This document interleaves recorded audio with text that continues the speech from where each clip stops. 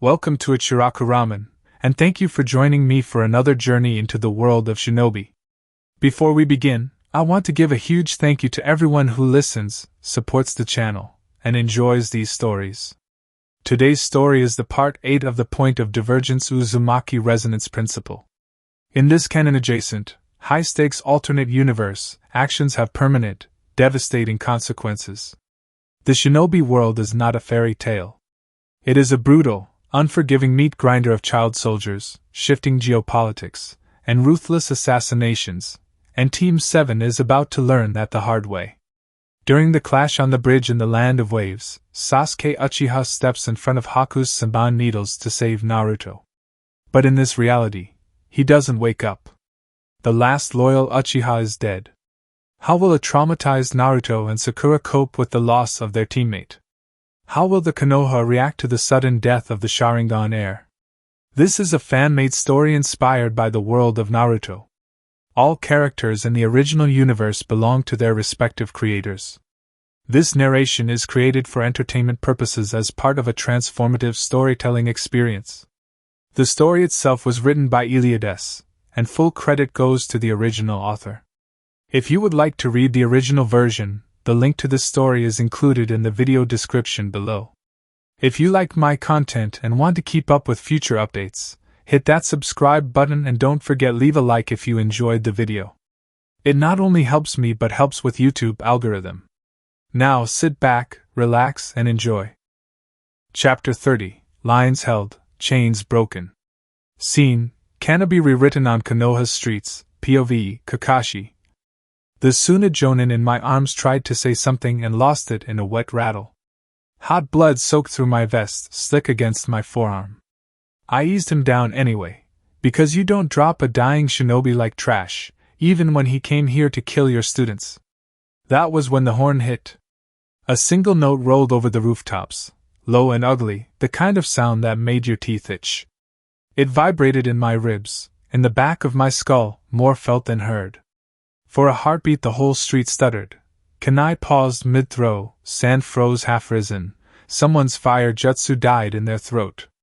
What the hell was that? I hadn't pulled my Sharingan yet, too much trained for a running street fight, so I cut with my one good eye, scanning for the source. Smoke, broken tiles, a collapsed awning, the distant silhouette of the tower. No horn in sight. What I saw instead was worse. Across the street, a sound shinobi in purple armor pivoted sharply and drove his kunai up under a Suna comrade's ribs. Clean, practiced. The Sannin's eyes went wide as the blade punched through flak and into lung. His gore tumbled from numb fingers, spilling sand that slumped, directionless, across the cobblestones. For half a breath I thought I'd misread it.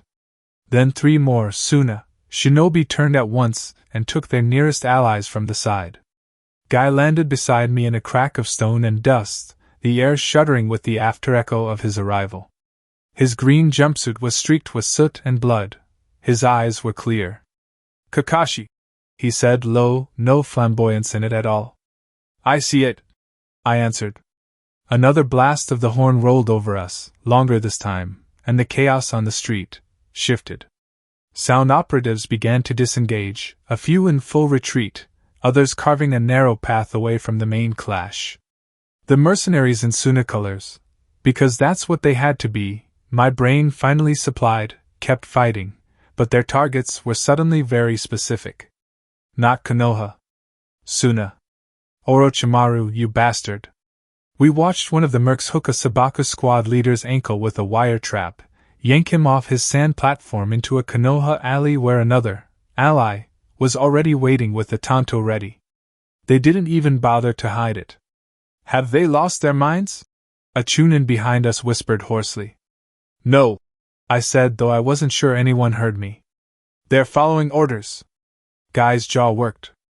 To betray their own allies in the heat of youth's battle, such cowardice. Not their allies. I cut in, I still tracking the shifting lines, calculating. Orochimaru's. We misread the board. It fit the horn, the way sound peeled back, the way Suna's line buckled under knives from within. Somewhere out there a very sick boy with a bone flute, and a snake for a master was calling time on phase 1. I let out a slow breath and finally tugged my hataite up, feeling the familiar, unpleasant burn as the Sharingan opened. Chakra flared, the world sharpening into threads and trajectories. A kunai whistled toward my temple. I tilted my head just enough for it to pass, caught it left-handed, and sent it back into the throat of the shinobi who'd thrown it. Suna? Sound? At this point, if you weren't wearing Konoha's symbol and you were still attacking us, the answer didn't matter. Guy, I said, I spinning as I took in the new angles, the thinning Suna squads now flanked by their own support. The Konoha units frozen between relief and fresh panic. Look at their back ranks. They're open. Guy followed my line of sight. Understanding flared, his teeth bared in something that wasn't quite a smile. A golden opportunity, my eternal rival, he said, and there was iron under the words. Even born from such vile treachery. A ninja takes the openings they get, I murmured. Even when they hate the source. We moved together without needing to say more. Guy blurred ahead, a green comet crashing into the line where Mercenary and Sand both were too busy stabbing each other to look up. I slipped into his wake, a quieter shadow, picking off the ones who slipped around his guard, the ones who thought his exuberance made him blind. Around us, Konoha's forces surged, then checked, unease rippling through the ranks. Orochimaru was not our ally. Everyone on these streets knew that. So when the board shifted in our favor because he'd decided to break his toys early, every instinct screamed trap. Good. Let them stay cautious, I thought as I drove a Raikiri through the chest of a Sannin who just realized his backup wasn't coming. Because it was a trap. Just, not for us this time. I yanked my hand free, the body dropping bonelessly, and that was when the next sound rolled in. Not the horn. Something lower, broader. A rumble under the soles of my feet, like the village itself had drawn a breath. The Sharingan caught the first flare of coordinated hand seals at the very edge of its range, far to the south, beyond the immediate clash, where Suna's outer detachments had been pressing one of our flanks. A line of chakra signatures, snapping into the same sequence in perfect, drilled unison. Dog. Boar. Ram. Earth. My stomach went cold. Doton, I heard myself say, though no one was close enough to hear. Mass cast. A heartbeat later the ground out there heaved. From this distance, it looked almost slow, slabs of stone rearing up like teeth, whole streets buckling as if some giant had decided to crumple the earth in its fist. Dust geysered skyward in choking columns. The sound hit us a moment after, the deep, grinding roar of rock shearing against rock, layered with the thin, too familiar shrieks of people who'd just lost the ground under their feet. For an instant, the present blurred. Different uniforms. Different sky. The air full of pulverized stone, thick enough to chew. Doton walls blooming up around a narrow mountain pass, pinning my team in a kill box. Obito shouting. Rin's hands slipping out of mine. The crack and groan of the cave giving way. Canopy. My brain knew I was on a Konoha street. My body didn't care. White noise roared in my ears, drowning out Guy's shout, the clash of weapons, everything. All I could hear was rock coming down and boys screaming and my own voice when it was already too late. The Sharingan burned in its socket, Obito's eyes spinning hard enough to ache. For a second it felt like it was trying to pull away from the rest of my face, reaching toward that distant collapse with something like recognition and fury. Because even at this distance, through the dust, I could see them. Not clearly. Just shapes and colors, the cut of flak vests that didn't belong to Suna or Sound, the way the helmets sat, the pattern of the pauldrons. The ugly, practical browns and grays that had haunted my nightmares for years. IWA. Or men dressed like them. Or men trained by them. It didn't matter. The jutsu pattern was textbook stone. The effect was the same. Trap the enemy between allies turned traitors in a sudden, manufactured landslide. Crush them while they were still looking over their shoulders, wondering who was on their side. My throat felt tight. Of course, I murmured, more to the dead kid I used to be than to anyone else. Of course you do this. Orochimaru hadn't just hired mercenaries. He hadn't just turned Suna against itself or timed his horn for when we were most off balance. He'd reached back into old wars and old scars and pulled out the ugliest page of Iwa's playbook, then dropped it on our doorstep wrapped in sand colors and borrowed uniforms. Not because he needed that specific jutsu. Because he knew what it would sound like in the ears of anyone who'd survived Shinobi. How that taste of dust and chalk and death would hollow us out from the inside, just for a second. Just long enough. Another section of street in the distance folded in on itself, a building sagging sideways in slow motion before reality remembered how gravity worked and dragged it down in a cloud of debris. Guy's hand clamped on my shoulder, grounding, fingers biting into the armor. Kakashi! I see it, I said again, but my voice sounded wrong to my own ears. Thin. Far away. The Sharingan twitched, Obito's chakra snarling under my skin like it resented the very sight of those colors, that formation. Like the eye itself understood that this wasn't an accident of battlefield chaos. This was design. Smoke, dust, blood, treachery, sound cutting Suna's throat, Suna, turning on Suna, Doton swallowing whoever was left on the edge. Layer on layer on layer. Not improvisation. Orchestration. I dragged in a breath that scraped my lungs and forced my focus back to the immediate street. The enemies still in front of us. The Konoha shinobi still watching us for cues, waiting to see if we were going to break or move. We moved. Because that's what we do. We pick up our dead, we ignore the shaking in our hands, and we move. But as I flashed through seals and lightning crawled up my arm, as Guy roared and threw himself bodily into the next cluster of traitors and sand, one thought kept circling, cold and clean in the back of my skull. This wasn't Konoha getting lucky off the back of Orochimaru's betrayal. This was Shinobi, rewritten on a different map. And that bastard had planned it all along. Somewhere under the village, other ghosts were already moving. Scene, Burn Lab and Leverage, POV, Sakura. Underground, the war sounded like a dull, distant heartbeat, thudding through root concrete and old regrets. By the time we hit the southern tunnels, the village was a muffled roar above us, distant explosions, the dull boom of earth shaking, a thin rain of dust from the ceiling every time something big hit topside. Down here, it was almost quiet. Too quiet. I led Yakushi Kabuto through corridors I knew better than my own street back home, because this had been home longer. Root concrete, root seals, root air. My sandals didn't even make a sound on the stone. Danzo's conditioning had burned that habit into my muscles years ago.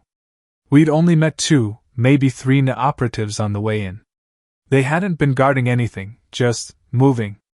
Wrong patrol routes, unfocused eyes, their attention snagged on something in the distance right before Kabuto's hands opened them from throat to spine.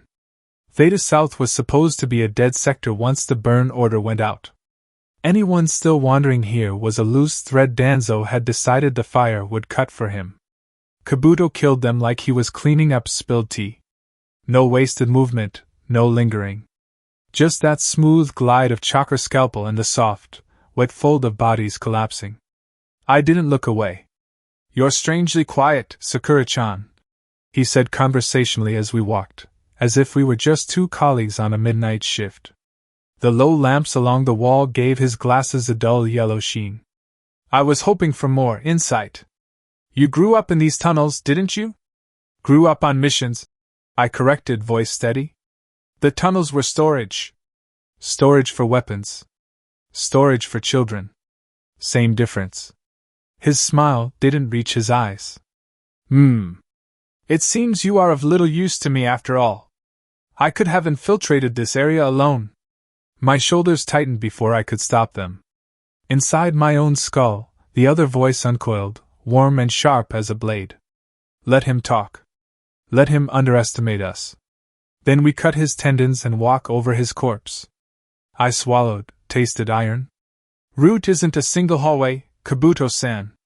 If Danzo pulled back, half the paths down here will be dead air and ash. He hummed, non-committal. The door I was leading him to sat at the end of a short, unremarkable side corridor, half hidden by a storage alcove. No marking. No plaque. Just steel, flush with stone, ringed in seals that had once made my teeth buzz when I got too close. Number 33's domain. This is it, I said, throat dry. My instructor used this room to drill me in medical ninjutsu. She always steered me away from this door. There was always someone assigned to watch it.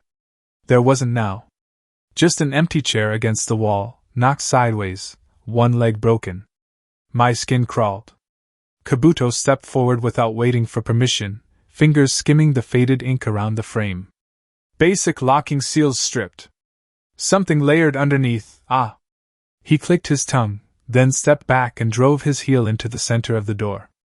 The impact rattled up my spine. The steel buckled with a shriek, the locking bar snapped, and the slab toppled inward. I flinched back on instinct, arm up to shield my face, fully expecting explosive tags, poison needles, something. What hit us instead was heat. A wave of it rolled out into the corridor, along with smoke so thick and acrid it felt like being punched in the lungs. The air tasted like burnt varnish, chemical ash, and cooked meat. Kabuto's hand flew up to cover his nose and mouth. He didn't hesitate, just plunged into the room, silhouette swallowed by the smoke. Follow him! Move, you little coward, move! Inner Sakura's snarls shoved my legs forward.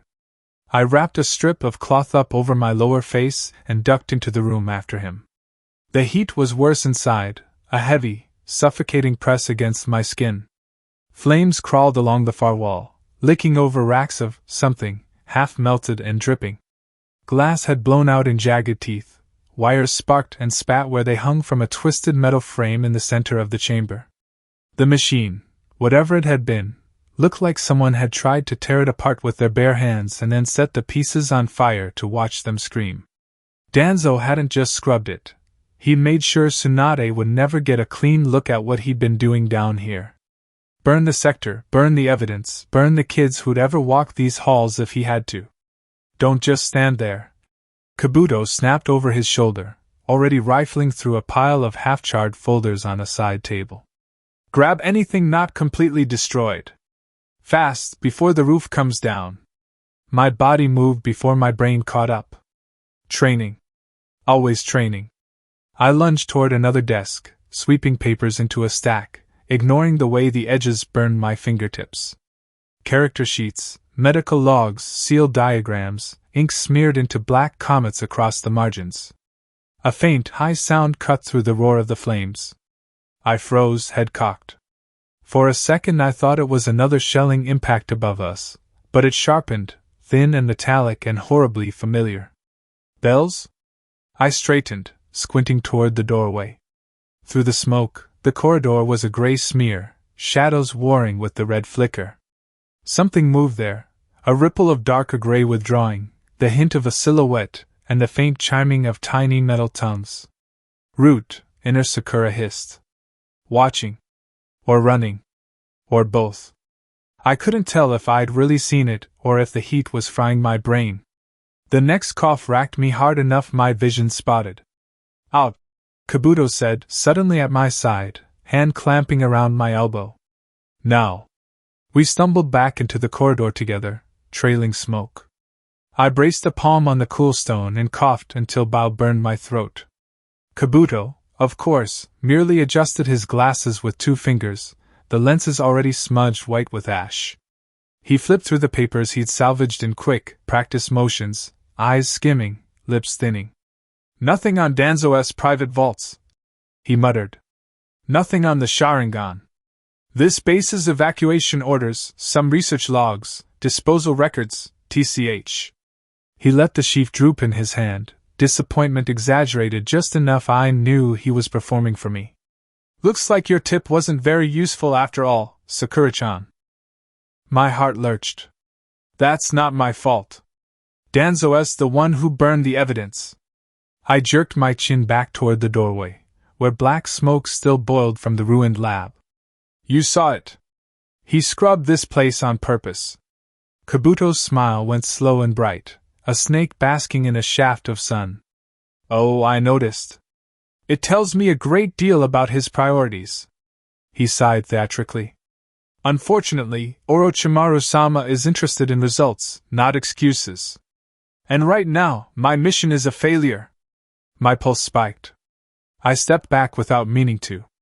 His hand was faster. Fingers closed around my throat and slammed me into the wall hard enough to knock the air out of me. Stone bit into my shoulder blades. My feet left the floor. I clawed at his wrist on reflex. His grip tightened just enough to make the edges of my vision haze. Precise pressure on the carotid, not the windpipe. Of course, the medic knew exactly how close he could bring me to blackout without breaking the toy. Let me be perfectly clear, Kabuto said softly, face an inch from mine, voice all pleasant clinic tone. Behind the glasses his eyes were flat. You came to me, begging for help. You offered me access and intelligence in exchange for a way out of this village. And now? He tilted his head, studying me like a sample on a tray. Now there is nothing here I can use to my advantage. My lungs screamed. My chakra tried to surge and guttered, starved for oxygen. Stab him, Inner Sakura snarled, furious. Rip his eyes out. Bite his throat out. We don't need him. We don't need any of them. Black spots crept in from the edges. My hand slipped on his wrist. You're loud, Kabuto went on, almost rueful. Unhinged. Bloodthirsty. You'd be a terrible subordinate. I had considered taking you back to Otogakure as an apprentice, but... He clicked his tongue. No. You're better as an asset than as a student. He held me there a moment longer, letting the fear dull into something colder, then abruptly released his grip. I dropped. Knees cracked against stone. My palms hit next, catching me. I coughed once, twice, sucking in air that tasted like ash and venom. He turned his back to me, already rearranging the papers in his hands into a neat stack. So, Sakura, he said lightly, as if we'd just finished a spar. Our business arrangement is going to change. I'll tell Orochimaru-sama that Danzo covered his tracks too thoroughly to leave anything behind. That this base was already burned when I arrived. He'll be annoyed, but he won't kill the messenger. He let one of the folders slip from his fingers. It hit the floor in front of me and splayed open, pages fanning out across the dust. These documents, however, he added, are quite interesting for you. I blinked, still kneeling. What? He glanced at me over his shoulder. The smile he gave me was almost kind. Traitors don't last long in a village at war, Sakura-chan. But traitors with secrets to trade? With maps of route facilities, evacuation routes, and evidence of Danzo's little hobbies? He shrugged. They sometimes buy themselves a different execution date. Or a different country. The meaning slid into place slowly, like my brain was moving through syrup. You're giving them to me. My voice sounded wrong in my own ears. Kabuto chuckled. I'm letting you pick them up. There's a difference. He waggled his fingers lazily. You still owe me your life. We made a bargain. I got you in here. I've just ensured you have some leverage to get out again. I stared at the scattered papers. Names. Codes. Seal arrays. Tunnel schematics that made my stomach twist to recognize them. The kind of thing Tsunade would kill for, or kill me over, if she thought I'd brought them to the wrong person first. If you walk back to Tsunade-sama with those, Kabuto said, turning away again, you're a political landmine, not just a disobedient little kunoichi. If you walk past the Hokage mountain and keep going, well, then you're something else entirely. A missing nin, I whispered. Or a free agent. Perspective is everything. He adjusted his glasses one last time. Either way, I'll keep tabs on you. You're too interesting to waste. Try not to die before I come calling, He lifted a hand in a lazy little wave and walked into the shadows as if he owned them. In 3 steps he was gone, Chakra's signature folding into the smoke and stone and distant thunder of the war above. For a long moment I just knelt there, hand at my throat, feeling my pulse slam against bruised skin. No protection. No ANBU backup waiting in the wings. No Tsunade standing between me and Danzo's leash. Just me, my training, and a pile of stolen sins at my knees. My fingers didn't shake when I reached for the closest folder. The paper was still warm from the fire. I worked quickly after that. Seal scroll from my vest, ink brush from the inner pocket, a few precise strokes, chakra pulsed into the matrix, and the documents vanished into the storage seal with a soft, satisfying tug. Route maps.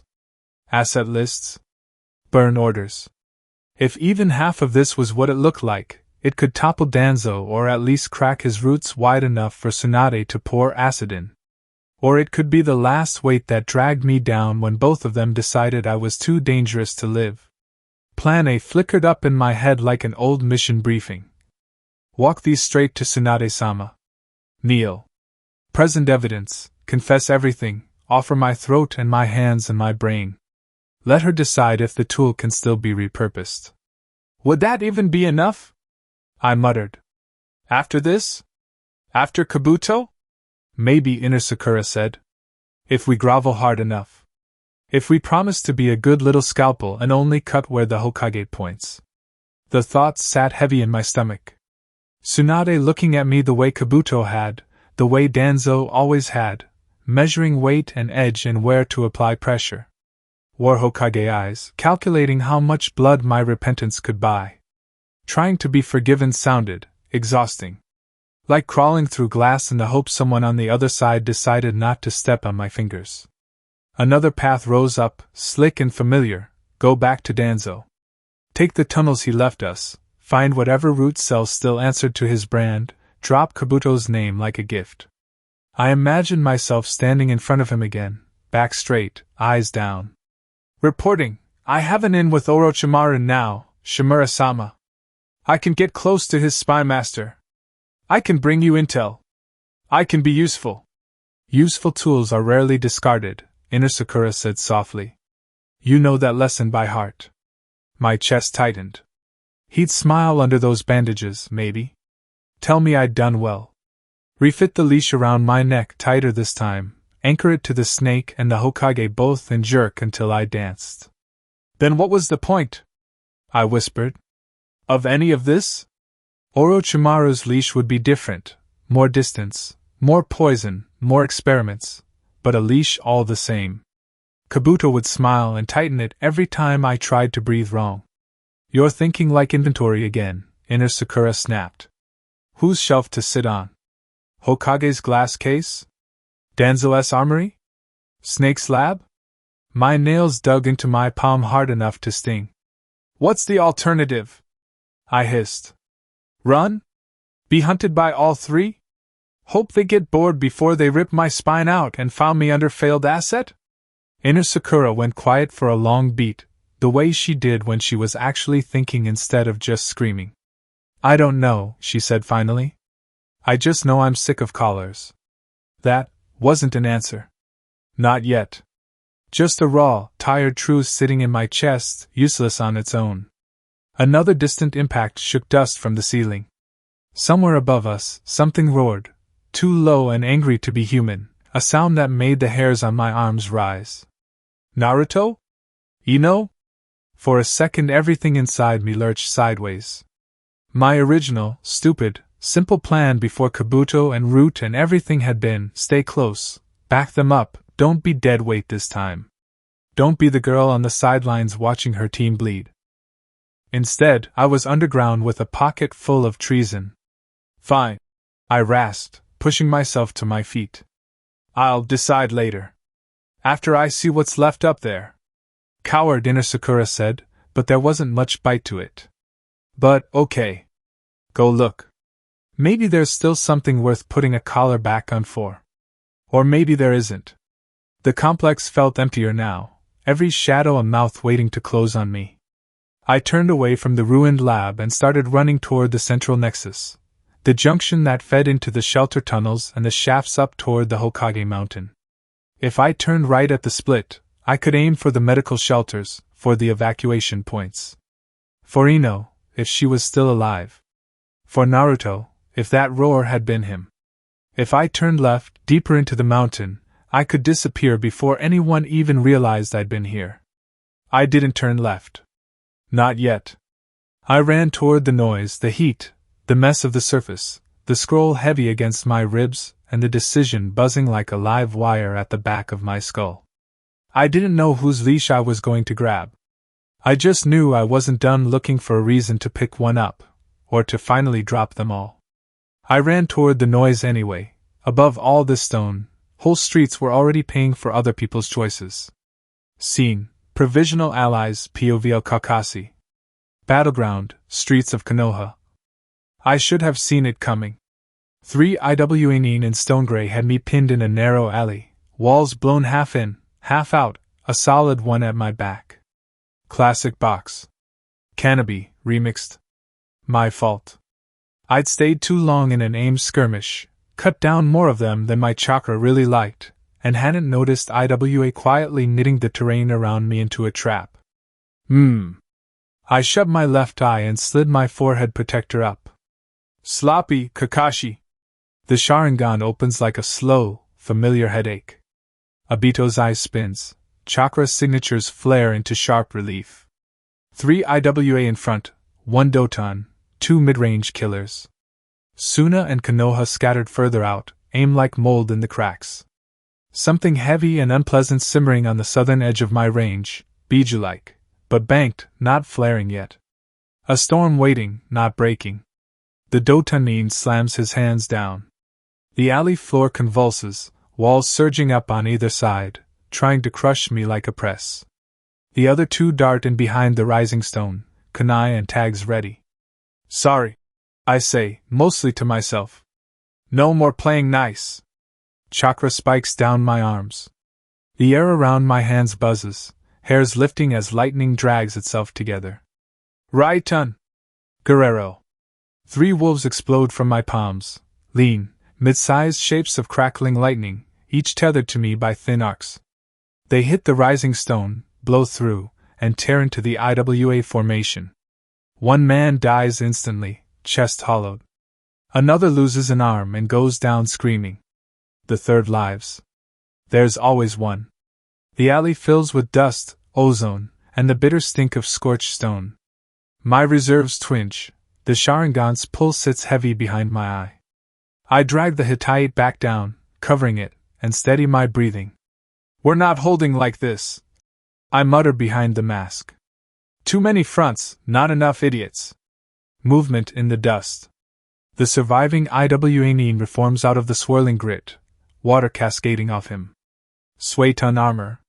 He's picked up 2 aim on the way, both chakra signatures sharp and sour. I reach for a kunai, already mapping out exactly how much Raikiri my body can get away with, when the air behind them wrinkles. AMBU mask. Wrong cloak. Black, not brown. Root. He lands without sound, barehanded. His palms are an ugly, mottled purple. He clamps one hand over each aim's face. They don't finish screaming. Flesh goes from pink to black to gone in seconds, eaten away like rot. The IWANine takes an instinctive step back. The root operative simply taps 2 fingers to his neck. The chakra stutters and snuffs out. 3 enemies, 3 bodies. I don't thank him. The mask turns my way, gives a small, precise nod, and vanishes in a blur of shunshin. Danzo's dogs on the surface. Things really are that bad. I pop a soldier pill from my vest, tug the mask down just enough to swallow it, and grimace as it hits. All right, I sigh. Let's live dangerously. Before the taste has even faded, every calm mark on my skin jolts. Danzo's voice cuts across the net, dry, controlled, amplified across Konoha's channels and, more importantly, into Suna's. He doesn't recite law or history. He doesn't need to. Just 4 ideas straight and sharp. Your Kazakage is dead. Orochimaru and your allies are using you. Konoha will provisionally pardon any Suna shinobi who stop attacking us and turn on IWA, aim, and sound. Parley and extradition instead of execution, if you're smart enough to take it. No poetry. Just the rules of the board rewritten in blood. I lean back against the broken wall for a breath, feeling the shiver at the edge of my sense as Suna's signatures hesitate, waver. Shame, I murmur. I can barely find enough sand still breathing to offer it to. Where are you making your stand? There aren't many of them left in my radius. A few scattered teams. One heavier knot, wind, puppets, a familiar Jonin level weight, that looks like it's dug in around the stadium's fringe. If I can get them to pivot, it might be the difference between a broken line and a bent one. I push off the wall. I've barely taken 3 steps when the world changes. 2 immense chukkers slam against each other on the southern edge of the village, one scalding, heavy, boiling the air, the other wild and bright, shot through with a cleaner, sharper thread that feels like Minato's hand on Naruto's shoulder. The impact rattles my teeth. A pressure wave rolls under my feet. Steam and light punch up past the crippled skyline like a new, ugly pillar. The simmer I'd been feeling isn't simmering anymore. Naruto! I breathe. For a moment, the old dread crawls up my spine. A boy with 2 big eyes and a louder grin than sense, walking around with the kind of monster Minato and Kushina died to keep chained. My precious student, throwing himself at an IWA Jinchuriki because of course he would. If he falls there, if the fox really comes through. I'm not Minato. I'm not Kushina. I don't have a seal that can put a god back in its cage. Biju subjugation is Hokage work. Jiraiya work. Gods, I hope we don't have to test their mettle today. I shut the thought down, hard. Not my job. Not right now. Right now, my job is ugly and simple. Hold the line. Make sure there's a village left to be saved if Naruto wins, or to die screaming if he loses. And if Danzo's little amnesty stunt can turn Suna from active threat to desperate ally, I'd be an idiot not to use it. I break into a run. The streets between the alley and the stadium fringe are a mess of broken masonry and bodies. I keep my head low and my eyes high, glancing only long enough to confirm color and Hittite before moving on. Aim Chunin tries to pin a wounded Konoha genin to a wall with a spear of water. 1 kunai through the throat solves that. An IWA pair start to set up a Doton wall to close a retreat lane. A quick burst of right on through the half-made stone turns the construct into slag and sends them scrambling back into a Suna crosswind they didn't see. I don't linger. There's no time. By the time I reach an intersection with a cracked fountain in the middle, my lungs are burning, and my soldier pill is earning its keep. I stop at the corner and take a long, measured look around. Baki stands on the rim of the fountain, cloak torn, one eye visible, scanning the approaches. Wind clings to him, restless. The ground around the basin is littered with bodies, AIM and IWA mostly, sliced apart by wind blades and something sharper. Temari and Kankuro are dug in behind an improvised barricade of carts and rubble at the edge of the plaza. Puppets half unfurled. Fan ready. They look exhausted. They also look very alive. I slide my headband up just enough for the Sharingan to peek. No clones, no explosive tags tucked into the obvious shadows, no seals primed inside throat range. Good enough. I step out into the open. Baki of Suna, I call, letting the name carry. You just heard Danzo's offer. I'm here to make it real. His gaze cuts to me, sharp. It lingers on the Hittite, the hair, the mask. Hataki, he says at last. The name lands like a test result. Konoha does love symmetry. Wind stirs at his shoulders, tasting the distance. Temari shifts a fraction. Kankuro's fingers flex over his rings. Baki doesn't open with words. He flicks to a quick seal. A slicing band of wind snaps toward me. It's not full strength, not a kill shot, more a measure of how seriously I'm taking this. I answer with a short right-hand burst, one-handed, shredding the edge of the gust into harmless spray. Loud. Bright. Over in a heartbeat. A test passed. I don't move to capitalize. We can keep this up, I say. You take a few more of us with you. I add killed Gaara-sensei to the list of things I don't sleep about. Meanwhile, IWA and AIM keep chewing through both our backlands. Temari's jaw tightens. Kankuro glances at the bodies around the fountain. Or, I continue, you take the provisional pardon. Turn your blades on the people who just fed you to their war, and live long enough to be ransomed home and yell at whatever passes for a council in Suna. His eye narrows. We didn't march here to bend the knee to Konoha, Baki says. The words are clipped clean. We came under orders to test your walls, bloody your nose. Instead, we are being crushed between your Sannin, your traitors, and Iwa's pride. I shrug one shoulder. Welcome to our day. The offer? He presses. Simple, I say. You stop trying to kill us, you redirect your killing urge at Iwa AIM, and what's left of Orochimaru. In return, we treat you as provisional allies. Parley, ransom, and extradition instead of a shallow grave in someone else's village. That's the edict. I'm here to enforce it with a human brain. Baki's gaze flicks south, toward where the ground is still humming under the distant clash of Jinchuriki. Our Jinchuriki, he says quietly, is putting himself between demons. Gods know why he's risking himself like that. He doesn't say Gaara's name, but he doesn't have to. I can feel the sand from here, like a pressure front moving through the stone, away from this bunker, toward the place Naruto's chakra is trying to burn itself out.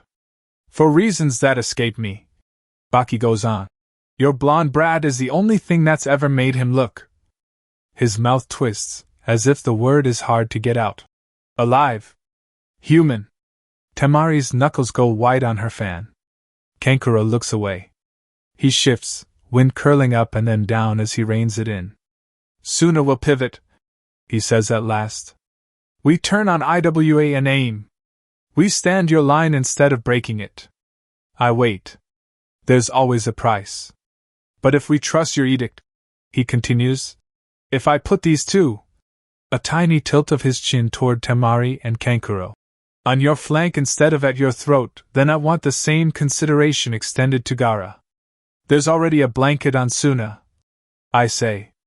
He stands down against Konoha, he gets parley like the rest. I'm not talking about pretty words over a wideband, Baki replies. I'm talking about what happens after.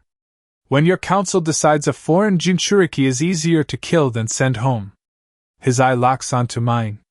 Your White Fang's son, he says. You know exactly what it means to be a weapon and a story at the same time. So hear this, if we bleed for your village today, your people don't get to hunt my Jinchuriki in the dark tomorrow. You want him gone, you do it with ink and diplomats, not ABU and an unmarked grave. The plaza holds its breath. The council won't enjoy that conversation, I say. Then your council can learn to live with discomfort, he answers. Or die with us. Their choice. He means it. I exhale slowly. All right, I say. You have my word. If Gaara makes it out of that fight and isn't actively trying to level Konoha, I'll stand between him and anyone in this village who wants to take the convenient option. No accidents. No quiet clean-up. He studies me for a heartbeat, then nods once. Suna Jonin Baki accepts provisional alliance, he says. The word provisional lands like a kunai. Temari. Kankuro. They move immediately, slipping from behind their barricade to new cover that puts their weapons facing streets Iwa and AIM are using, not Konoha uniforms. Puppets unfurl. Fan edges shift. Kill zones redraw themselves. Konoha doesn't take long to notice. 2 Jonin squads and a battered Chunin team peel off nearby engagements and slide into the plaza's geometry, adjusting automatically around me and Baki like we've done this 100 times before. Old ANBU instincts kick in. I can see the unit shapes forming, crossfire lanes, fallback points, overlapping fields of view. For the first time tonight, it looks a little less like a route and a little more like a line. It won't be enough, I say quietly, mostly to him. Not like this. Not piece by piece. Baki doesn't look at me. His visible eye tracks the streets, the bodies, the children behind him. You have a better miracle to sell, Hataki? He asks. Not a miracle. I scan the rooftop edges, searching for familiar clan markings. A Yamanaka. His eye flicks my way, wary. We've got comm nodes scattered all over the village, I explain. If I can get you to a Yamanaka point man, They can project your voice to every Suna mind they can still reach. One order, all at once. You link the survivors, we stop tripping over each other and actually push back. Temari's head snaps toward me. I project your voice to every Suna mind. Kankuro makes a low, unhappy sound. Baki goes very still. Leave mindwalkers inside my people's heads, he says slowly. You hear how that sounds from my side of the border? I do, I say. But right now, your side of the border is a burning city you're outnumbered in. Going one by one won't cut it. By the time you reach the last Suna cell, they'll already be corpses, or Iwa's trophies. One of the nearby Konoha squad leaders jogs closer, trading a quick, surprised glance between us. Kakashi-senpai, we've got a Yamanaka relay 3 blocks north, behind the old T-row. Inoichi-san's people set it up when the first snakes came through. Good, I say. We're going there. Baki's jaw works.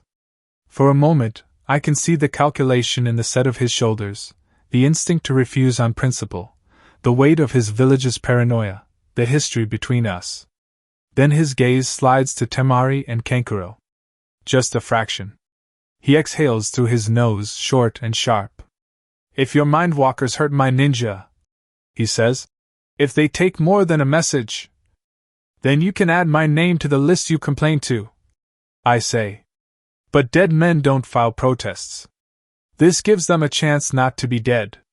Another distant shockwave rolls under our feet from the direction of the Jinchuriki clash. Sand, steam, stubborn blonde idiocy, and something that still feels like Minato's chakra signature, all grinding against each other. Baki closes his eye briefly, like the sound physically hurts. Fine, he says. We find your Yamanaka. He lifts his chin at his students. Temari, Kankuro, on me. We move with Hataki's unit. Anyone in IWA colors is a target of opportunity. Aim in the gaps. Soon as stragglers get pulled into formation. They answer without argument. I jerk my head at the nearest squad leader. You heard him. We punch a path to that node and try not to die stupidly on the way. Konoha flak vests tighten formation around us, Suna sliding into the seams. For a heartbeat, we're an honest unit instead of enemies tolerating each other. Let's move, I say. We break from the plaza as one, Konoha and Suna interlocked, pushing down a side street under the rising sound of jutsu and steel, racing to reach a Yamanaka mind hub before the village and everyone's students are swallowed whole.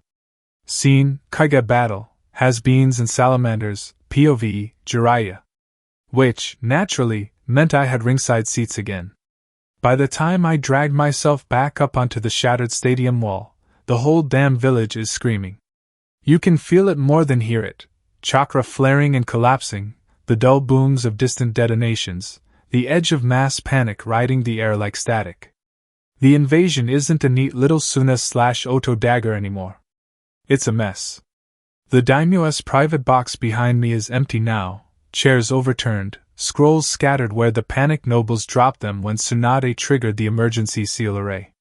The hidden tunnel hatch in the back wall is still ajar, faint traces of chakra clinging to the edges where the escort teams shoved our August clients underground a few minutes ago. Tsunade stands alone at the front of the box, back to the empty seats, using the raised platform as convenient high ground rather than a thing that needs guarding. Her coat is already filthy, blood and dust streaking the great red kanji on her back, but her posture is pure Hokage, loose, balanced, ready to punch a mountain in half if that's what it takes to keep the evac route intact. Across from her, the Kazekage hovers on a drifting, shifting platform of glittering sand. Not sand. I squint. Gold. It pours out of the mouth of his gourd in lazy curls, then hardens in an instant into spears, shields, restraints, a flowing, metallic halo that moves with the precision Gaara's sand doesn't have yet. Raza, I remind myself. Raza of the gold sand, fourth Kazekage of Sanigakure. Tsunade had a dossier thick as my thigh on him. Magnet release, desert economics, killer of his own son's childhood. I'll say it once. She calls up to him, voice like a thrown kunai. Stand down now and help me stop Orochimaru, and I might keep this at fiscal compensation and bruised pride. Keep this up, and I treat you like any other traitor on my soil. He actually has the gall to smirk down at her. You've been bleeding us for years, Raza says, gold dust shifting in a slow orbit around his shoulders. Mission bids, daimyo meetings, border treaties. Always Konoha first, with your pretty symbol and your pretty history. His eyes narrow. No hard feelings, Hokage-sama. It's just business. He flicks his fingers. The gold dust screams as it moves, air shredding around it. A cone of glittering metal shards slides toward the box and the section of wall Tsunade is using as her fighting perch, dense enough to peel stone and flesh alike. Tsunade doesn't flinch. She drives her hands into the floor. Stone buckles under her, tiles snapping like cheap crockery as she rips an entire slab of the viewing platform up in front of her. Gold shards hammer into the improvised shield with a shriek, chewing trenches into the stone. Dust explodes outward in a choking cloud. She plants her feet, chakra gluing her soles to the floor, muscles cording in her arms as she holds the slab up against the barrage. For a second, all I can see of her is the outline of her shoulders, braced like she's holding the whole sky up. The gold volley falters, thins, dies. Tsunade snarls, pivots. She doesn't just drop the shield. She rips a long section off the slab and whips it out like she's serving a stone discus. The chunk of concrete howls across the gap toward Raza's platform. His gold flows, forming a dense, shimmering wall.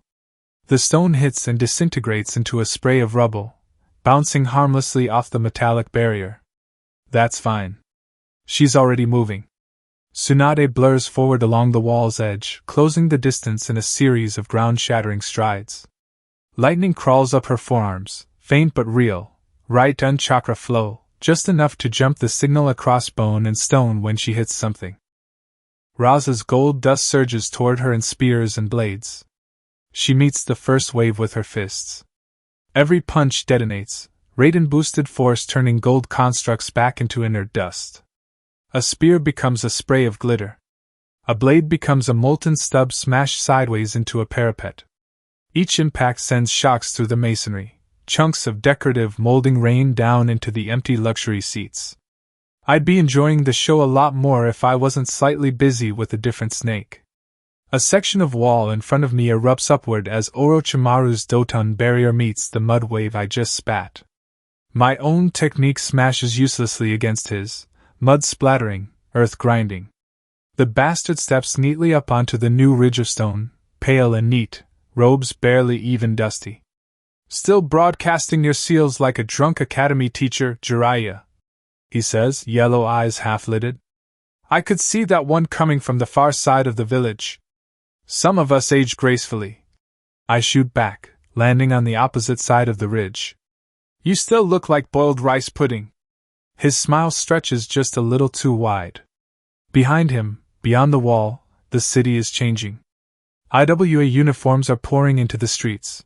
Brown and red flak jackets, hard lines, familiar formations. Stone walls erupt where there should be alleys. Whole sections of street tilt as if the village is suddenly sliding off a mountain. Kitsuchi has arrived. We knew he was coming. Tsunade's ceiling nets lit up like festival lanterns the moment their vanguard touched our soil. But knowing and seeing aren't the same thing. The IWA forces move like they own the ground, because right now they kind of do. Doton golems rise in the distance, massive humanoid shapes of rock and mortar, fists smashing down on Suna squads too busy looking over their shoulders for sound treachery. And tucked in around the edges of those formations, like dark stains in the rain of earth, I see them. Aim Hittite. Rain Shinobi, walking in Iwa's shadow. What have you done? I demand, chakra burning hot in my lungs as I start another string of seals. Orochimaru doesn't bother answering. A torrent of mud erupts from my mouth, racing toward him. He slaps a palm down. A stone wall grows out of the ridge to meet it, catching the wave, redirecting it off the outer side of the stadium. He and I lock eyes over the top of the barrier, both of us reading angles, distances, each other's chakra. This level of chaos? I say. All these moving parts?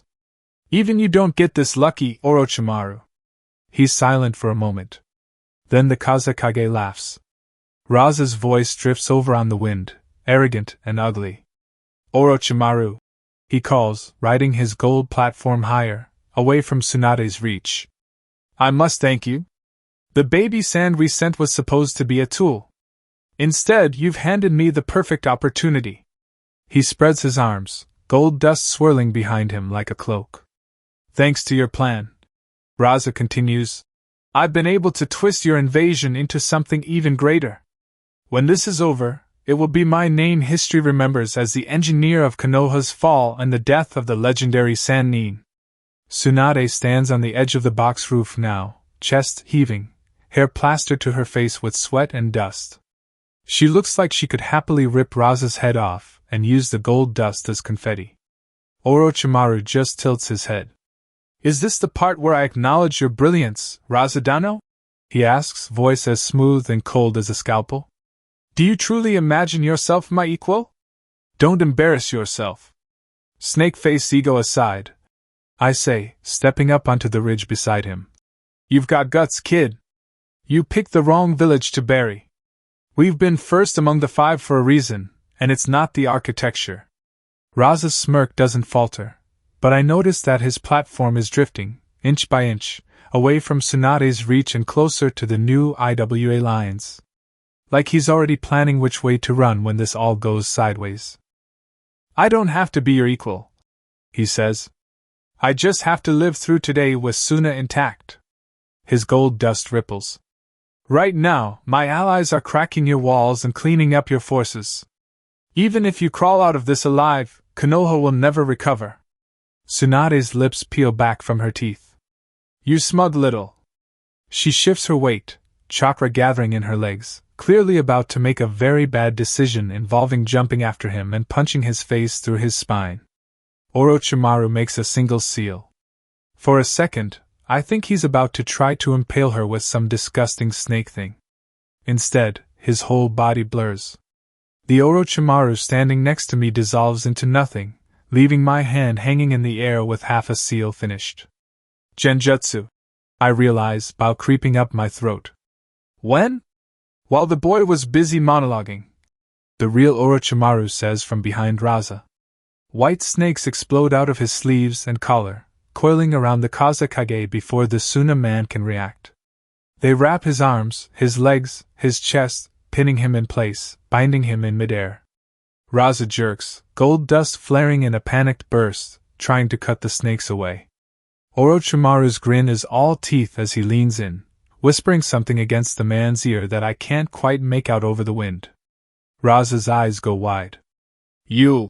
He chokes, and his voice cracks into a ragged scream. Orochimaru! The snakes constrict. Bones snap with a wet, crunching sound. The gold dust collapses, raining down in a dead, glittering shower as the Kazekage's body goes limp. TCH. Tsunade lands back on the wall with a heavy thud, expression carved from stone. She appears to Orochimaru's left in a flicker, chakra scalpel glowing a precise blue line under his jaw. That was stupid, Orochi, she says, voice low and lethal. Now Suna's debts are on your head. I take his front. Rasengan spins to life in my palm, chakra shrieking as it compresses. I step in and drive it into his gut at the same moment Tsunade slices for his throat. For a heartbeat, it feels right, the 3 of us moving the way we did 20 years ago, offense and support sliding together like we never stopped. Then his body turns to muck. The Orochimaru, between us, explodes into a spray of mud and rotting leaves, spattering Tsunade's coat and my vest. A pale shape slips out of the ground farther along the wall, emerging like a snake from a hole. Slippery bastard. Tsunade wipes mud off her cheek with the back of one hand, chakra scalpel still humming in the other. I am hurt, Orochimaru drawls, eyes crinkling in amusement as he straightens. That you thought I would let you corner me so easily. You always overdo the drama when you're actually worried. I say, moving to flank him again, Rasengan reforming with that familiar, grinding whine. Just die already, you pale freak. You got outplayed by Konoha and your pet Kazekage. Own it. His eyes sharpen. For a moment, the smirking mask slips, and I see the old paranoia flicker through, The old fear of being caged, outpaced, outvoted by the system he once swore to protect. I fear no one, he hisses, chakra spiking around him in a wave. But I am not stupid. You think this little war is about your village borders? Your kage seats? His lips curl. The real threat to this world is not you three has-beens or your daimyo's purse strings. He spreads his hands, snakes peeking from his sleeves. I'd burn Taki no Kuni to ashes, he says almost conversationally. Did you know that, Jiraiya? An entire country, raised to stir the pot. To loosen missions, push daimyo into panic spending. I used their coffers to hire an army of Nukenin. Bait for Raza. Bait for IWA. Bait for them. Them, I echo, and my stomach twists. Akatsuki. His silence is confirmation enough. You'd watch the whole continent burn, I say quietly, just to keep those red cloud freaks too busy to come for you. His eyes flick toward the southern horizon, where two monstrous chakra signatures are still colliding, Kyubi and Gobi, little Jinchuriki in the jaws of something older and worse. If you knew a fraction of what I've seen, Orochimaru murmurs, you'd be lighting the match yourself. Before I can answer, another presence drops onto the battlefield like a sledgehammer. Chakra flares behind us, sharp, poisonous, old, and far too familiar. At the same time, the sky darkens. Clouds boil in from nowhere, heavy and low, rain starting in fat, hard drops that sting when they hit your face. Not natural. The first peal of thunder isn't thunder at all. It's the echo of a summoning. The rain around us thickens, then shapes, pulling together into a human silhouette that coalesces in the air above the wall, and then steps down onto solid stone. The man wears Aim's plate, the stylized rain Hittite slashed through. A gas mask shaped like a salamander's face covers his mouth and nose. Scars cut deep lines into his cheeks. Reddish-brown eyes peer out under long, dirty blonde hair. I turned my back on the world for 2 decades, Hanzo of the Salamander says, voice muffled but cutting. And when I look again, the 3 brats I once spared are snapping at each other like academy children. Every muscle in my body goes cold and hot at once. TCH, Tsunade mutters. Just what I needed. Hanzo's gaze rakes over us, then the ruined arena, then the IWA forces still swarming through the streets beyond. I spared your lives, he says, and named you Sanin. A mistake, it seems. One becomes a drunk who hides in dice and bottles. One becomes a perverted hermit who pretends voyeurism is wisdom. One becomes a butcher in search of new skins. Orochimaru's eyes narrow, but he doesn't snap back. That, more than the insults, tells me he's taking this seriously. Eventful retirement, old man. I manage, throat dry. The rain intensifies. Down on the field, shapes rise from the growing puddles, Aim, their chakra signatures cold and sharp, sliding out of water like it's a doorway.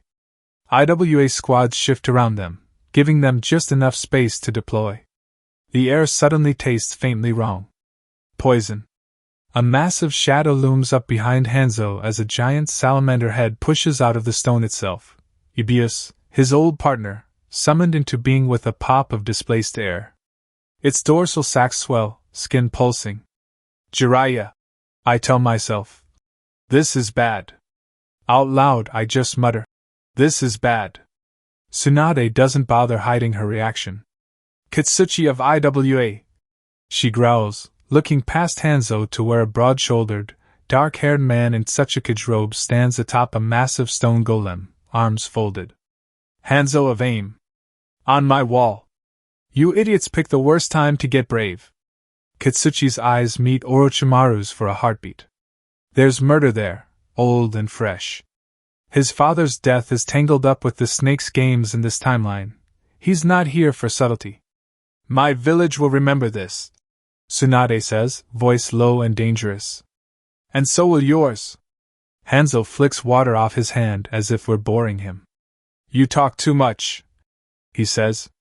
All 3 of you do. You've wasted the title I gave you on petty, personal squabbles. It's time that oversight was corrected. EliadS inhales. I can feel the poison building in those sacs, a dark, oily chakra that makes my skin crawl. The daimyo is safe underground, but the plaza, the wounded, the shinobi still fighting in the arena's shadow? They're all one bad breath away from a mass casualty event. Orochimaru moves closer to us without even seeming to think about it. Kukuku. He chuckles, that awful little sound that used to precede bad ideas and worse missions. What do you say, old friends? One last dance? Or shall the legendary Sannin die as separate meals for IWA and AIM? For once, I don't have a snappy answer. The rain drums against my shoulders. Poison is gathering in the salamander's throat. Kitsuchi's golem shifts, ready to bring the wall down if he decides this is more trouble than it's worth. We don't have a choice, and we all know it.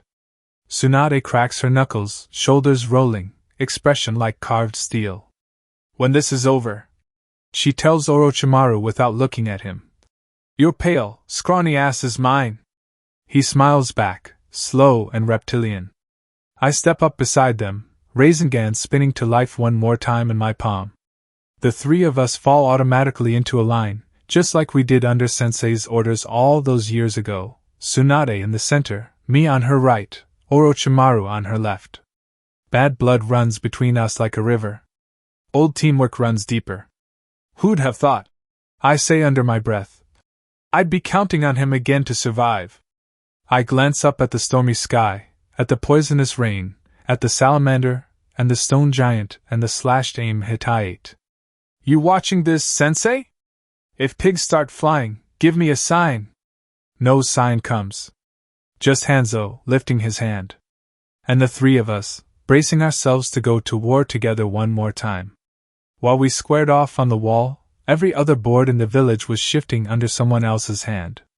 Scene, kill order and field, pardon, POV, Danzo. Far below the screaming and the stone, one of those hands rested on an ink-soaked map instead of a kunai. The war map looked like a blood clot. Ink lines spidered over Konoha's streets, each one anchored by a tiny wooden marker, green for our squads, tan for Suna, gray for Odo, dark red for IWA, blue for AIM. Chakra threads from the sensor team nodded in the air above the table, updating positions in sluggish pulses.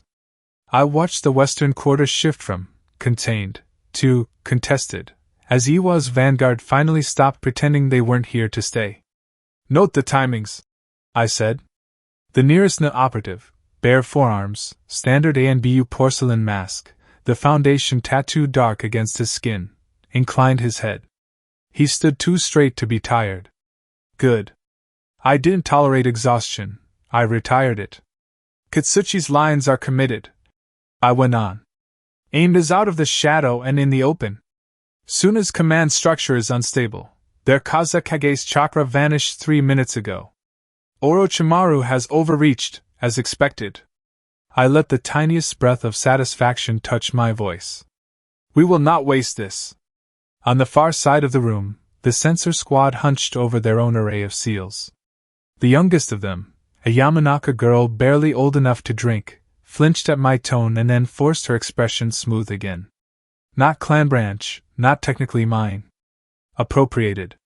We have sufficient vectors? I asked. Affirmative, Danzo-sama. The nearest answered. Embedded cells are in position. All sleeper tags responding. Very well. I straightened. One word would be enough. I'd built the code phrases into them years ago, folding obedience into bone and chakra, tying reflex to language. A dozen listening posts, 3 full Na teams, and a scattering of deep cover assets and vests and aprons across the village, all harmonized on the same hook. Commence culling, I said. The operative's shoulders shifted almost imperceptibly. The word went out down his comm seal in a silent pulse. Above us, in the streets, the map changed. Gray and red markers began to wink out, one after another, not in the messy, scattered way of ordinary battle but in clean, precise lines, pockets of AIM and IWA shinobi suddenly collapsing where there had been no obvious Konoha response a moment before. Foundation stepping out of the walls, doing what the public forces could not afford to be seen doing. I allowed myself a breath through my nose. About time you remembered we are at war. Peruzan used to say when I deployed them. You can't keep them in the dark forever, Danzo. He had been wrong. I had. And that was why the village still stood. Danzo-sama. The censor chief cleared his throat carefully. Suna forces, they're fracturing. Some squads have stopped advancing. Others are engaging IWA. A few are still fighting our Chunin, confusion over orders perhaps.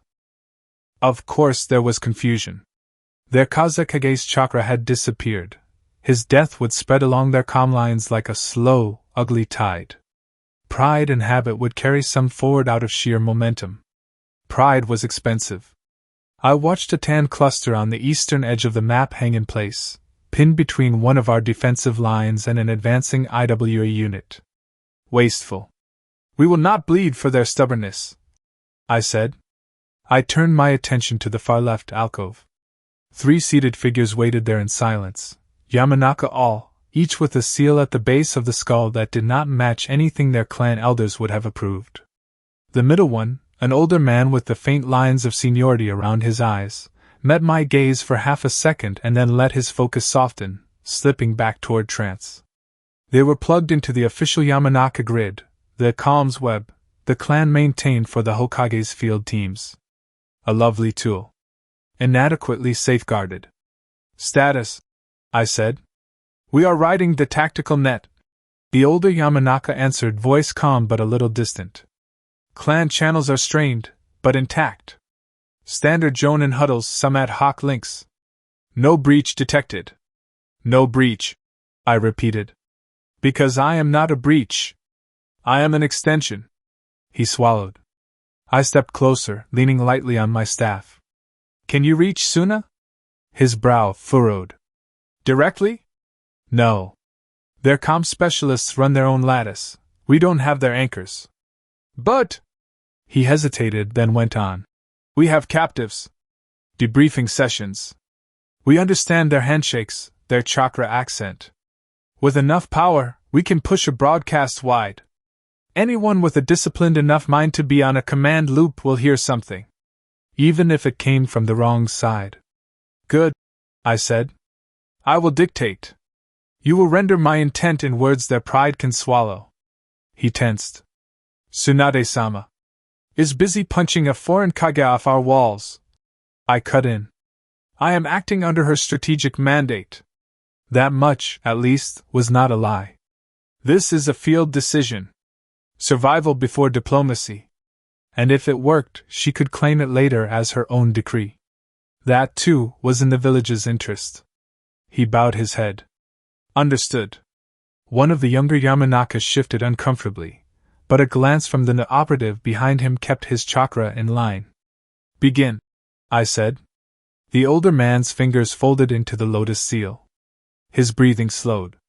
A faint, white-gold glow rose around his head as his consciousness stretched outward into the mesh.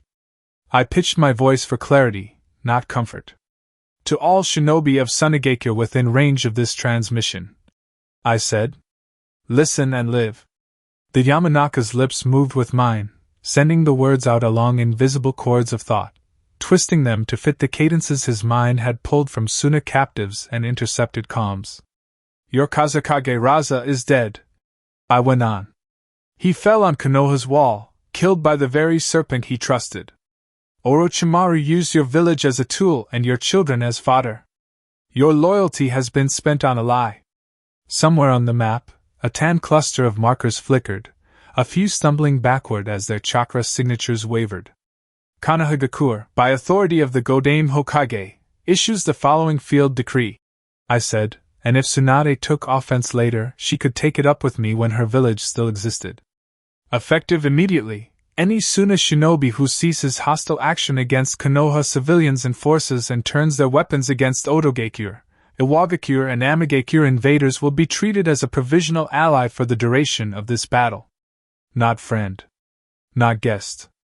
Tool. Stand down from attacking Konoha, I continued. Break from Orochimaru's chain.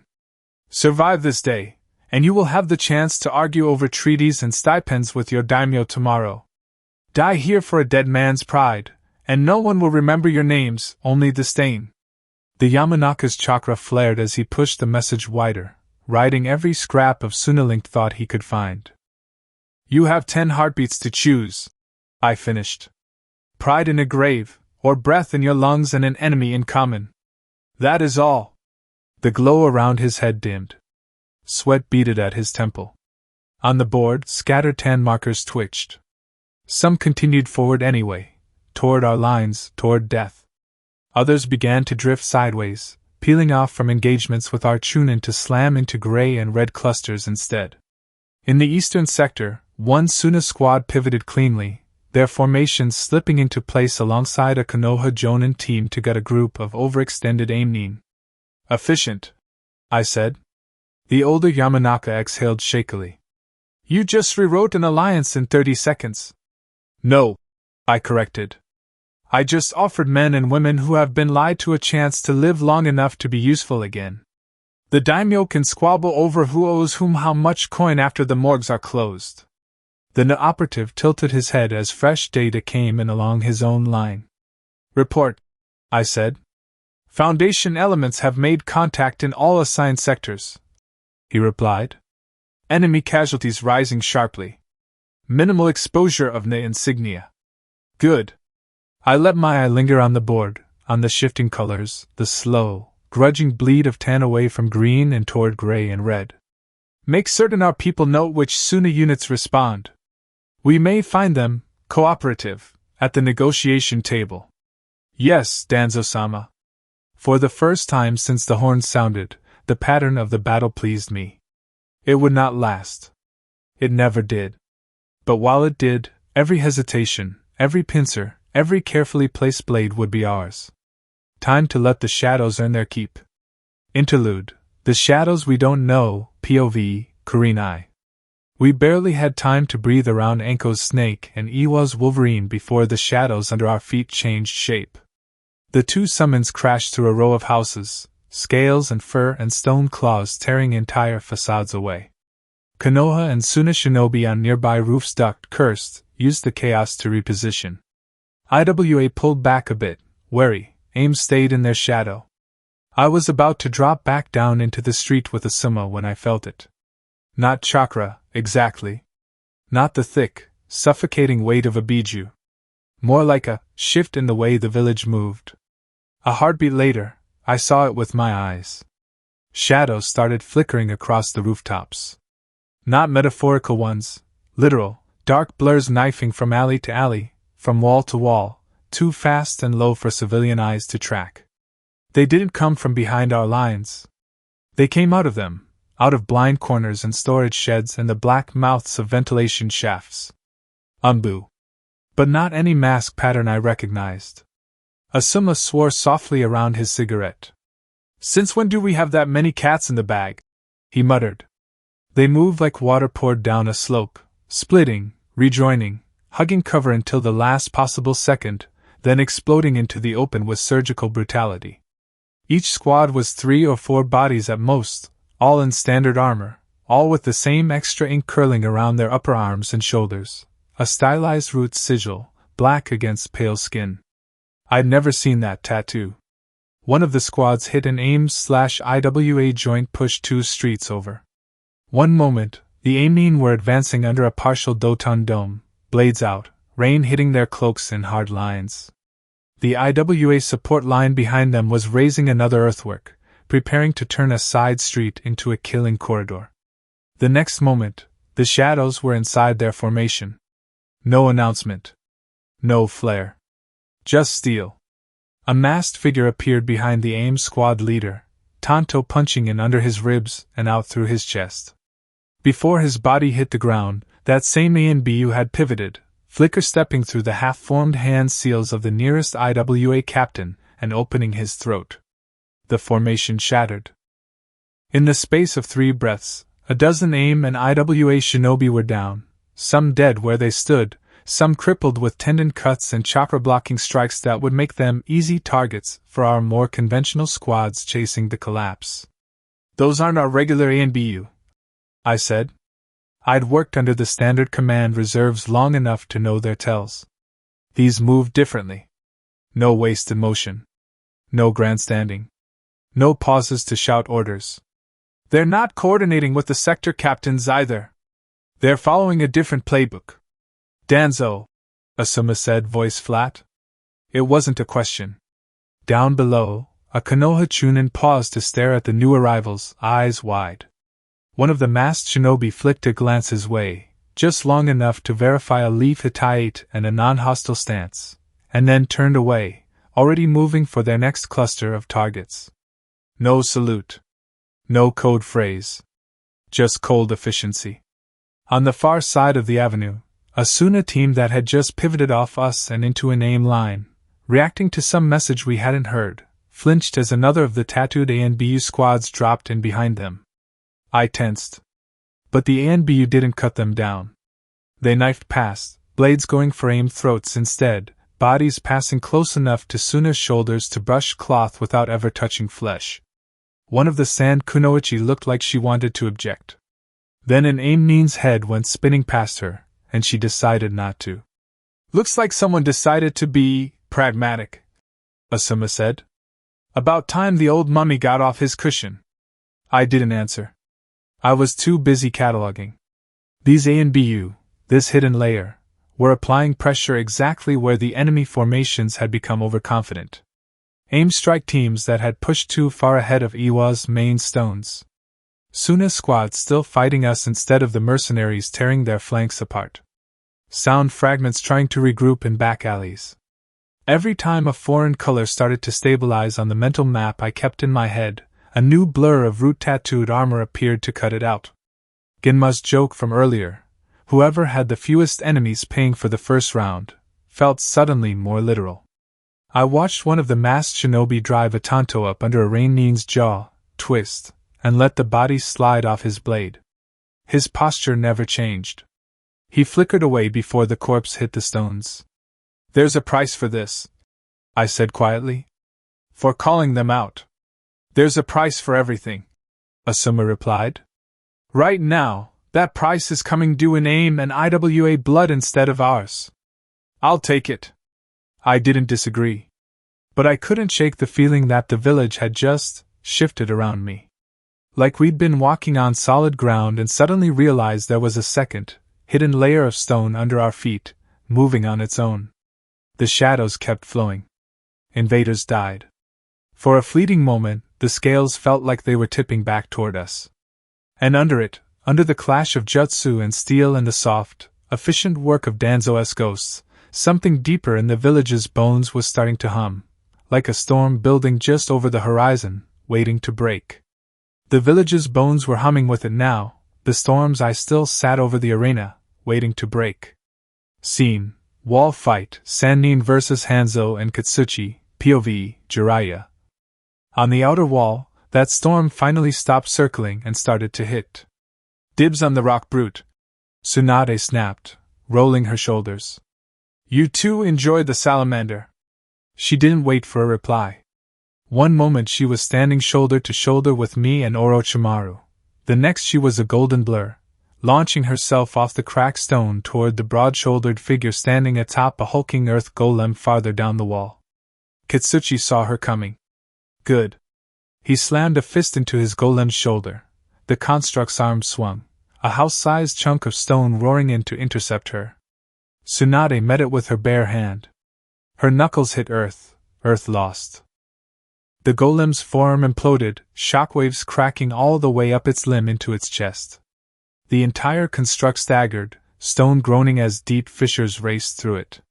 The impact boomed across the arena, a signal bell any halfwit could hear. Behind her, I almost laughed. Show off, I muttered, then glanced sidelong at Orochimaru. His yellow eyes gleamed, already picking up the cue. Let's do this. Orochimaru inclined his head once. I slapped my hands together, and dragged in a breath so deep my ribs complained. Fire was a bad idea in heavy rain, but with the right shape and the right partner element, it could still bite. I exhaled hard. A narrow torrent of fire surged from my mouth, coiling into the shape of a serpent as it raced along the wet stone, a concentrated, twisting lance of heat snapping toward Hanzo and the massive salamander crouched at his back. Hanzo did not look impressed. He stood lightly on Ibu's head, gas mask locking over the lower half of his face, Kuzurigama chain dangling loose in one hand. His scarred eyes narrowed. His fingers flicked through a short sequence of hand seals. The rain that had been forming above the stadium shuddered, then swept sideways into a tight wall. My fire snake hit a sudden curtain of heavy water and hissed out in a blast of steam. His water controls sharper than last time, I thought grimly. Orochimaru's hands were still moving. Off-key element, I realized, frowning. What are you? He slammed his palms down on the stone. Earth erupted around Ibu's feet, jagged claw-like pillars gouging up and trying to seize Hanzo's mount and drag it under. I couldn't help myself. Earth won't hold him, you idiot! Did you forget? I didn't finish. Ibu's body tensed. Hanzo's eyes flared white around the edges of the mask. The giant salamander burst upward with shocking force, shedding the grasping pillars in a spray of broken rock. Its dorsal sacs pulsed ominously, skin ballooning. Poison! I barked. Ibu exhaled. A thick, oily mist poured out over the stone, rolling toward us in a hungry wave. Anything it touched went dark and dead, lichen, moss, even the lingering rain puddles dimming to a sickly sheen. Orochimaru hissed, body already blurring backward. Don't ask questions, buffoon, he snapped as he moved. Just attack. I swore under my breath and changed plans mid-seal. Fine. No rules when you were fighting a man who'd once soloed entire platoons. Black snakes burst from Orochimaru's sleeves and from cracks in the stone around Ibu's feet, writhing upward in a mess of fangs and coils. Each had a cold glint of steel in its throat. They snapped their jaws wide. Multiple Kusanagi blades shot out inside the poison mist, stabbing for Hanzo through his own cover. The salamander moved like a ghost. He flickered out of their paths in a series of brutal, efficient shunshin bursts, vanishing from one patch of mist and reappearing in another, Kuzurigama chain humming. A heel smashed into Orochimaru's crossed forearms a heartbeat later, kinetic force hurling the snake bastard back across the wall. I was already dropping my own counter. My hair lengthened and hardened in an instant, spiking outward in a storm of needle-like projectiles. A deadly rain of hardened hair shuriken tearing through the tail of the poison cloud toward the silhouette inside. Hanzo's fingers flashed through more seals. Instead of lightning, this time he used the battlefield. The stone under his feet buckled as a chakra-reinforced shockwave erupted, Ibu slamming its massive body down. The impact blasted the poison mist and my needle storm outward in a violent ring, deflecting most of the projectiles and nearly throwing me off my footing. His masked eyes darted across the wall. Orochimaru was gone from where Hanzo had kicked him. Pathetic, Hanzo said, voice filtered through the mask. Is this all the Densetsu no Sannin can muster? I feel like I am swatting academy brats. Something coiled around his leg. A pale snake, slick with abuse poison, wrapped itself up under his cloak and slapped its head against his arm, speaking with Orochimaru's lazy hiss. Jiraiya, it rasped. Orochimaru-sama says use the oil. My lips twitched despite myself. Bossy as ever, I muttered, but I was already forming the seal. I spat a torrent of thick, shining liquid, flooding the wall in front of Hanzo, oil slicking over stone, poison, and salamander hide alike. Two Orochimaru bodies reformed on either side of me, pale faces identical, chakra signatures close enough to pass for solid. I have always hated it when he used clones. It meant something unpleasant was coming. One clone inhaled and exhaled a focused fire stream, a dragon-shaped blast that ignited the pooled oil in a sudden white-hot surge. The other added a driving wind, roaring into the flames, compressing and stretching them. Orochimaru thought he was coordinating me. TCH. I don't take orders from you anymore, I growled, fingers flashing through one of my own favorite strings. You keep up with me for once. The oil wash hadn't just coated the stone. It had splashed up across Ibu's side and Hanzo's armor when the salamander tried to pivot away. Hanzo reacted with typical arrogance, launching himself off an Orochimaru clone's chest in a backward somersault, trying to clear the kill zone in a single bound. I watched him go, already knowing it wouldn't be quite enough. The combined fire and wind hit the slick. The world erupted. White fire seared across the wall, sucking the oxygen out of the air and turning night into a blinding flash of day. Heat rolled over me like a physical blow. My skin prickled even at range. In that instant, Hanzo misjudged by a fraction. The edge of the oil's reach licked across his left side as he flipped. He vanished into the blaze. I didn't need to check to know Orochimaru was already following up with additional fire, small, precise fireballs meant to chase anything surviving in the inferno. For a second I dared to hope. Then the stone under the flames bulged. Doton Chakra screamed. The arena wall heaved. A jagged earth dome surged up out of the stone around Hanzo's last position, separating the worst of the fire from his body. The burning oil sloughed off the new barrier like molten paint, dripping down its sides. Kitsuchi. He stood on what was left of his crumbling golem a short distance away, one palm pressed to the stone, jaw clenched. The char on his forearm said the jutsu had cost him, but the barrier held. My gaze snapped sideways. Tsunade! I called, scanning for. A massive pile of shattered rock exploded, chunks flying in every direction. Tsunade stormed out of the debris, coat soot-stained, hair tangled and dusty, eyes murderous. She wiped a smear of blood from the corner of her mouth with the back of her hand and cracked her neck, vertebrae popping audibly. Oh, I muttered. She's pissed. I almost feel bad for them. Almost. The three of us drew together again, falling naturally into a rough triangle as we faced Hanzo and Kitsuchi across the scarred stretch of wall. On the other side, Kitsuchi used his Doton control to drag more of the burning oil off Hanzo's armor, compacting it into a ball of scorched sludge in his hand before flinging it aside. Ibir's skin steamed, poisoned sacs distending again.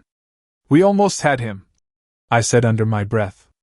You are pathetic, Hanzo, Orochimaru drawled, lips curving as if the last minute had been nothing but play. He spread his arms, snakes coiling lazily from his cuffs.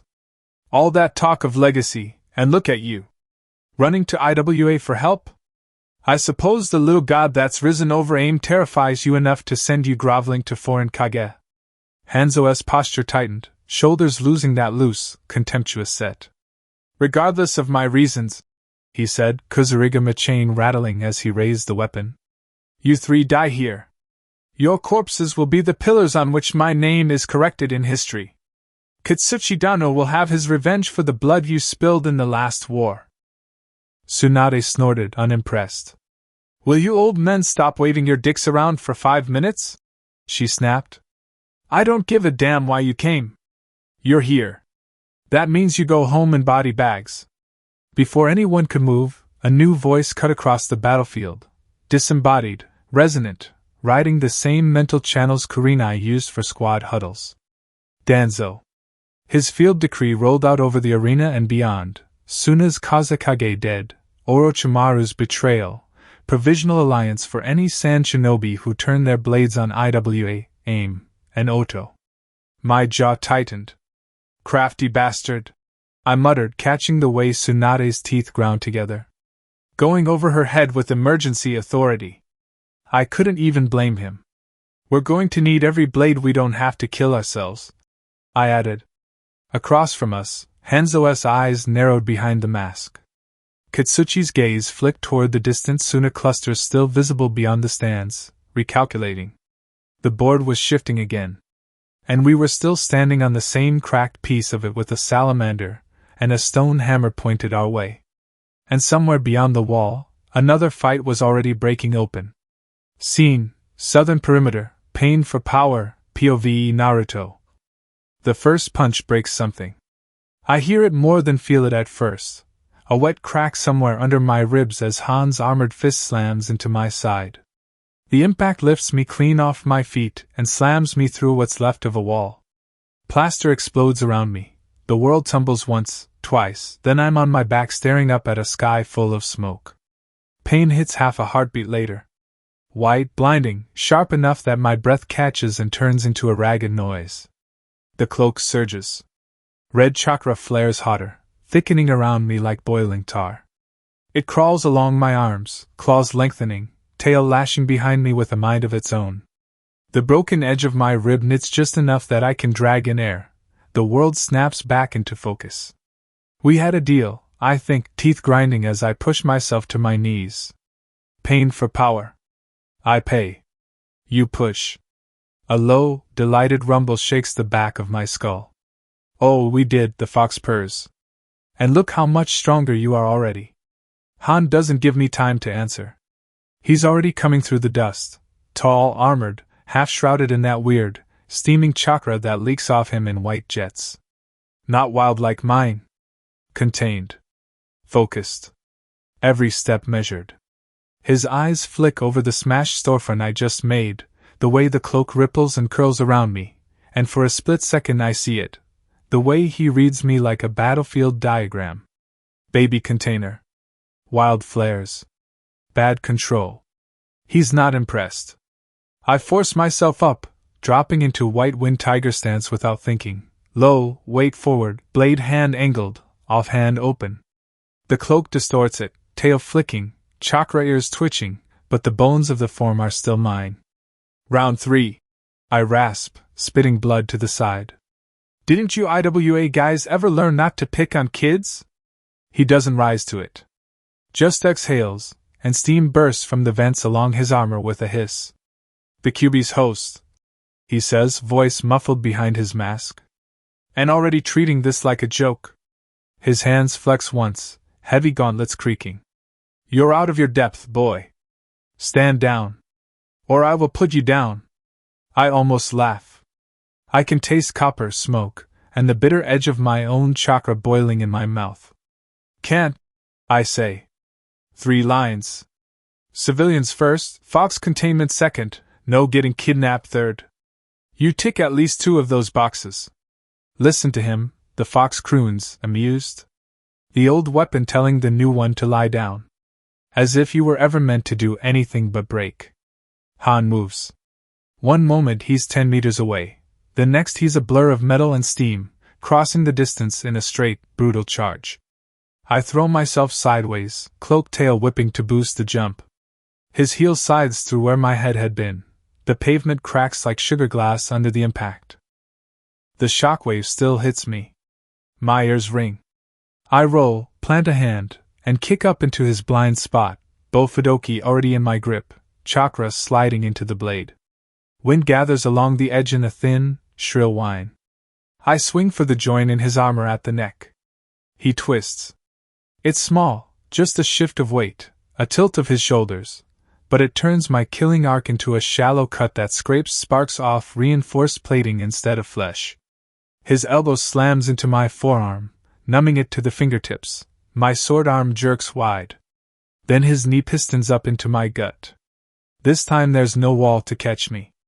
I skid across stone, cloak screeching as it drags.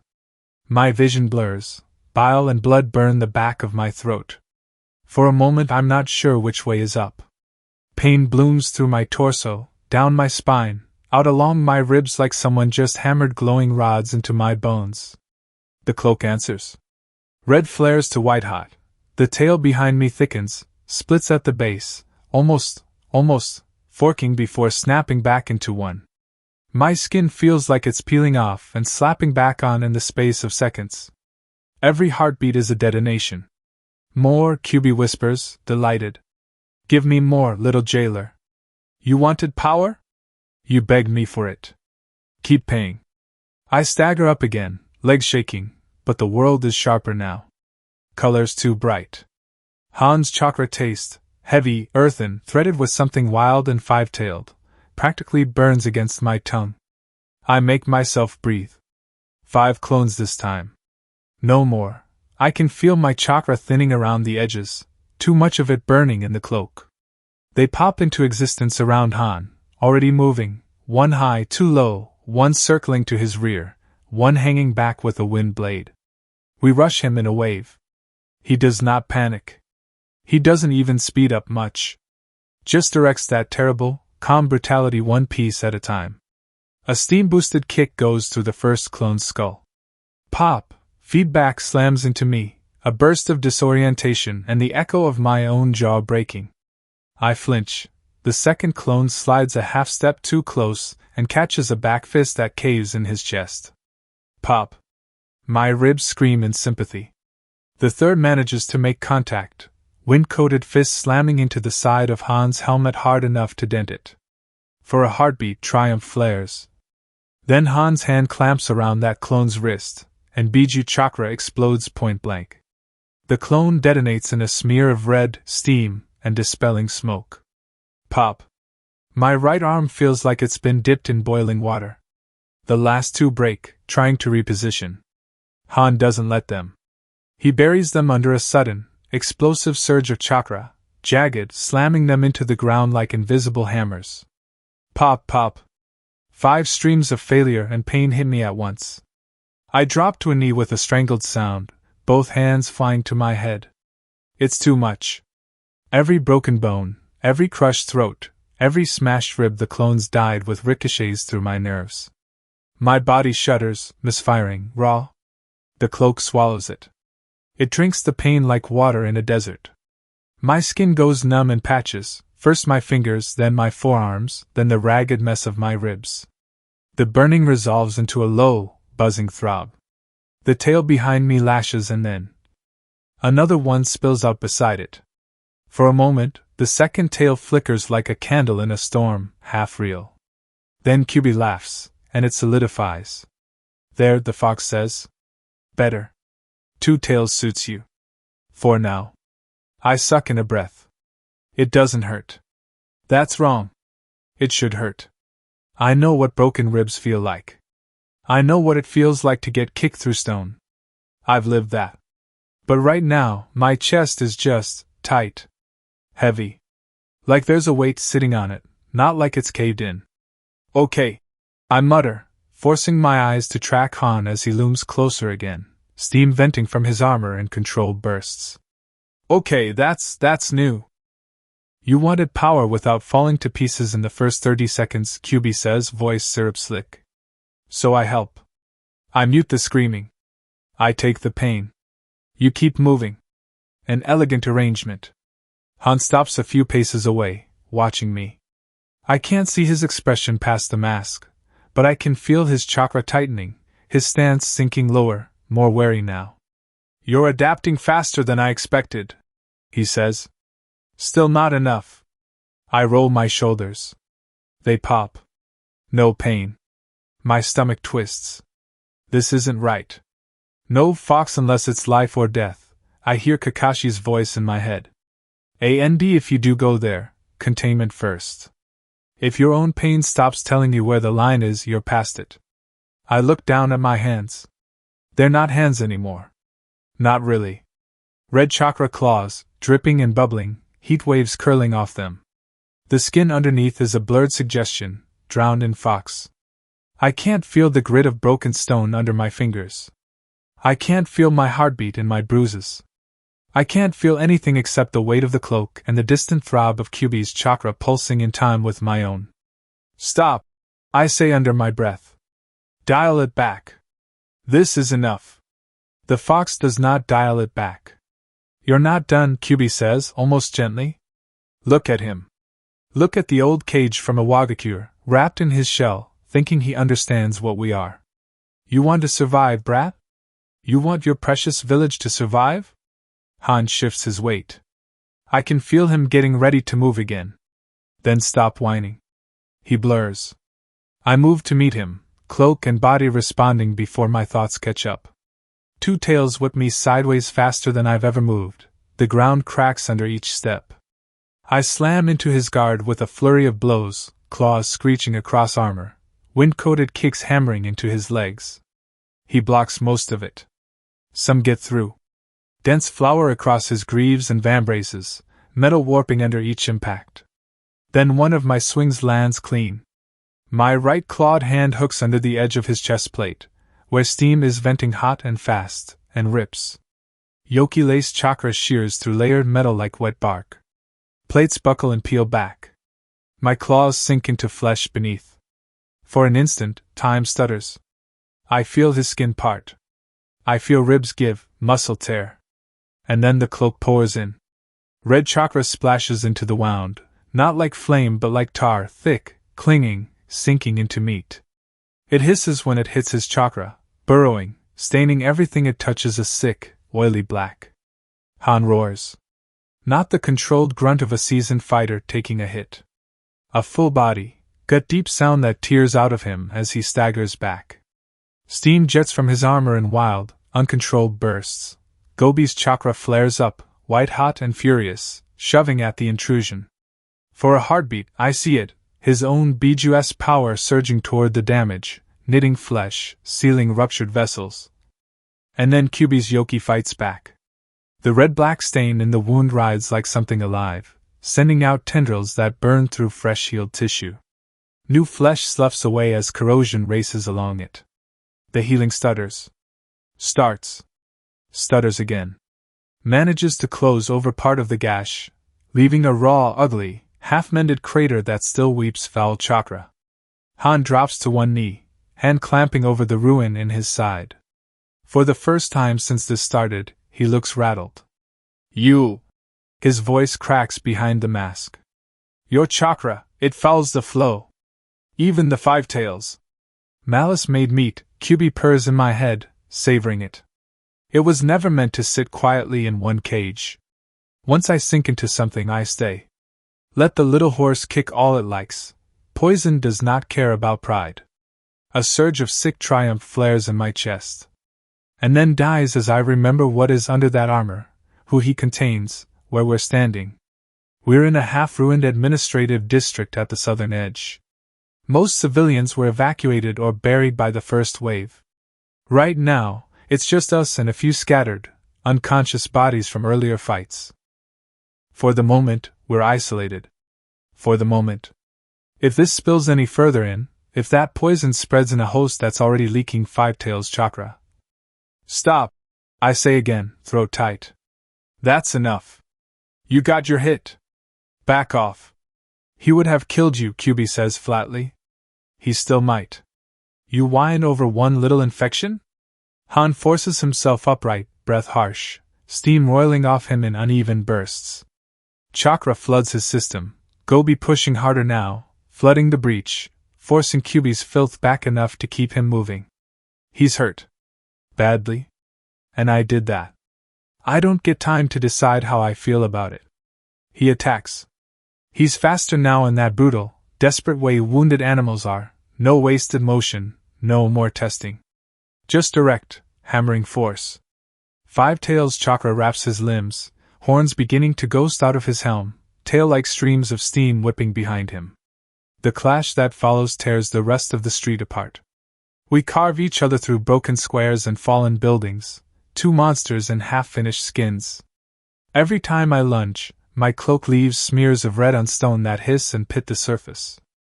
Every time he hits me, my body should be shattering. I know it should. I feel the idea of impact. The awareness of force.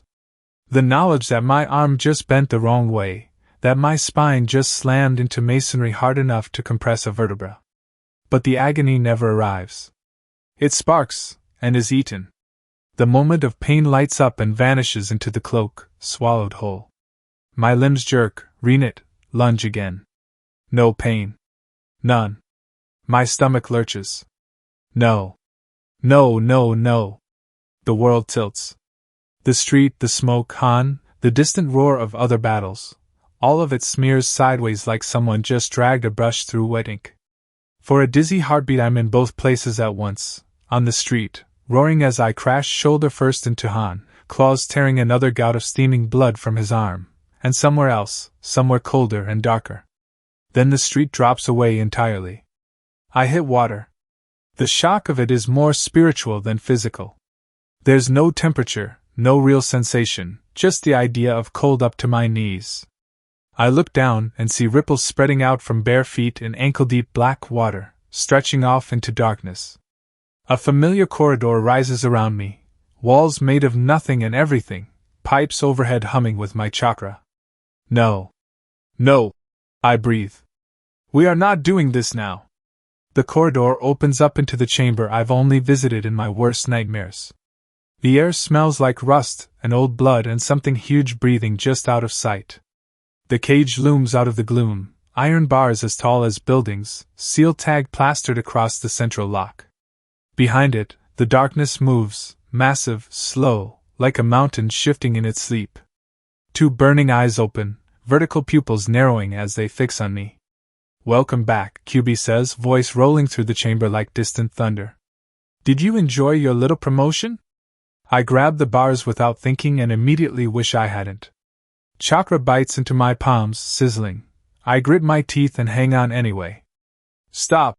I snarl. My own voice echoes, thinner than his. "Whatever you're doing out there, stop it. Dial it back.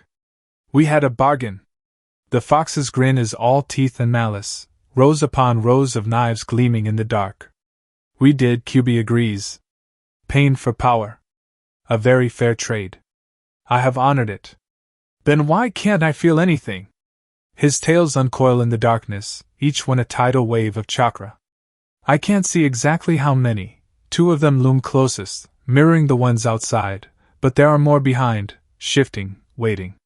"Because," the fox says, "you can't drive a weapon that screams itself apart every time it touches its own edge."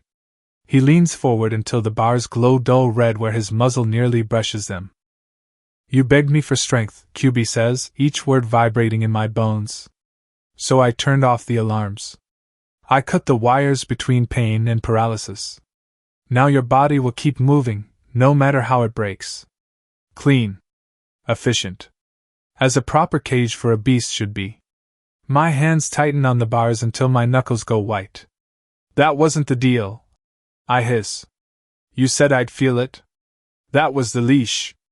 Pain so bad I'd never forget who I was fighting with. That's how I keep control." The fox laughs. It's a horrible sound, low and amused and very, very pleased with itself. "You thought that was for you," QB says. "Oh, little jailer. No. That was for me." I stare at him. "Your suffering is delicious," he goes on, tone almost conversational. "Every broken bone, every torn muscle, every little nerve screaming. Do you have any idea how boring it is, rotting behind this seal without stimulation?" He closes his eyes briefly, as if savoring a memory. "But there comes a point," he says, "where the screaming stops being informative. Where it just gets in the way. You reached that point about 2 ribs ago." My throat feels tight. "So you just shut it off?" "Of course." A ripple of chakra slams against the bars, making the water at my feet surge. The tag in the center of the gate flares, in characters writhing. "You asked me to push past your limits. This is what that looks like. Your nervous system is a toy. Your body is a wrapper. I will use both until they fail." A flicker of motion ripples across the water at my feet. I look down. The surface has become a warped mirror, showing flashes of the street outside, like I'm watching through a red-tinted lens. My body, that body, is a hunched, feral thing now. 2 thick tails whip behind it, gouging trenches in the stone.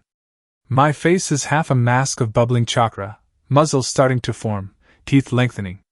Han stands opposite, chest rising hard, his side a mess of torn armor and blackened flesh where I ripped him open. Gobi's chakra glows white around his hand as he presses it to the wound, forcing QB's poison back inch by inch. It doesn't go cleanly. Where the fox's chakra touched him, the flesh is wrong. Dark, crusted, veined with thin black lines that pulse and twitch. Every time the 5 tails power knits a strip of meat back together, red-black corrosion eats away at the edge, forcing the healing to start again. Han's breath rasps, steam venting in jagged bursts. Each exhale leaves a faint oily sheen in the air where my chakra taints his. "See?" QB says, following my gaze. His voice is almost fond. My touch lingers. Even another Biju Espal cannot purge it easily. Malice has weight, boy. It stains. The battlefield outside is still, relatively, isolated. Rubble. Cracked streets. A few distant chakra signatures, Konoha Shinobi keeping their distance because getting between 2 hosts is suicide. For now, it's just us. For now. How long before someone else gets close? I whisper. How long before that poison gets near civilians?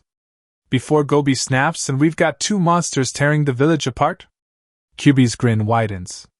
Then I win faster.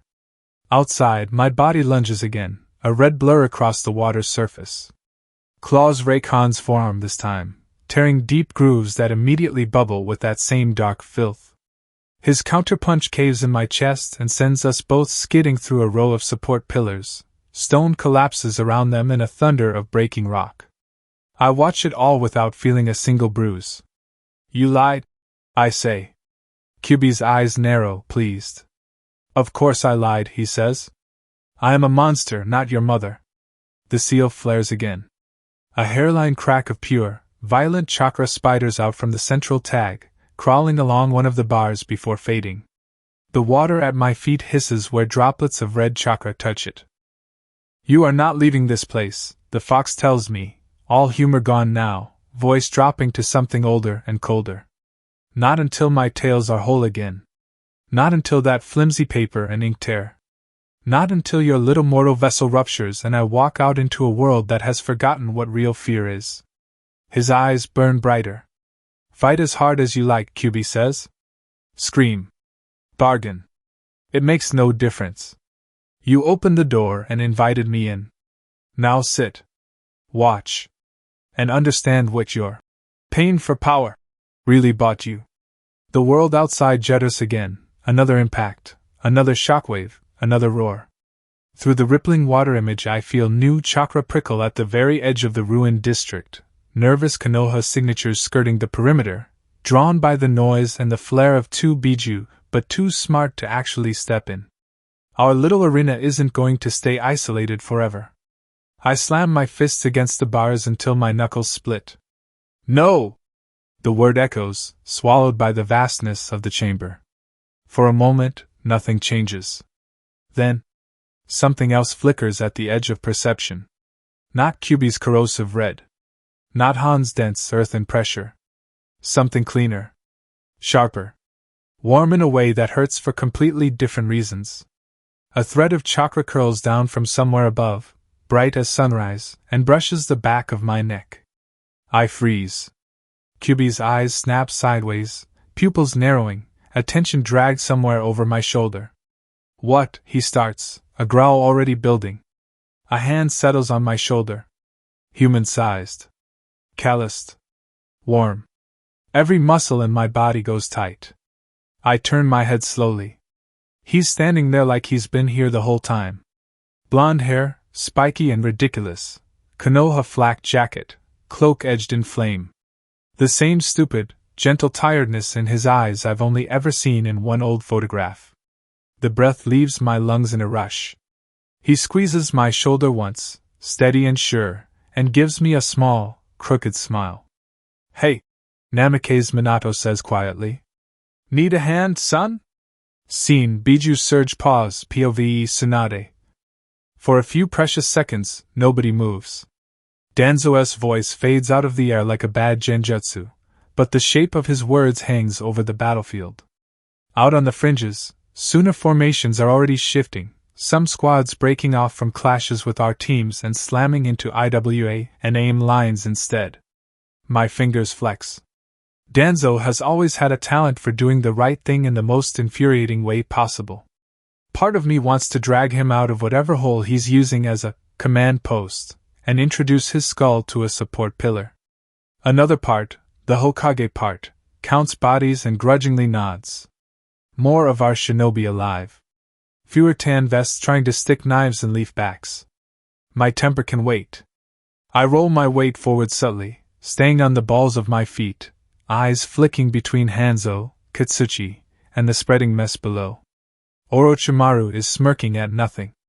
Jiraiya is chewing the inside of his cheek, already planning 3 disasters ahead, because he never learned to stop.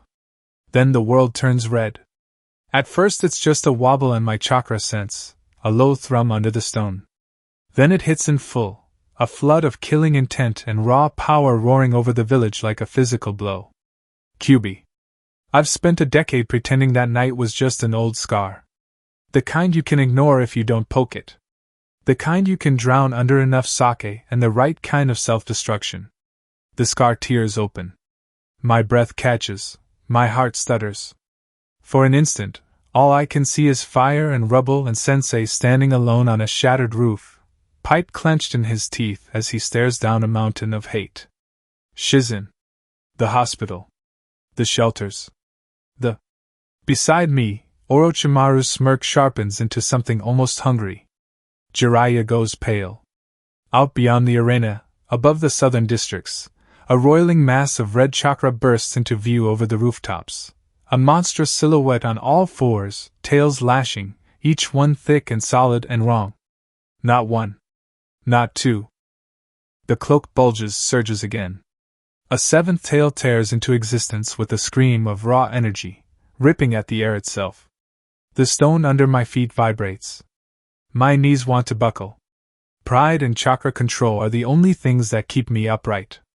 A second monstrous signature flares up to meet the first, white and wild, threaded with earth, 5 long tails of steaming power whipping behind it. Gobi. Han. Jinchuriki, both of them. Weapons in flesh. Children turned into bombs. My stomach lurches. Idiot brat. I breathe. Naruto, what have you done? What have I done? Another part of me whispers. I gave the go-ahead to use him. I stamped the leash and called it a defense plan. If that seal breaks, if both beasts tear free fully. No hospital. No clans. No academy. No Konoha.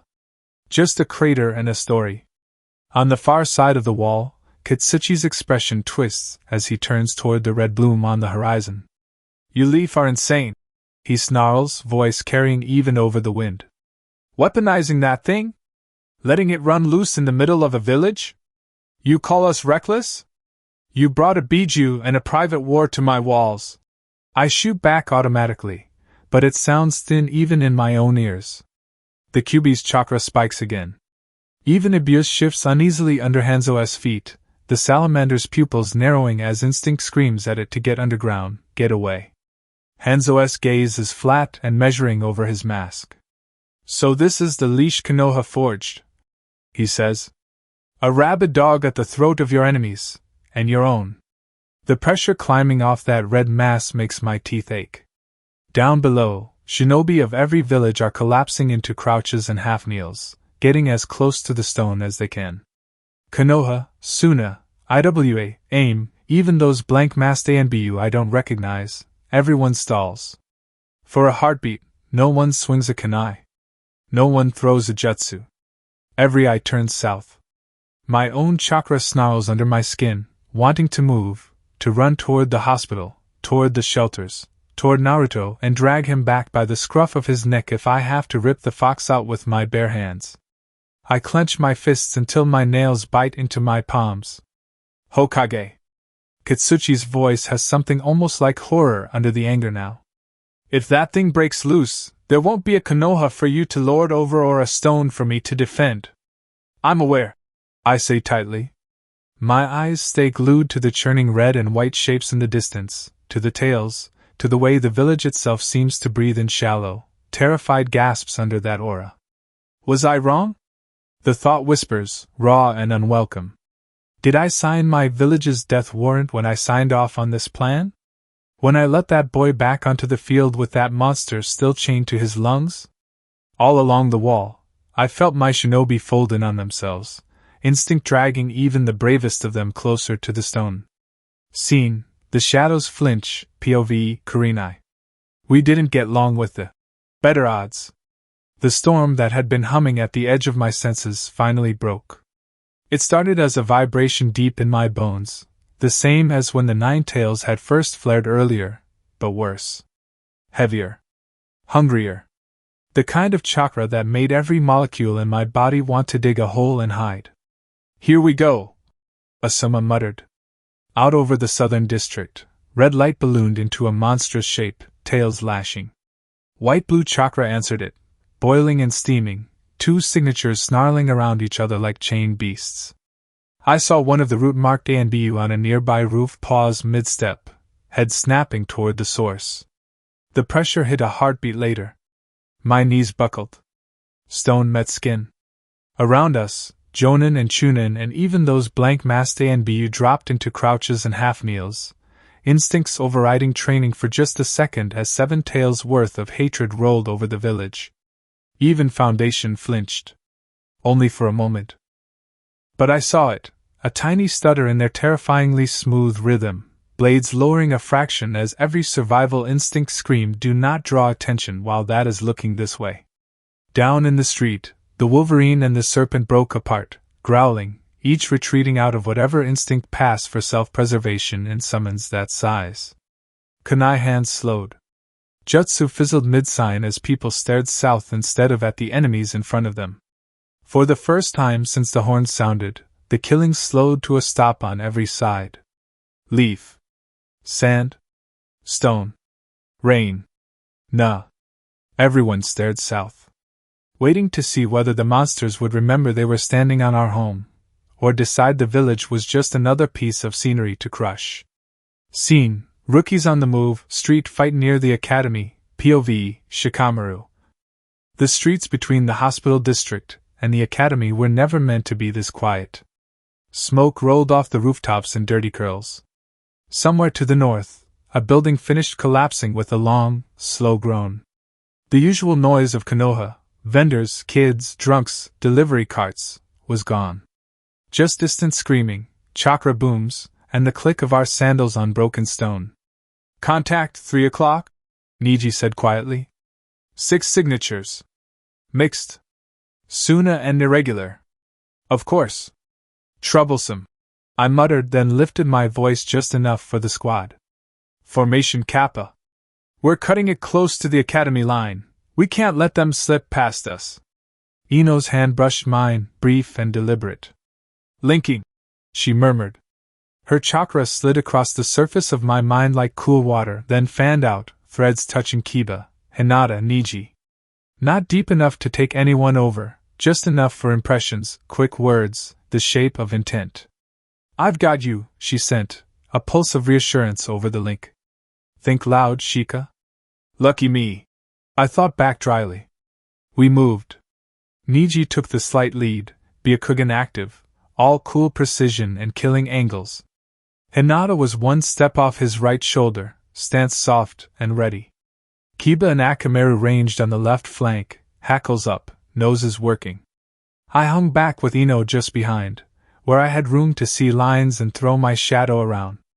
We hit the next intersection, and the ambush finally sprung. 2 Suna Chunin dropped from the rooftops, sand already spilling from gourds. 4 more shapes stepped out from alley mouths in Oto and Suna colors, but their chakra felt wrong. No village standard patterns. No unit cohesion. Mercs. Break left. I snapped. Niji, take roofs. Ino, veil Hinata's approach. Kiba. Already on it, he barked. He and Akamaru were motioned before I finished the sentence, a white-brown streak cutting for the nearest merc. Fine. That was what they were for. I adjusted the rest of the diagram in my head. Hinata, 2 steps behind Kiba, watch his blind side, I sent through Ino. She passed it along in a flash of intent, a little ghost of an arrow and Kiba's silhouette in Hinata's head. Hinata nodded once, eyes sharpening. The first volley came in heavy, kunai, shuriken, one sloppy wind bullet from a merc who thought he was better at ninjutsu than he was. Niji's palms blurred, batting metal aside with the smallest motions necessary, redirecting the wind shot up into a wall where it blew plaster out in a harmless shower. Right rooftop, Niji called. Sand user. On it, I said. My hands flashed through seals. Kaganui. My shadow surged forward, stretching thin and long across the uneven ground. I stabbed it up the side of the building, threads of darkness lancing toward the gourd wielder's ankles. He hopped just out of reach, fast for someone dragging so much weight. Smart enough to have been briefed on Nara. Annoying. Ino's chakra brushed mine again. Let me try something, she said under her breath. She formed a quick, compact seal cluster and exhaled. A thin shimmer rolled out from her, barely visible even if you knew what you were looking at. Not a full genjutsu, she didn't have the chakra to maintain that on a battlefield, but just enough to bend light and sound around Hinata and the alley mouths she was cutting toward. From the Sannin's perspective, Hinata's footsteps suddenly sounded a meter to the left of where she really was. He shifted his gourd in that direction, sand already lifting. Hinata stepped through the wrong-footed blind spot and drove a juken strike into the tendon at the back of his knee. He crashed down onto the rooftop with a pained yell, sand collapsing in a useless heap. Nice, I thought, and felt Ino's tired little grin over the link. On the ground, Kiba and Akamaru hit their target like a furry hammer. Gutsuga! He roared, their spinning forms tearing up the cobblestones as they drilled into one of the mercs. The man barely got a guard up before being flung into the side of a building, ribs cracking. Two others tried to capitalize, rushing Kiba as his spin died. Hinata peeled off from the rooftop flank and dropped into their path, palms glowing, disrupting their chakra lines with a flurry of precise hits. For about 10 seconds, everything actually looked good. Then the merc leader stepped forward. He wasn't flashy, no weird armor, no puppet tricks. Just a tall, hard-eyed man with an old scar bisecting his jaw and a Suna vest that didn't quite fit right. His chakra ran deep, solid, the kind of slow, steady current you get from someone who's been doing this too long. He inhaled once, sharply, hands flying through seals. Down! I yelled. He slammed his palms into the ground. A jagged line of earth ripped up from under the street, racing toward us like a stone serpent. I dove, Niji vaulted, Hinata leaped back, Kiba swore. The wave of broken stone and upended pavement exploded right under Akamaru's paws. The dog yelped as the ground vanished beneath him, tumbling in a spray of debris. Kiba's eyes went wide. Kiba, left flank! I shouted, seeing it, the follow-up kunai, the merc on the right drawing a scroll, the arc of two different attack vectors converging where Kiba was going to be if he went straight for the leader. Too many pieces. Too little time. Shikaku's voice slid into place in my head, uninvited. Sometimes you have to pick who you lose if you want to save anyone at all. Saving one shinobi is better than losing two, Shikamaru. I hated that voice.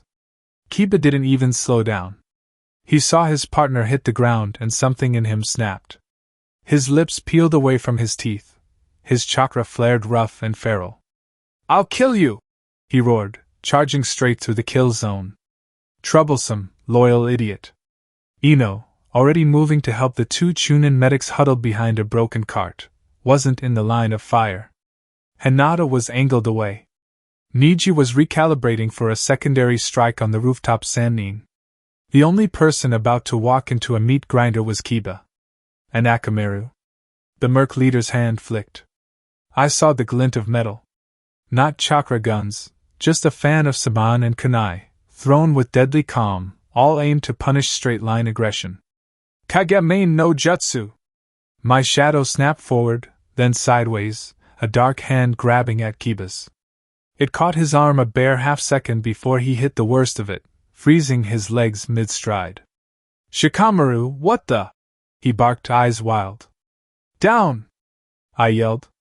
Now! He dropped on reflex. Akamaru did not. The dog launched himself past Kiba in a desperate arc, intercepting the lead of the volley. Metal punched through fur and flesh. Akamaru's body twisted midair, momentum carrying him just far enough that the rest of the storm chewed into the empty street instead of Kiba's face. He hit the ground hard and slid, leaving a smear of red on the broken stone. Kiba screamed. My hold on his shadow stuttered with the sound. He tried to wrench free, every muscle straining. Let me go! He snarled, voice breaking. He hurt Akamaru out. Later! I snapped, sweat prickling under my hitayate. Holding him, directing my shadow elsewhere, and staying alive through incoming projectiles was burning my chakra down faster than I liked. He dies later. If you rush now, you both die, and we lose the whole flank. I didn't add, and Ino's link gets shredded if you get her caught in crossfire.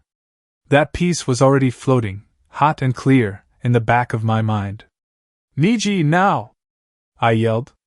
He didn't need the prompt, but it helped.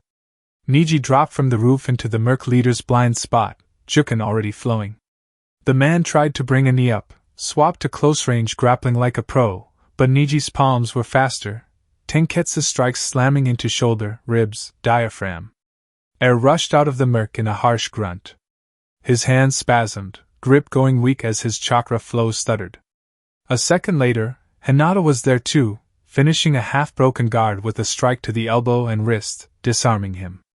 The man stumbled, off balance, and Kiba, still half caught in my shadow, at least got to watch him fall. "Ino!" I gasped. "Skim him!" "On it!" she panted. She slid in, kneeling by the Merc's head, fingers pressing to his temple in a quick, calculated contact. No deep dive, just a scrape over the last few minutes, enough to grab layout, orders, passwords if we were lucky. Her chakra brushed his. I felt her flinch over the link. "Ugly," she muttered. "He's not their commander. Mid-tier contract. Briefing was gods. Shika, Orochimaru hired them to hit key medical points, then turn on Suna when the horn sounded. Clean up crew. No loyalty, just pay." "Figures," I said. "Anything on retreat paths? Rendezvous points?"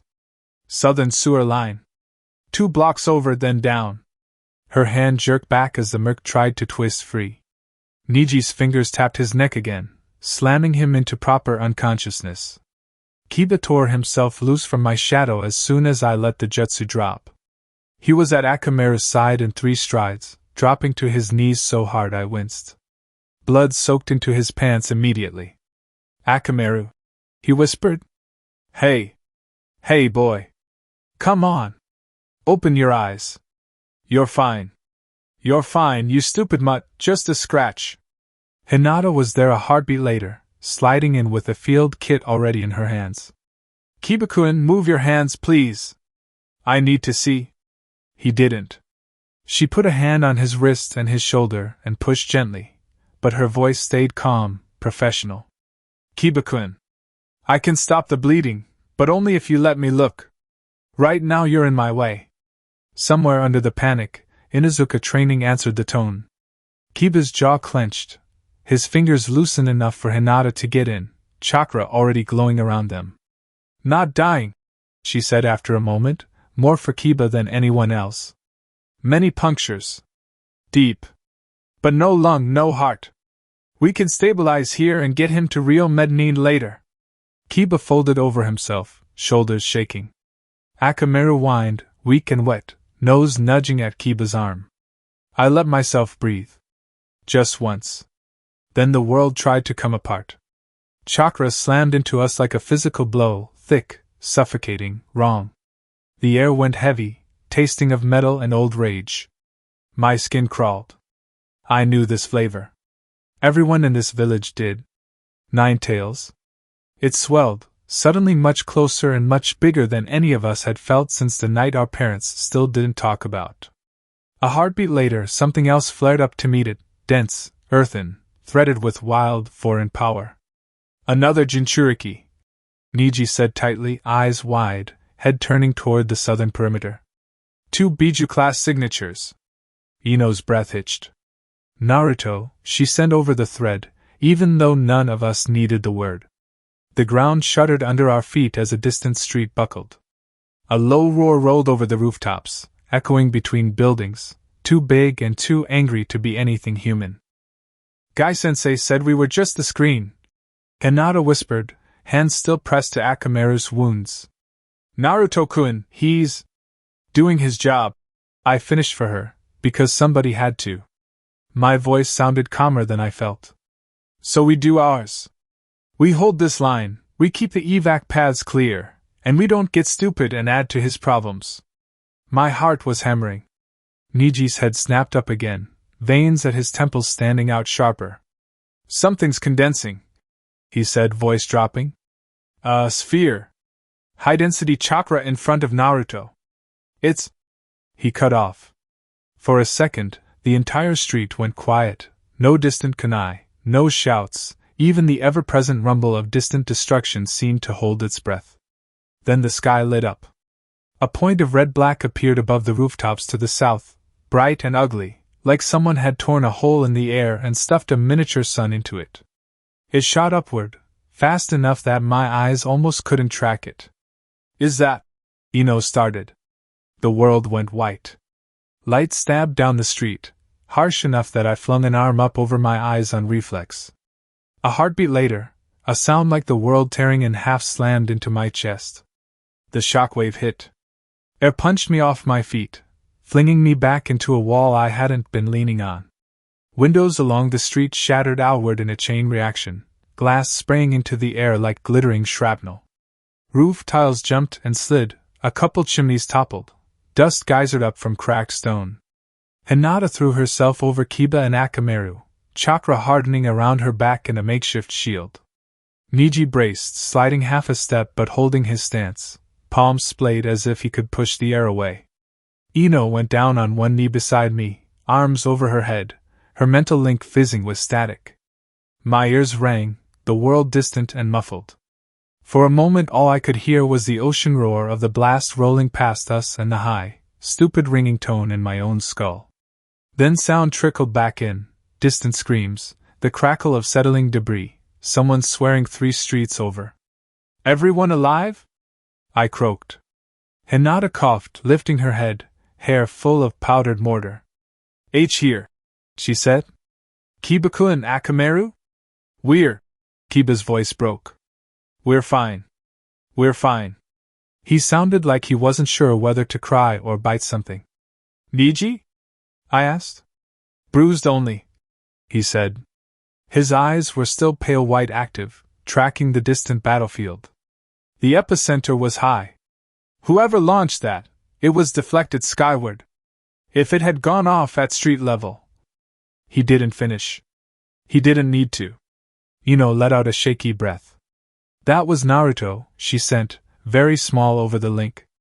Had to be. Or the thing inside Naruto, I thought, but I kept that one to myself.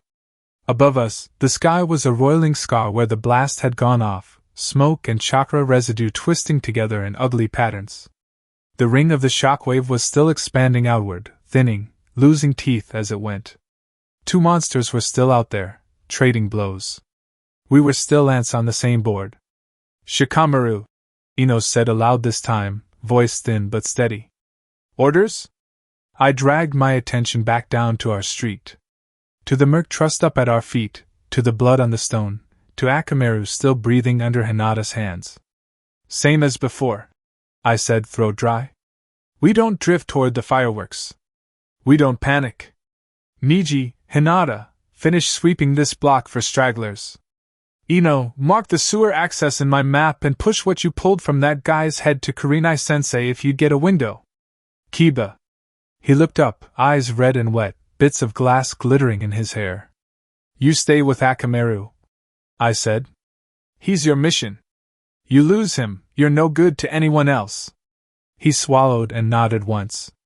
Another distant roar rolled over us, lower this time, followed by a flash of white-blue I didn't want to think too hard about. "Let the monsters have their sky," I said, mostly to myself. "We hold the ground."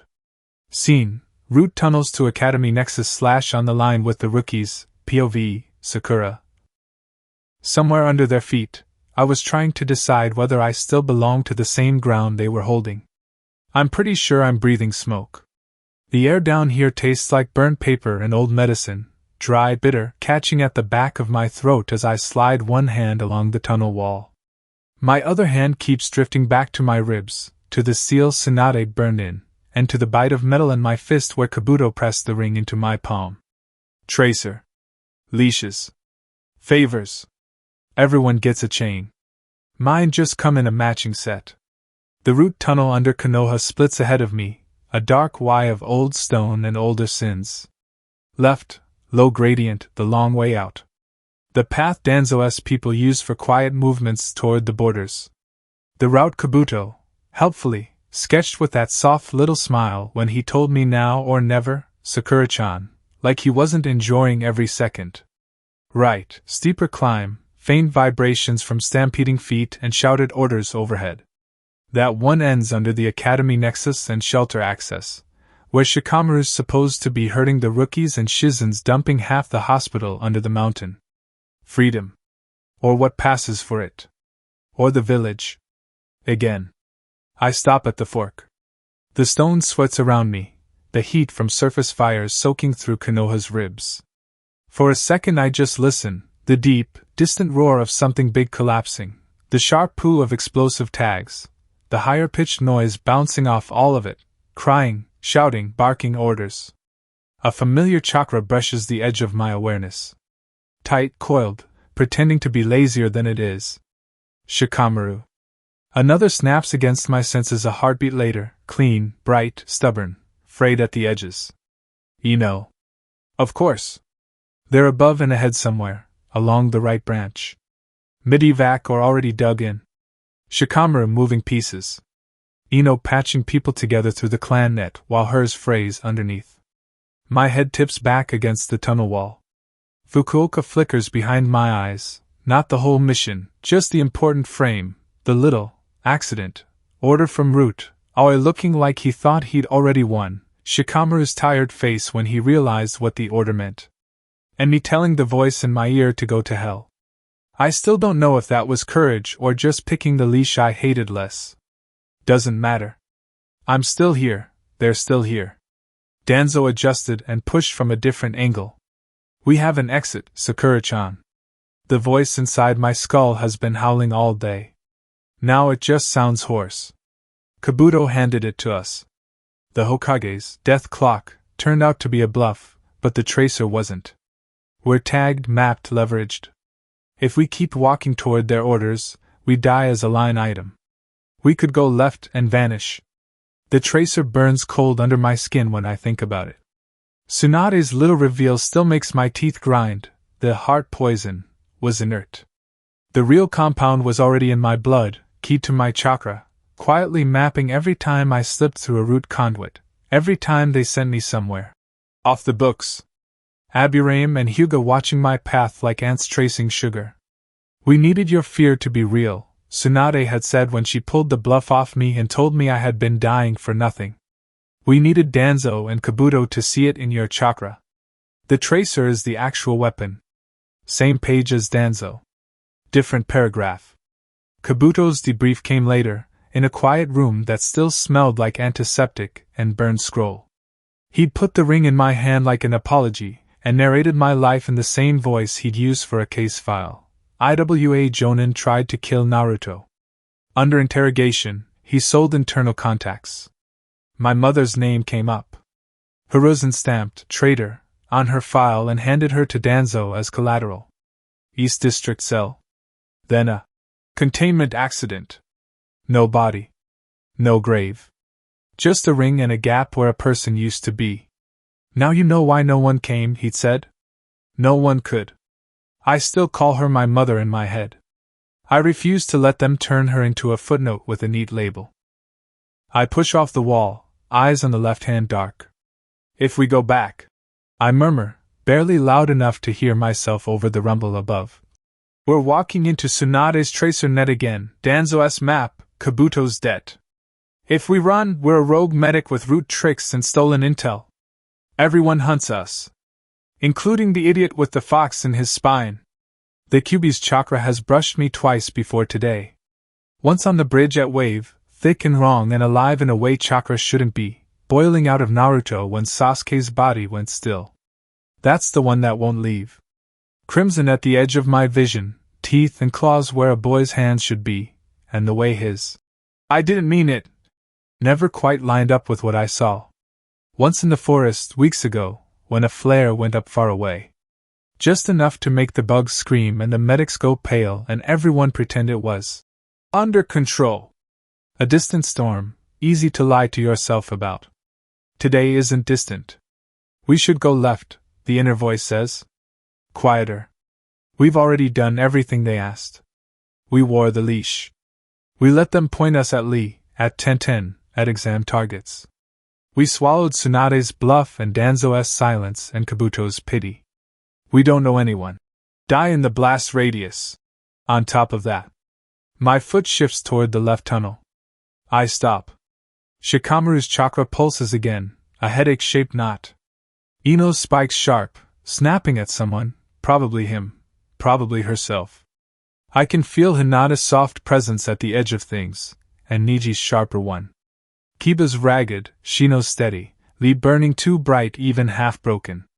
Naruto's chakra is nowhere near me. That doesn't comfort me. It means wherever he is, if something goes wrong, I won't see it coming.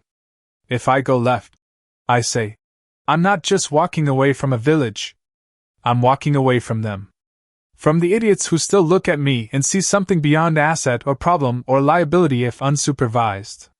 It's not entirely true. Half of them look at me and see a cautionary tale. The rest look and don't know where to file me.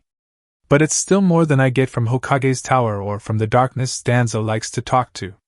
Inside my skull, the other Sakura slides down the wall of our mind and sits, knees up, arms around them. If we die for them, she says at last, I reserve the right to haunt you with. I told you so. Deal, I whisper. I turn right. The tunnel spits me into a narrow maintenance recess half a block from the academy. I ease the hatch up with 2 fingers and let the sensory noise hit me. It's a mess. Chakra signatures everywhere. Konoha flak vests stretched thin, Suna knots fraying, IWA heaviness grinding in the stone, aim like cold needles riding their cover. Oto's mismatched stink smeared through backstreets. Screams, orders, the thud of bodies. Up ahead, the academy wing's facade is cracked and soot-stained. Civilians and academy brats are being funneled in a ragged line toward the shelters, flanked by hairy Jonin and Chunin. Shikamaru's chakra is a low knot near the rear, shadows stretched into nets across doorways and alleys. Ino is everywhere and nowhere at once, flickering between squads, her mind reaching along the clan net and beyond. My chest pulls tight in a way I don't have a name for. The ground shivers under my palms. Then the chakra hits. It slams down from the south like a physical blow, thick, burning, hostile. The air goes dense and hot and sour. Every hair on my body stands up. My vision narrows not from smoke, but from the sheer weight of presence pressing down on the village. QB. Not a leak. Not a distant tremor. Full force trying to claw its way through a seal that was never meant to be tested like this. My knees hit the rooftop. My hand smacks stone to keep my face from kissing it. The chakra feels like wave magnified and concentrated, like someone took that moment on the bridge and decided subtlety was a waste of time. Not again, I hear myself say. My voice sounds too young. Not here. Tails lash somewhere beyond the rooftops. 6, then a 7th, chakra splitting and snarling. Somewhere under all that, Naruto is either screaming or gone. I don't know which option I hate more. Part of me wants to point at the horizon and scream I told you so at every person who ever called me paranoid. The rest of me just wants it farther away. Off in another vector, something huge and white and 5-tailed answers the red aura with its own. The whole village feels like it sucked in a breath and forgot how to let it out. Inside, the inner voice doesn't waste breath. There it is, she notes. Proof. The leash was always faith, not fact. You were right to be afraid. You were wrong to think standing closer would make it safer. My stomach rolls. I'm already here. I mutter, fingers digging into stone. I force my arms to lock, to push. If this goes bad, no tunnel is far enough. The pressure climbs, then stops, not easing, just holding. Still enough to make most people want to curl up and wait to die. Just not exploding yet. Down below, I see Ino's ponytail snap as she whirls toward the south, eyes wide. Her hand flies to her earpiece. Shikamaru's shadow stutters, then firms again as he starts shoving people faster. Hinata's chakra spreads, Byakugan flaring. Niji shifts beside her, already guard stance. I drag one more breath into my lungs and start running along the rooftop toward them. Left vanished the moment I turned right. Might as well commit to the mistake. On the line, fighting with the rookies. By the time I vault down into their street, the evacuation column has stalled. A chunk of earth jutting up from the paving stones blocks half the road, Doton shrapnel from some earlier IWA tantrum. The last group of evacuees is caught in front of it, Civilians, a handful of wide-eyed academy kids, one stretcher with a medic dragging it. Shikamaru stands between them and the intersection, sweat running down his temples, shadows stretched into a crude barricade, ropes of darkness binding makeshift cover, holding rubble in front of them as a shield. Ino's pressed against the wall, one hand on her earpiece, the other tight on a kunai, eyes unfocused in the way that means she's halfway inside someone else's head. Opposite them, at the mouth of the side street, an IWA squad is forming up, 3 Jonin, 2 Chunin, 1 Aimnin in their shadow. Earth chakra pools at their feet. One of them is already shaping seals for something big and unfriendly. Move! I snap, feet hitting stone as I drop in beside Shikamaru. You want to have a conversation or survive long enough to have it later? He jerks, eyes going wide for half a heartbeat when he recognizes me. Sakura, he says slowly. Suspicion pulls at his mouth. How convenient. There's a Doton about to make that word irrelevant. I shoot back. I flex my fingers. Right uncrawls down into the chain coiled around my forearm. You can interrogate me when we're not 6 seconds from being buried. His jaw tightens. He doesn't like it. He doesn't have to. He flicks his fingers. His shadow snaps down the street, pinning the lead Iwa's feet to the pavement for a heartbeat. Haine, cover east flank. Niji, intercept if they break the line. He barks. Ino, drop the link and get ready to move, now. I'm busy keeping half this district from panicking. She snarls, but her eyes refocus, hand dropping from the earpiece as the incoming chakra signature makes the argument for him. Kiba and Akamaru are already low to the ground, hackles up, noses wrinkling at the scent of stone and rain and fox. Shino's bugs hum under his coat. Lee is a bandaged silhouette leaning too much on one leg and still vibrating with the urge to charge. Iwa's Jonin finishes his set of seals and slams a palm down. The ground under us lurches. A stone wave barrels forward, aiming to flip us and the evacuees like ants off a rug. Niji lunges, palms whirling into Kaiten. Hinata backs him, their combined rotation catching the brunt of the wave and splitting it, stone breaking around their dome. I go for the Aimnin. He's hanging just behind the IWA line, fingers already flicking to prepare some nasty rain-assisted surprise. He doesn't see me until my chain whips around his wrist, right unsnapping through the links and into his nerves. He jerks, curses, tries to form a seal one-handed.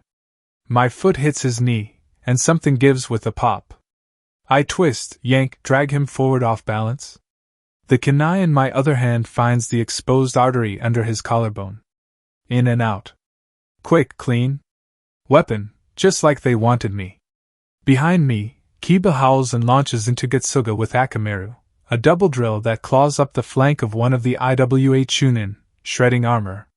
Shino's Kikeichu swarm the second Chunin's feet, crawling up and under armor plates, drinking chakra in greedy gulps. One of the Jonin breaks free of Shikamaru's shadow and slams a fist into the ground. Spikes of earth erupt, stone spears angling for my ribs. Hinata is suddenly there, hand snapping out in a clean, sharp arc. The Juken strike doesn't shatter the stone, but it does disrupt the chakra shaping it. The spear crumbles a handspan from my side. She doesn't look at me. Don't get hit, she says quietly. Working on it, I mutter, already moving. The Kyuubi's pressure drags at our movements like a bad dream, but the body remembers training even when the mind is shaking. We trade blows. We bleed. IWA bleeds more. It doesn't last. One of the Jonin, the one hanging back, clearly decides he's done playing with genin and problematic medics. His hands blur through a longer, heavier sequence. I can taste the chakra density in my teeth. Down! Shikamaru barks. I throw myself sideways, chain yanking me behind a chunk of broken wall. The world goes white and brown and loud. An earth and pressure blast slams the street, ripping the paving stones up and flinging them outward in a vicious cone. The chunk I hid behind explodes. Something hits me midair, a wall, a chunk of debris, I don't know. Pain flares down my left side. For a second I don't know which way is up. Then I'm airborne. The blast picks me up like I weigh nothing and hurls me down the street. I hit another rooftop edge gracelessly, roll, skid, come to a stop against a chimney that cracks under the impact. Everything rings. I lie there, blinking up at the sky that's too bright around the edges from foxlight, and run a quick internal check. Ribs bruised, one probably cracked. Shoulder screaming but socket intact. Skin flayed along one thigh where stone tried to take a souvenir. Still breathing. Not dead. Below, the rookies are a smear of movement and dust. Ino's chakra spikes, sharp, panicked, then narrowed down into a fine, furious wire. She's awake. Shikamaru's shadow spreads again, thinner now, snagging one of the remaining IWA long enough for Niji to put him down with a series of savage, precise strikes. They're still standing. I drag myself upright, teeth in my lip to keep from making noise. That jutsu bought me distance. Space. A little isolation. An opportunity. See? The inner voice says, almost laughing. The universe threw you a bone. You helped. You didn't die. You're not pinned to their side by anything but habit right now. Turn around, Sakura-chan. Just once, choose yourself first. My fingers curl around the chain. I look back at the street. I can see them clearly enough now, dust-covered, blood-streaked, still moving. Ino kneels beside a collapsed section of wall, one hand glowing faint green where she's pressing on Kiba's side. Akamaru lies just behind, breathing shallow, formatted but alive. Shikamaru is propped against the rubble, breathing hard, eyes still on the line. Hinata's cheeks are streaked with grime and blood, Byakugan still spinning. Niji stands over the one jonin they managed to drag down, fingers tight around his own anger. I jump. Pain flares all over again when I land, but I'm upright when I limp the last stretch into their ruined little redoubt. Ino's head snaps up at the sound of my sandals on stone. For a heartbeat, hope flares in her eyes, stupid, raw, bright.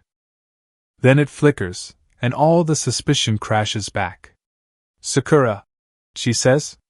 Her chakra buzzes against my skin, keyed up and thin. Funny timing. Maybe I just enjoy dodging Jonin-level Doton with you idiots, I say. My voice comes out flatter than I intended. Or maybe I was already headed this way before your pet fox decided to turn the village into a pressure cooker. Kiba growls weakly. Don't call him. Don't pretend he's safe. I snap, sharper than I meant to. The ringing in my ears, the fox's chakra pressing from a distance, the ache along my ribs, they all stack. You felt that. All of you. That's not a teammate, that's a natural disaster you're hoping remembers what side you're on. Ino, Shikamaru says quietly, before Kiba can lunge and rip something open. His eyes are on me, weighing, calculating. She helped. Took one of the aim. Drew fire. That matters. It doesn't answer the question, Ino says. She stands, hand falling away from Kiba's injury now that the bleeding's slowed. Her face is pale under the grime. Where were you when everything started burning, Sakura? While we were trying to keep kids moving, trying to keep the hospital from turning into a slaughterhouse?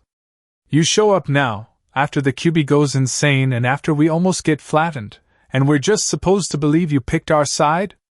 There it is. I swallow, jaw tight. I was where I always am, I say. In someone else's shadow. Doing someone else's dirty work. Realized if I followed the original exit plan, I was just going to die in a narrower tunnel instead of out here, so I changed course. That's not an answer, Ino insists. Her eyes shine, but there's nothing soft in them. You turned your back on us. On the village. On the exam floor. On Lee. On Tenten.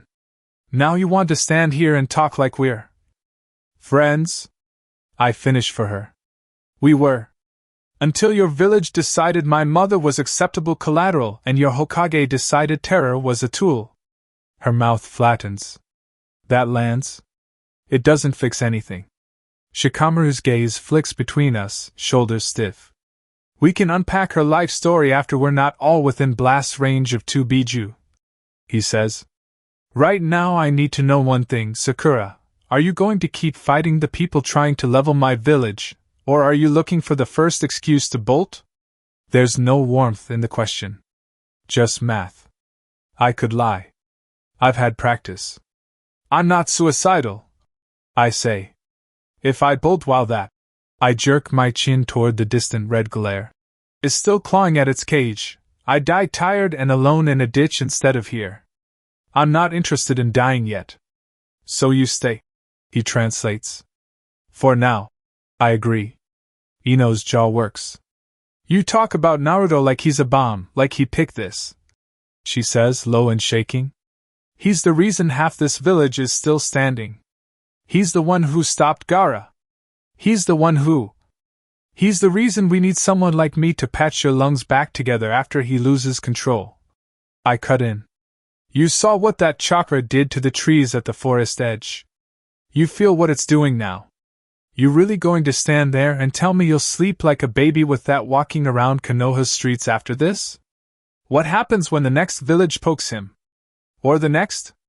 How many times do you gamble that seal holds? Ino's eyes flash.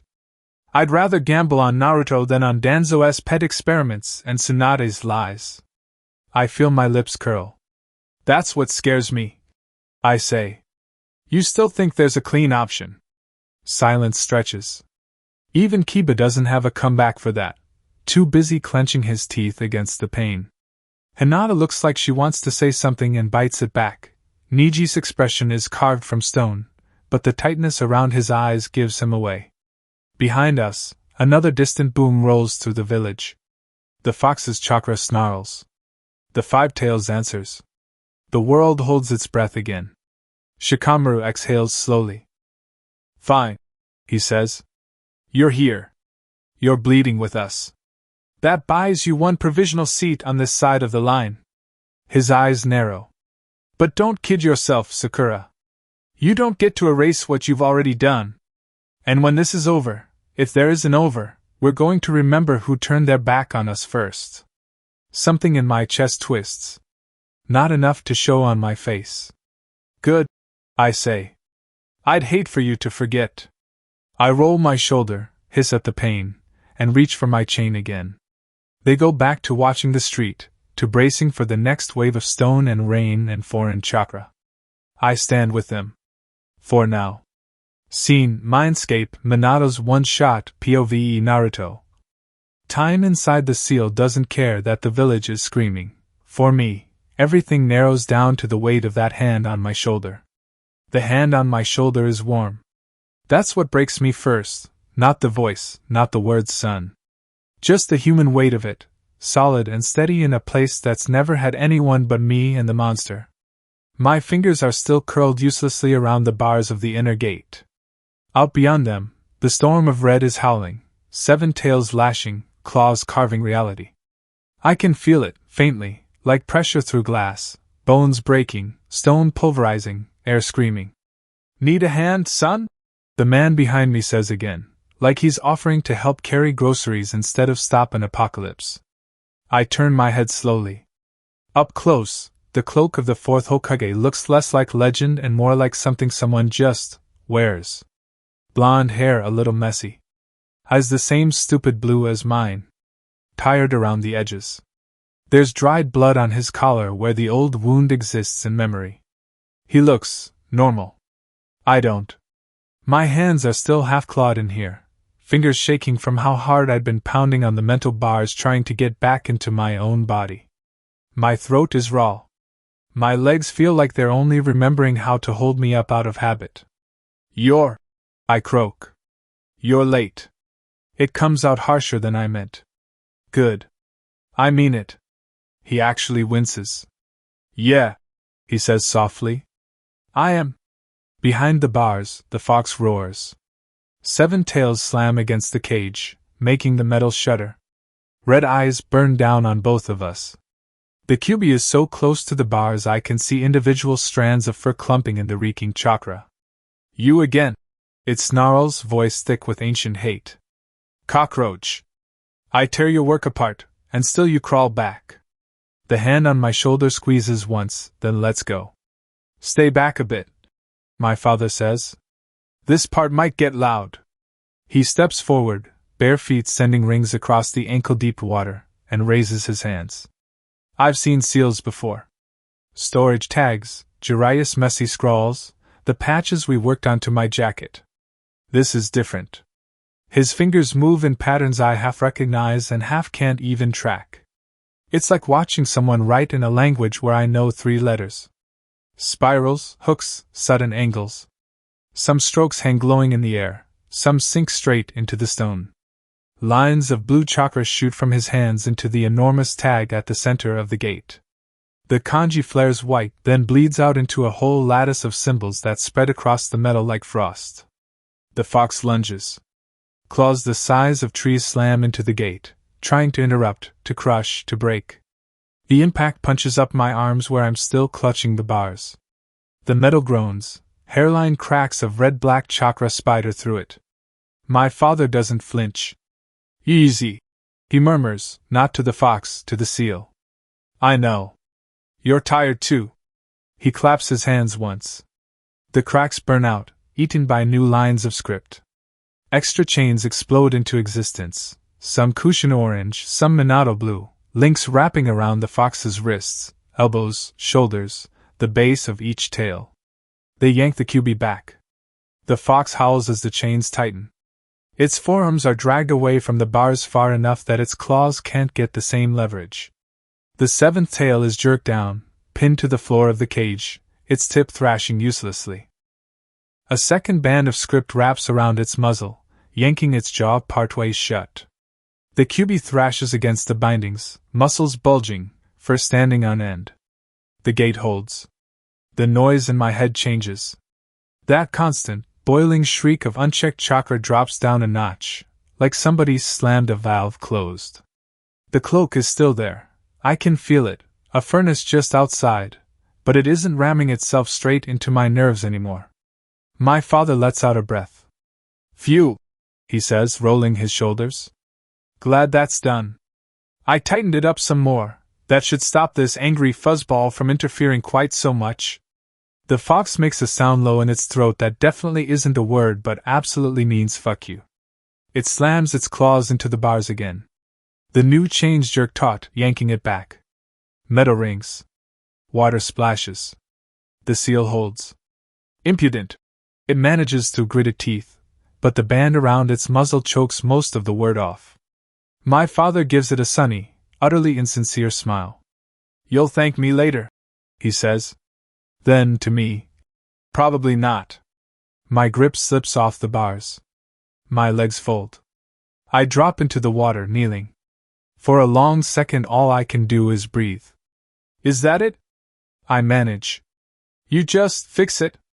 After everything he's been doing out there, you show up and slap extra chains on and it's over? Not over, he says. He drops into a crouch in front of me so we're more or less eye level, cloak rippling in the water. Just less likely to end in you exploding like a watermelon, he adds. Which seemed like a solid step one. A wet, helpless laugh barks out of me. It hurts on the way out. I slap my hands over my face. All I could do was watch, I say. My voice shakes and I hate that it does. He kicked me out.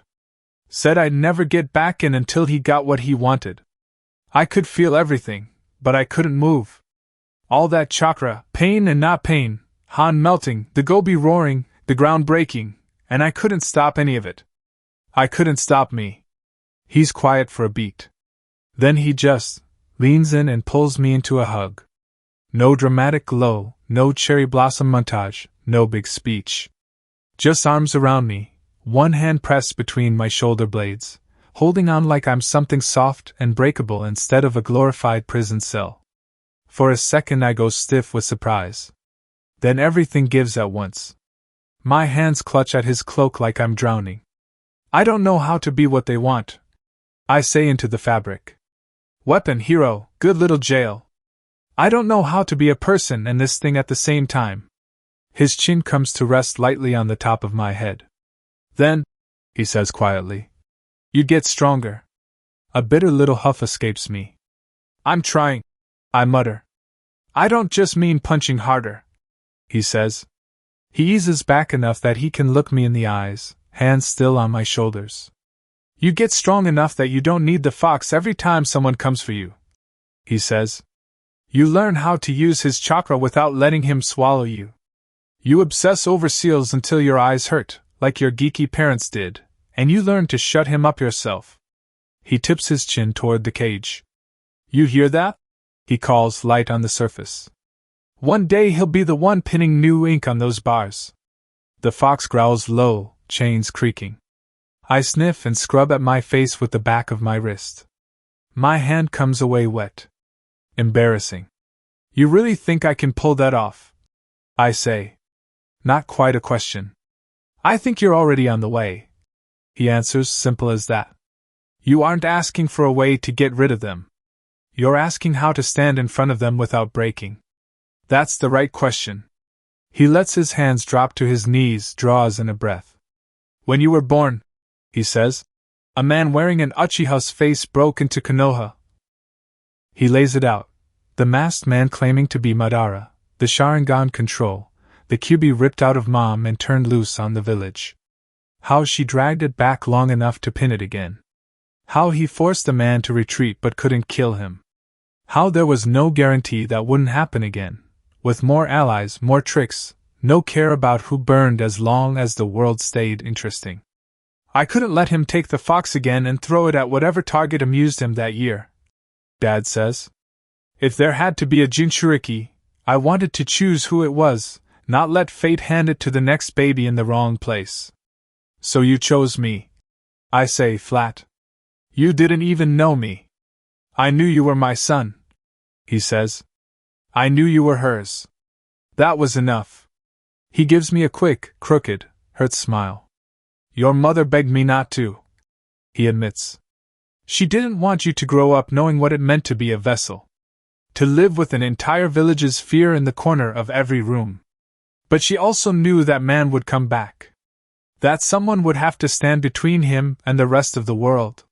His shoulders lift in a small, helpless shrug.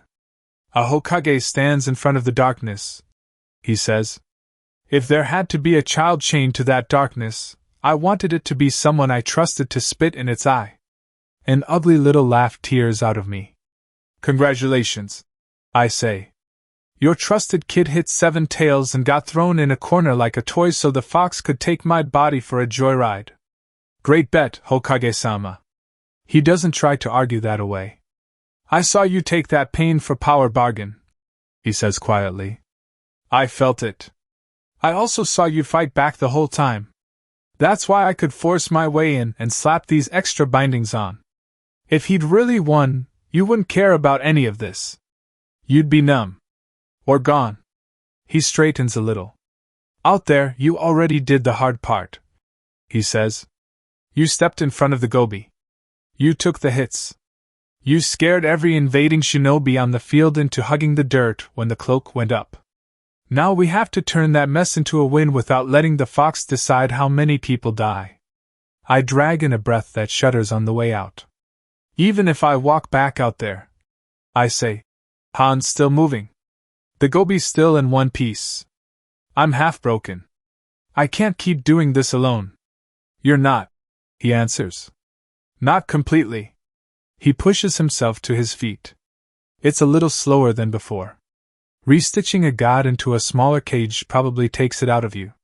You signed the Toad contract, he says. You've met at least one of them. Yeah, I say. Little guy. Old. Bug eyes. Talks a lot.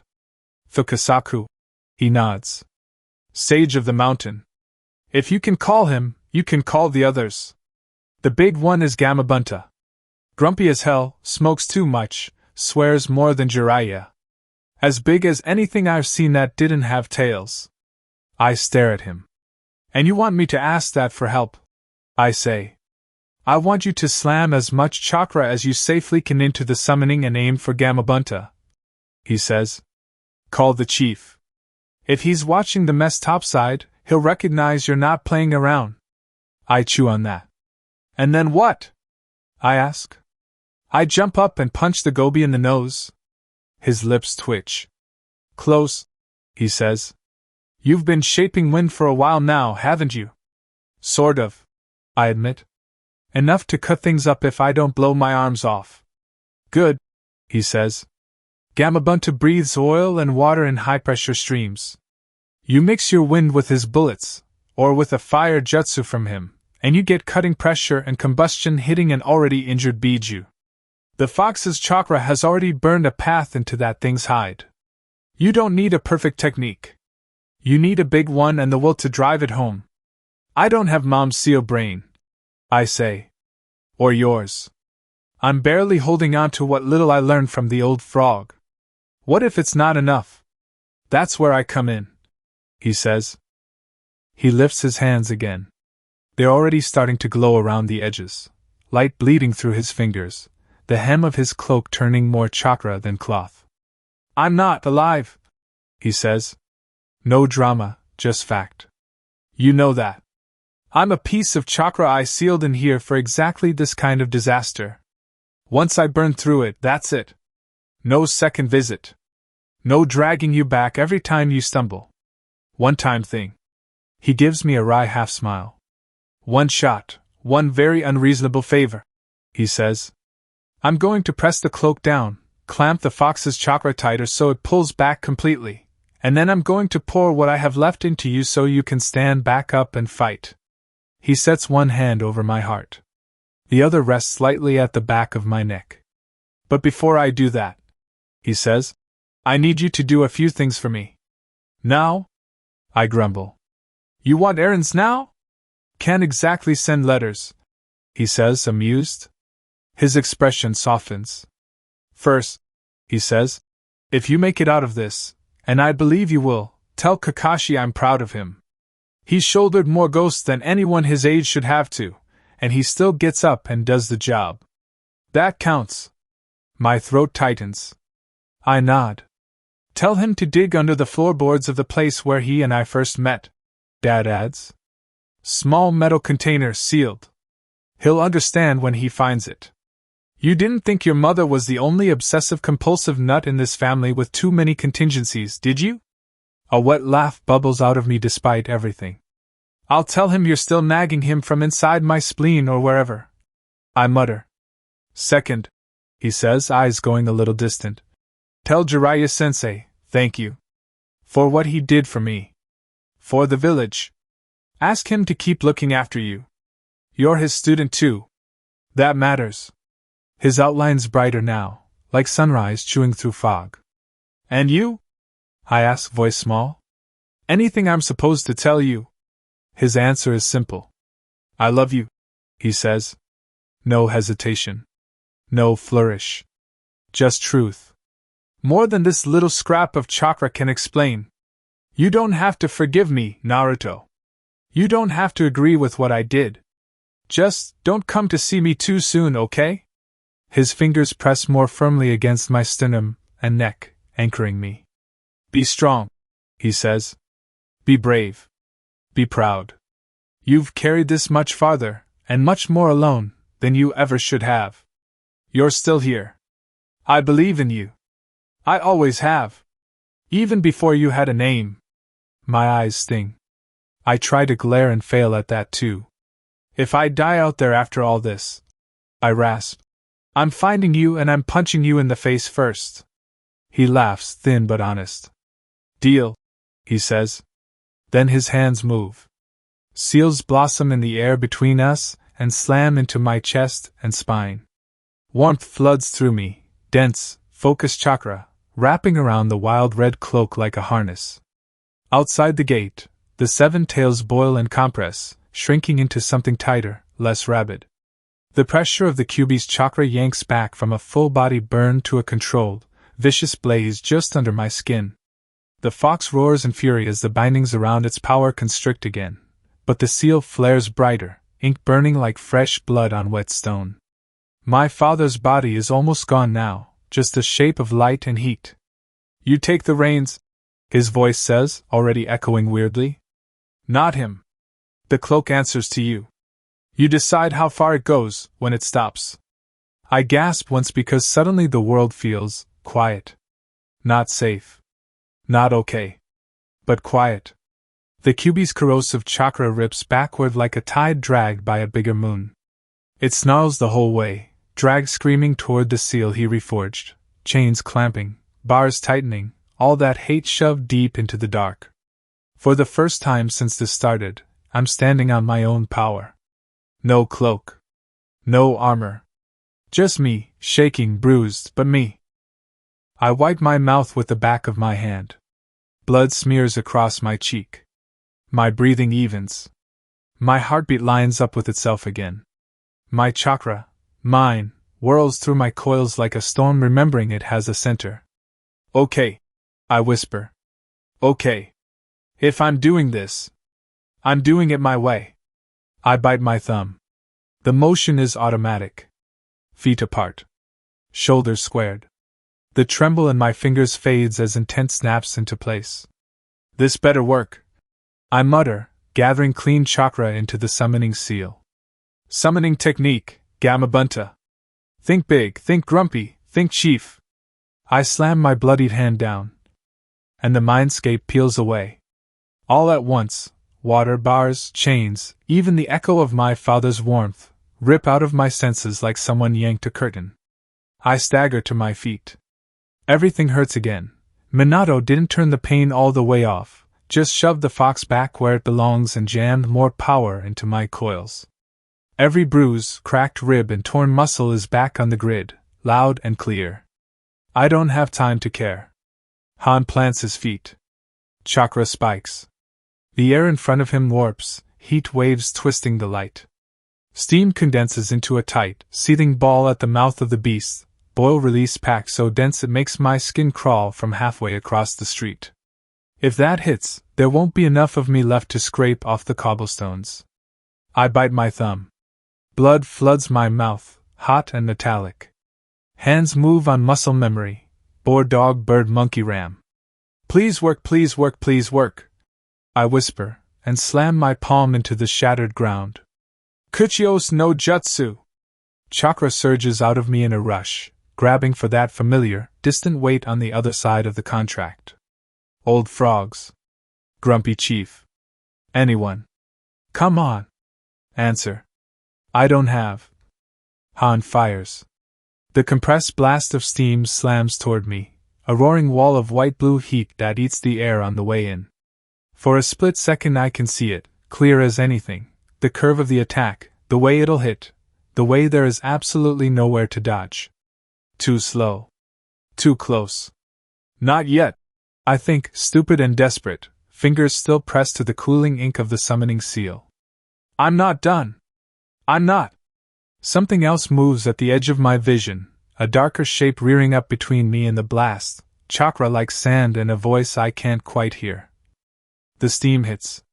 All I see is black. Somewhere above the rubble and the steam, nobody sees what just happened in here. All they feel is the killing pressure stutter, and then, slowly, grudgingly ease. Scene, Hokage's bet POV Tsunade. Something else flickers at the edge of that red storm. Smaller. Sharper. A thread of chakra that doesn't belong to either beast. Bright and clean and golden in a way that hurts to look at even from here. The pressure stops climbing. It doesn't vanish. It settles, pressing down like a storm cloud that has decided, for now, to hang where it is instead of dropping any lower. Enough to keep every shinobi in the village on their toes. Enough to remind them they're ants on a board with gods. But not enough to crush. For a heartbeat I just wait, braced for the other shoe, for the seal to tear, for that pressure to spike again and make me a bigger fool than usual. It doesn't. All along the wall I can feel backs unhunching by degrees, shinobi on every side dragging air into their lungs like they're surprised it still works. I want to sag with them, just for a second. Hokage don't get to. I exhale slowly, lungs suddenly burning. Whatever you think you know about our weapons, Kitsuchi, I say, forcing my voice back into something like steady. Save it for after we survive this mess. I tear my eyes away from the southern sky and lock them back on Hanzo and at Tsuchikage. Because until those tails disappear, I go on, rolling my shoulders back into a fighting stance. Nobody on this wall has time to get squeamish. You wanted revenge and legacy? You came to the right place. Let's see if you can walk away from it. Stone, poison, and old grudges wait in front of me. Hate and hope boil behind me. I flex my fingers once, feel chakra crackle down my arms, and throw myself forward into the only thing I can still control. The next punch. Quick pause, guys. If you are enjoying this story, please take 1 second to check if you are subscribed. I am trying to hit my first massive milestone of 1,000 subscribers, and every single one of you joining the community means the absolute world to me. Alright, let's see what Naruto does next. Chapter 31, The Day the Board Broke. Scene 1, Sand Screaming, POV Gaara. While Konoha buckles under too many enemies and too much history, not everyone runs from the monsters closing in. The sand is screaming. Not out loud, there's too much real screaming for that, but in the way it tears at my control, in the way each grain wants to veer off course and drink. No. I drag it sideways instead of down, turning what should be a crushing coffin into a wall that snaps up between Kankuro and the rain of stone knives. They hit the shield and vanish into the surface with wet thuds, swallowed instead of flung back. My sand shivers, hungry. Keep moving! Baki's voice, hoarse somewhere ahead. We get clear of the stadium choke, then hold a corner and think. Kankuro mutters something foul. Temari's fan snaps open with a metallic click, her chakra spiking sharp at the edge of my senses. Dust chokes the air, tinged with smoke, blood, and that other chakra. It stains the sky even from here, a distant, boiling wound. The first flare had slammed into me like a fist to the sternum, knocking my breath sideways and making mother arch and claw at the inside of my skull. Don't look at it, she shrieks. Run. Little one, run. That is the brothers' fight. Another explosion rolls underfoot. Stone buckles, alleys twist into dead ends as enemy earth mine reshape the terrain. The whole of Konoha is being folded into some new shape, like a paper village dipped in blood. My sand spreads thin along the ground around us, reading pressure shifts, predicting where death will open next. It would be easier to let it loose. To let it rise in a shredder storm and carve a path through IWA, AIM, Konoha, anyone in the way. A red corridor leading out of this place. Naruto would hate that. The thought lands the way it had this morning in the quarter briefing, as the Kazekage talked and I pretended not to listen. As I thought of a blonde boy who fought like he carried something for everyone else. Naruto fought Temari without using the monster. He fought me in the forest without calling the fox when he could have. He looked at me like I wasn't a weapon. If I kill everyone in front of me just because it is easy, when he looks at me again, it will be like everyone used to. Like a thing. Why do you care what the me thinks? A kunai sings through the smoke. My sand intercepts, ballooning into a dome that swallows the detonation from an IWA tag. Shrapnel and fire vanish into grain. They are reshaping the streets. Baki snaps. Gaara, anchor us! I am. My sand thickens at alley mouths and window frames, turning rubble into barricades. Temari's fan slashes cover the openings. Kankuro's puppets scuttle into the wreckage, chakra threads snapping into trap lines. They're alive because I am here. My chest aches. I can hold this, I say quietly. Baki gives one sharp nod. Good. Hold until we get Suna command on channel. But the chaos outside thickens. Under it all, two presences grind like opposing storms. The fox, raw, corrosive. And something hotter, heavier, hissing like a boiled kettle left too long on the flame. The gobi. The five-tailed monster wearing an IWA shinobi-like armor. Mother spikes suddenly feral. Run. Run. Inside the shell. Hide. Do not stand between them. Between who? I whisper. Temari glances at me, too sharp, too careful. My sand has drawn inward, densifying into a bunker around us. I didn't order it. I did, Mother snarls. I will not let him touch you. You are mine. Stop calling yourself that. The words drop like stones. She freezes. You are not my mother. Yashimaru's lies. The blood. The years I clung to a voice that wanted only the kill. Naruto screaming we were the same. Temari shielding me from him. The way he didn't flinch. A shriek splits through my skull, mother's voice fracturing. You are mine. Without me you are. Still here. Then the world erupts.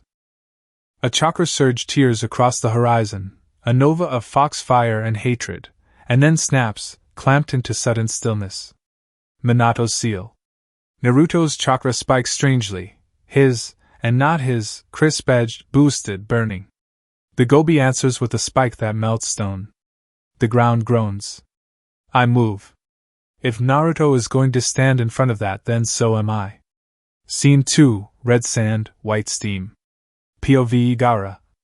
By the time Gaara lets the sand carry him toward that boiling pressure on the horizon, Naruto has already run out of space to stand. I don't walk. I shove. Sand explodes forward beneath me, solidifying into a racing spine, part ramp, part wave. I sprint, vaulting rubble as the sand rises under each stride. The air is a furnace of steam and chakra. Faster. I pour more chakra in. The sand becomes a charging animal, smashing through a collapsed storefront, leaving a trail of glassified rubble. The southern perimeter glows white-hot where steam release has cut through the district. Buildings slump, edges melted. Fog curls off ruined stone. One flare, bright, wild, implodes.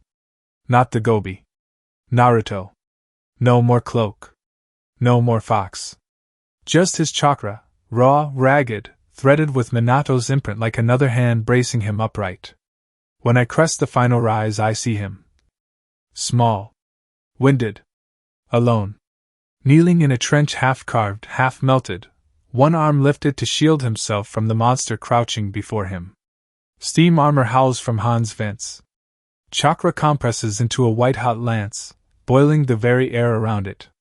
If it hits, there will be nothing left. He already did all he could. He fought gods with borrowed strength. He bought others time to flee.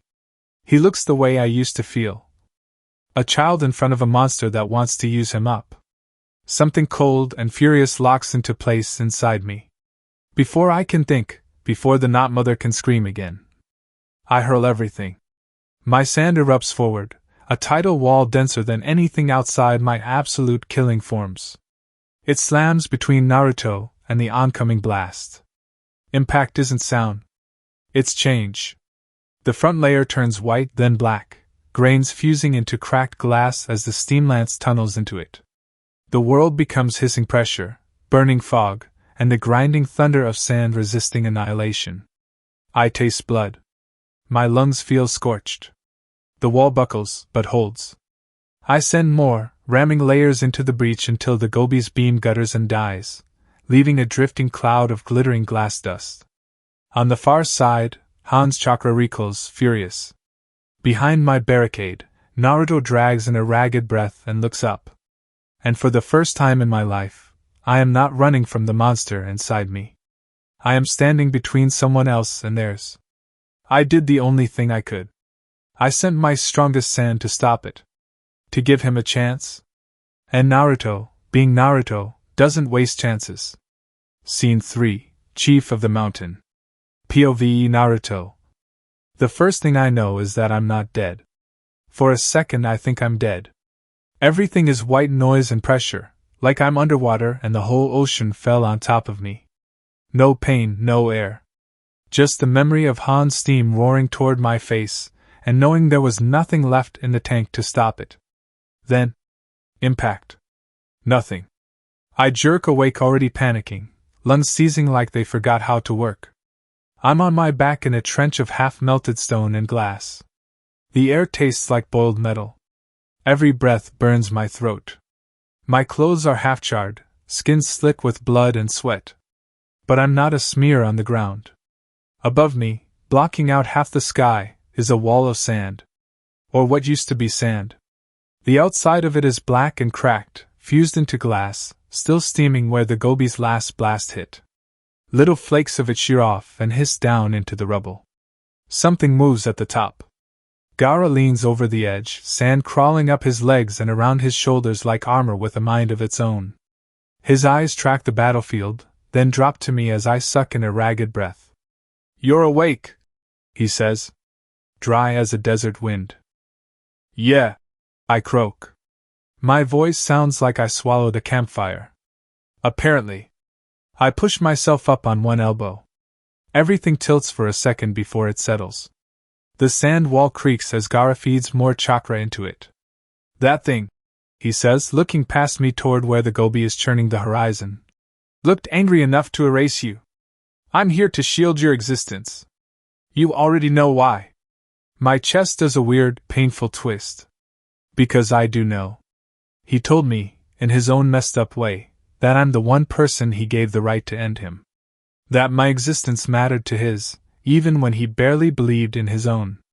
And now he's standing between me and a five tails. "Guess we're even then," I manage. "You keep me from getting erased, I keep you from curling up and letting that thing eat everything." He snorts, tiny, almost not there. "I can hold it off for a while," he says. "I don't know for how long." I drag myself fully upright, legs shaking, and grin up at him anyway. "Then we don't waste it." He finally looks me in the eye. "I meant what I said before," I tell him. "About you being more than the thing in your head. I saw it.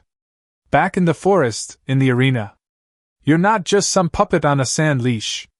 For a heartbeat, something flickers behind his eyes, uncertain, sharp, human. "You talk too much," he mutters. "Yeah, well." I roll my shoulders, wince as muscles protest. "When this bullshit is over, you and me are going to sit down and actually talk about all of it. You, me, Fox, sand, the whole mess. No running away, no sand coffins. If we live," he says. "When?" I shoot back automatically, even as my lungs burn and my legs feel like wet noodles. Then I square myself.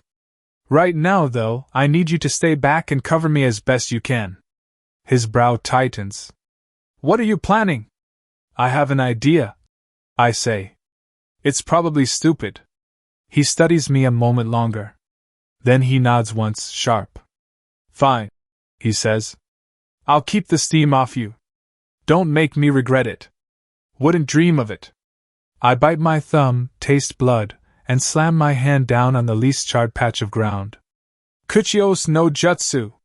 Chakra tears through me, dragging at something deep and old, the toad contract Minato told me about in that strange, quiet place inside the seal. "Biggest thing without a tail you'll ever see," he'd said. "Smokes like a chimney, temper like a landslide." Honestly, I'd always half expected I'd just splatter myself on a cliff trying, not actually pull it off. For a heartbeat, nothing happens. Then the air drops. A shadow big enough to swallow our whole trench falls over us. The ground bucks. The fused sand wall behind me shivers as something enormous slams into the battlefield with the sound of a mountain sitting down too hard. Suddenly I'm not on the ground anymore. I'm on top of something rough and warty and moving, clinging to it with my hands and my chakra as the world lurches. "Who the hell?" A voice like boulders grinding together snarls under my feet. "Summons me into this meat grinder?" I look up. He's huge. Bigger even than my old man's stories made him sound. Orange and blue bulk towering over broken buildings, pipe clamped in his mouth, eyes narrowed and mean. One deep inhale and the smoke coming off him could fog a street. Minato's voice echoes in my head, Chief Toad, big, bad, always smoking, never in a good mood. He hadn't been joking. I say brilliantly. "Wow." One giant eye rolls up to focus on me. "Great," the toad grunts. "A brat. This just gets better and better. Where did you drag me, kid? Into some idiot's biju brawl?" "Kind of," I say. "Long story, very angry horse, lots of steam." He takes in the melted stone, the distant bulk of Han wrapped in gobi chakra, the glass sand wall, the wrecked district. "This place is fucked," he announces. "You pulled me into a clusterfuck." I swallow, plant my feet wider on his head and shove more chakra into my soles so I don't go skidding off. "Okay, first things first," I blurt. "You Gamabunta? Chief Toad of Mount Mayaboku?" Big bad, smokes too much, complains even more? He squints at me.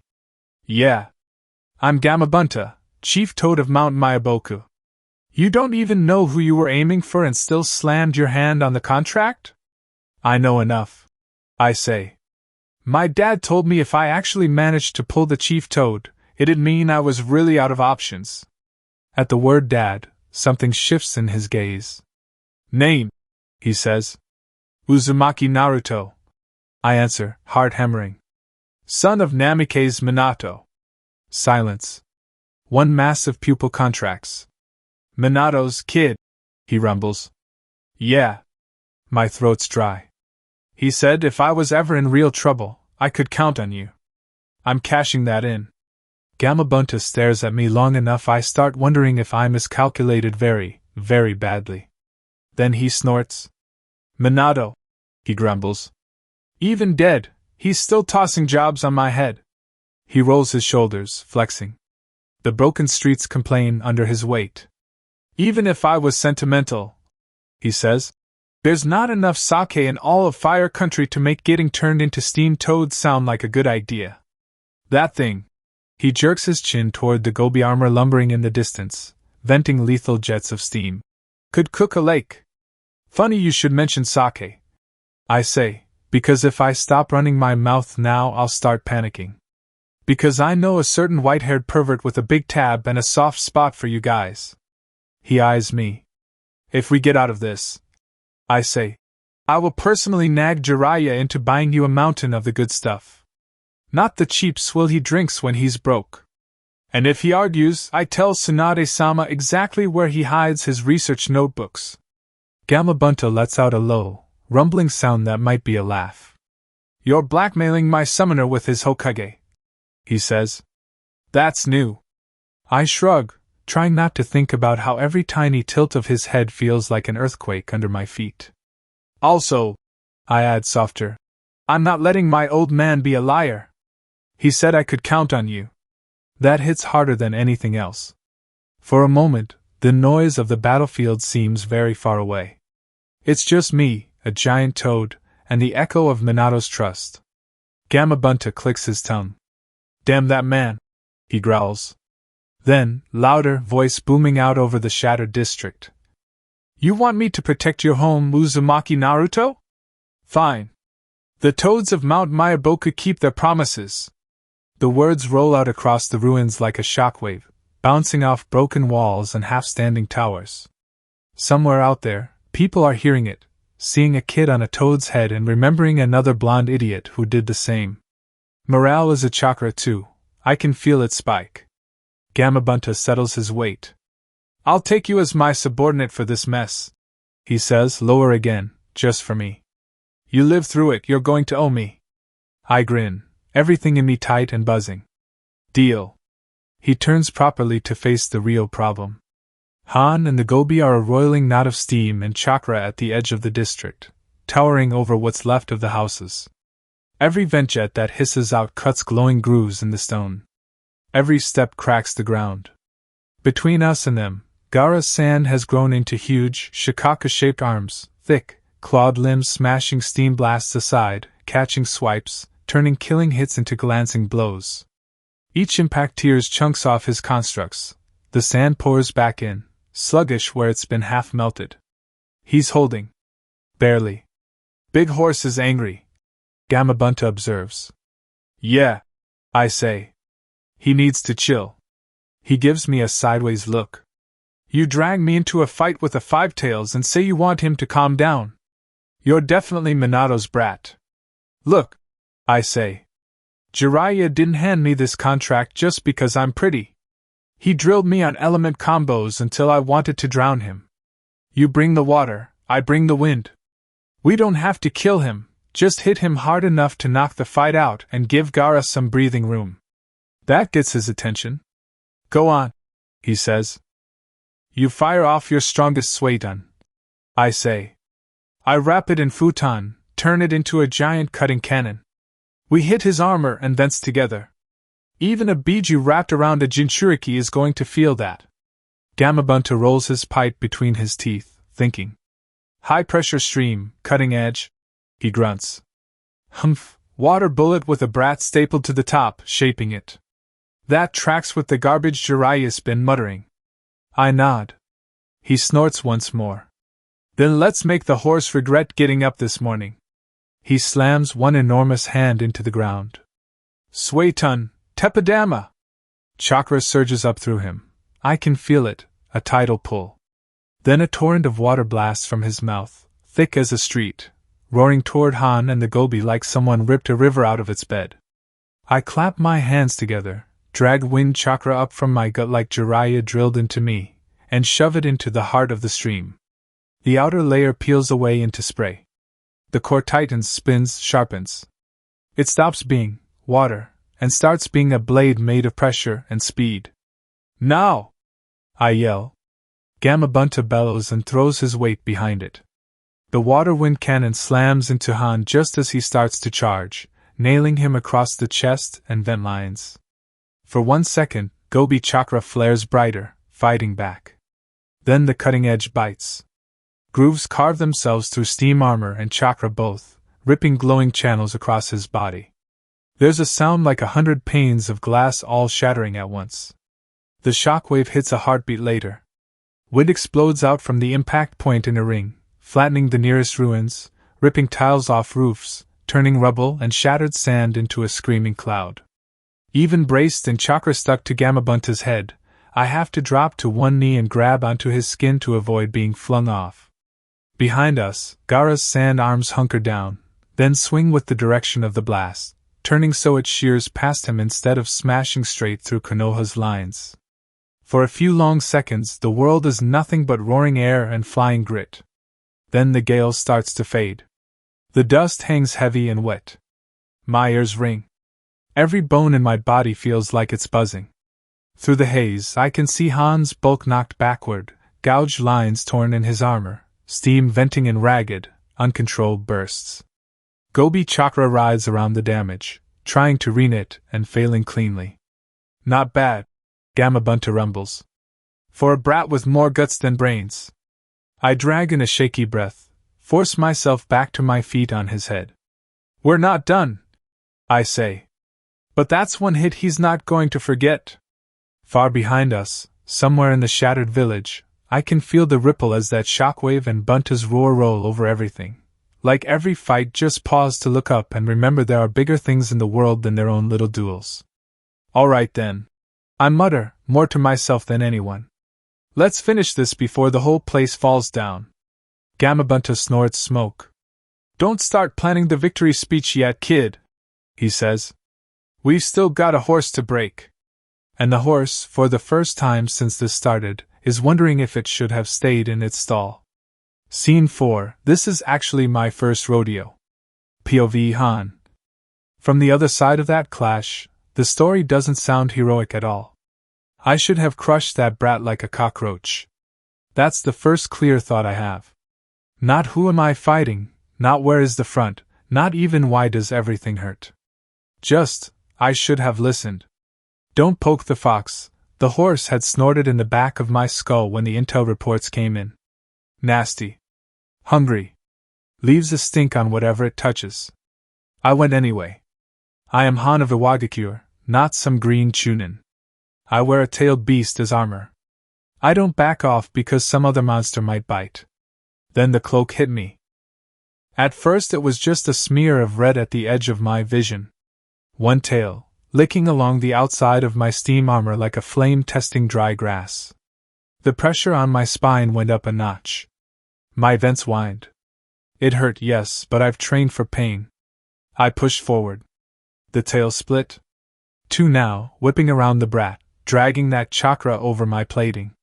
Boil release warped where it touched, my own steam boiling me inside the suit in little, sharp flashes. It was like standing too close to a furnace door that someone kept slamming into your ribs. The horse screamed. Not outside. Inside. A high, furious shriek that rattled my teeth and made my vision swim. Retreat. Back. Don't let it in. The cloak thickened. For a moment, he wasn't a kid anymore. He was a shape made of teeth and hate, moving too fast, hitting too hard. Every blow that glanced off my armor still felt like it was shredding something underneath, fox chakra clawing for seams, for openings, for me. It didn't stop. It kept coming, over and over, a juggernaut of malice and hunger and rage. My steam scalded me. The fox burned me. I couldn't tell where my chakra ended and their poison started. Each time we collided, something inside the armor tore a little more. The horse's voice broke. Enough. And then it was gone. Cloak, pressure, taste of blood, snapped out like a bad dream cut off mid-scream. The fox yanked backward by some invisible hand. The brat dropped out of that burning shroud, panting, small again. I staggered. Steam spilled off me in ragged bursts. Armor hissing, vents screaming, the echo of those red claws still scraping along my nerves. I could have pulled back right there. I should have. Instead, I took one step forward. Another brat interfered. Sand. Out of nowhere, like a golden wall slamming in front of my next blast. Shikaku's stink all over it. Taka's file hadn't been exaggerating. Sooner really had loaded a full Jinchuriki into this mess. The sand caught my attack. Boil release chewed at it, turned parts to glass, but it held. The fox brat didn't die. He just lay there and breathed and then got up. 2 hosts between me and the job. I was still deciding which one to erase first when he did it. The blonde idiot bit his thumb, slammed his hand down, and the world shook. I'd heard about boss summons. Everyone has. Jiraiya. The 4th. Clans with contracts old as the stones under the villages. Knowing the story isn't the same as seeing the toad. 1 second I'm braced low, steam billowing, lining up another charge. The next there's a mountain of orange and blue in front of me, pipe in its mouth, knife on its hip, brat stuck to its head like a tick. I don't let them settle. I can't. If he repositions, if he gets more space, more time, this turns into a siege instead of a hammer. I charge. Hooves dig into the stone, boil release surging through my limbs. Steam armor thickens, venting sideways to push off the ground, to add speed. The distance between us vanishes. I hear it before I feel it. The hiss of compressed water. The howl of wind wrapped around it. Then pain. Cutting, freezing, burning all at once as the water cannon hits, wrapped in something sharp enough to bite straight through my armor. Vents scream. Plates crack. Chakra lines stutter. If I take another hit like that, the armor will fail. The horse will be exposed. We both know it. Move, he bellows in my head. Reposition. I try. I really do. But the toad doesn't give me the chance. He's on me in the next heartbeat, closing the distance I tried to open, swinging a blade the size of a building. There's wind on that edge too, a thin, high whine as it cuts through the ruined air. For the first time since I put on this armor, I think, I'm going to die here. The Five Tails doesn't argue. He dives. Not just pulling back a little, he yanks himself all the way down into the seal, out of the armor, out of the air, wrenching his chakra away so hard the steam plates peel from my skin like torn scabs. One moment I'm wrapped in a biju. The next I'm a man in too heavy gear, cracked ribs and fried nerves and almost no beast between my flesh and that sword. The blade misses me. Because the massive body it was aimed at, neck, shoulder, a target the size of a tower, is gone. Gobi's mass vanishes into the seal and Gamabunta's strike comes down on empty air. Empty air and stone. The sword slams into the ground where the horse's neck had been, impact splitting rock, throwing shards and dust in all directions. The wind wrapped around the edge shears out in a ring, a cutting pressure front that bites into steel and flesh both. It hits me like a wall. Plates buckle. Straps snap. My skin feels flayed where the wind finds gaps. The shockwave rips my footing out from under me and throws me sideways like I weigh nothing at all. I hit the ground hard enough that everything goes white for a second. When the world swims back, the clones are already there. Blonde flashes dropping around the crater, 3, 5, more, hands flying through seals. Wind starting to whine sharp enough to sting the ears, oil slick gleaming on shattered stone, that damn toad shifting its weight like it has another swing in it. We take the only direction that isn't instant death. Down. The ground comes up again, closer, meaner. Stone cracks under my weight. The impact knocks something loose in my head. For a second the world goes gray. I taste blood. Every instinct says get up, charge again, don't show your back. Every lesson drilled into me since Academy screams about honor, about Iwa's pride, about what a Jinchuriki is supposed to be. The horse doesn't care. Up or out, he snarls. Choose. I am not going back into that fog for your ego. He's right. I know he's right. I bolt. Straight back, breaking line of sight, using what's left of my armor to punch a hole through a half-crumbled building, then another. I run until my lungs feel like they're going to tear, until the roar of the toad and the Jinchuriki is noise instead of shape. They let me go. Not because they can't chase. Because they won't risk forcing the horse back out of the seal and losing control of another tailed beast in the middle of this village. The five tails flinched from the fox once already. Nobody here wants to see what happens if he comes out angry and unchained. As I run, I still hear him. The toad's laugh booms over the ruins, harsh and amused. That's it, horsey! Gallop, you coward! Next time don't mess with the toads! There's cheering after that. Leaf voices, Suna voices, all of them. A roar of relief and triumph that has nothing to do with me. Great.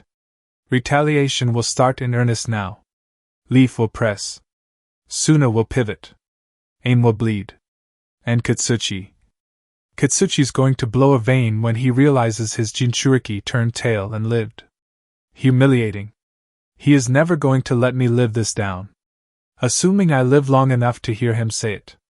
Scene 5. The middle line holds. POV, Jiraiya. Up on the wall, different legends are making different kinds of mistakes. Hanzo still moved like the war hadn't ended. 1 second he was a dark shape on the broken outer wall with Katsuchi. The next he was on the rubble 50 meters closer, rebreather glinting, sickle already stained, Ibu's shadow sliding under the stone like an oil slick. So much for old age slowing anyone down. You're glaring again, Orochimaru said lightly from my left. Wrinkles don't help our odds, Jiraiya. Shut up and watch his hands, I muttered. Below us, Iwa's line was reshaping the ground. Katsuchi slammed his palms down and the earth answered, ridges lifting, new cover rising for their vanguard, firing slots opening in the stone. He didn't have his father's dust release, but he didn't need it. A Kaige who can rebuild the battlefield faster than you can break it is a problem all on his own. Poison mist was already creeping toward our position. Ibu's haze rolled low over the broken arena floor, hugging the ground, shining faintly where it brushed old blood. If that reached the main line, we'd have dead jonin stacked like cordwood. Tsunade stepped up on my right, cracking her knuckles once. Her eyes were flat, focused. Cubinite ghosts were still in there, but she'd shoved them behind the job. Formation 3? She said. I hated that I knew what she meant without asking. Yeah, I said. Formation 3. I bit my thumb and slammed my hand down. A mid-sized toad, the kind we use for mobility, not show, popped into existence beneath us.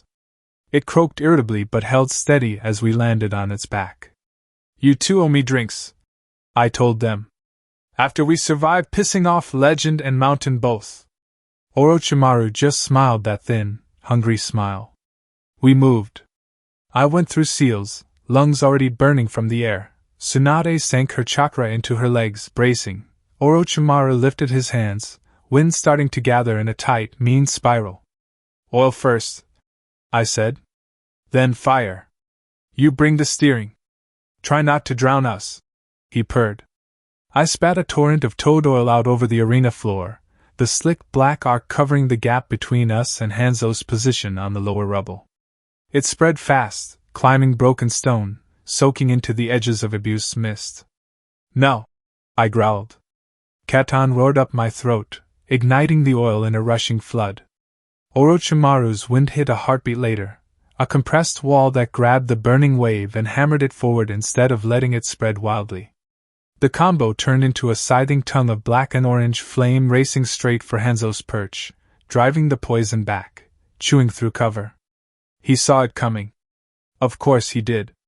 He moved to leap aside, and that's when Kitsuchi saved him. The Sasuke slammed both palms down. A wall of stone erupted between Hanzo and our attack, thick enough to block a summoning. Fire and burning oil hit it full on, climbing, cracking it, forcing molten rock out the sides, but not punching through in time. Part of the wave broke around the edges, fell on the IWA advance. Screams rose. The smell of cooked flesh hit an instant later. I didn't enjoy it. I didn't lose sleep over it either. TCH, Orochimaru said. He's not letting us erase Shodai's pet salamander so easily. Kitsuchi's not stupid, I said. He knows if Hanzo dies, her aim unravels and Akatsuki just walks in. Or strolls, Orochimaru mused. Pain never hurries. I didn't like the way his voice shifted on that name. Wary. Almost respectful. It said a lot when a monster like Orochimaru was afraid of someone else's god. Hanzo didn't waste the cover Kitsuchi bought him. He sprang to the side as the stone wall started to crumble, Ibius bursting from the ground right behind him in a spray of dust, maw opening. The next exhale intensified the poison, a thicker plume curling toward us. Our earlier fire had burned some of it out of the air, but not enough. Back! I snapped.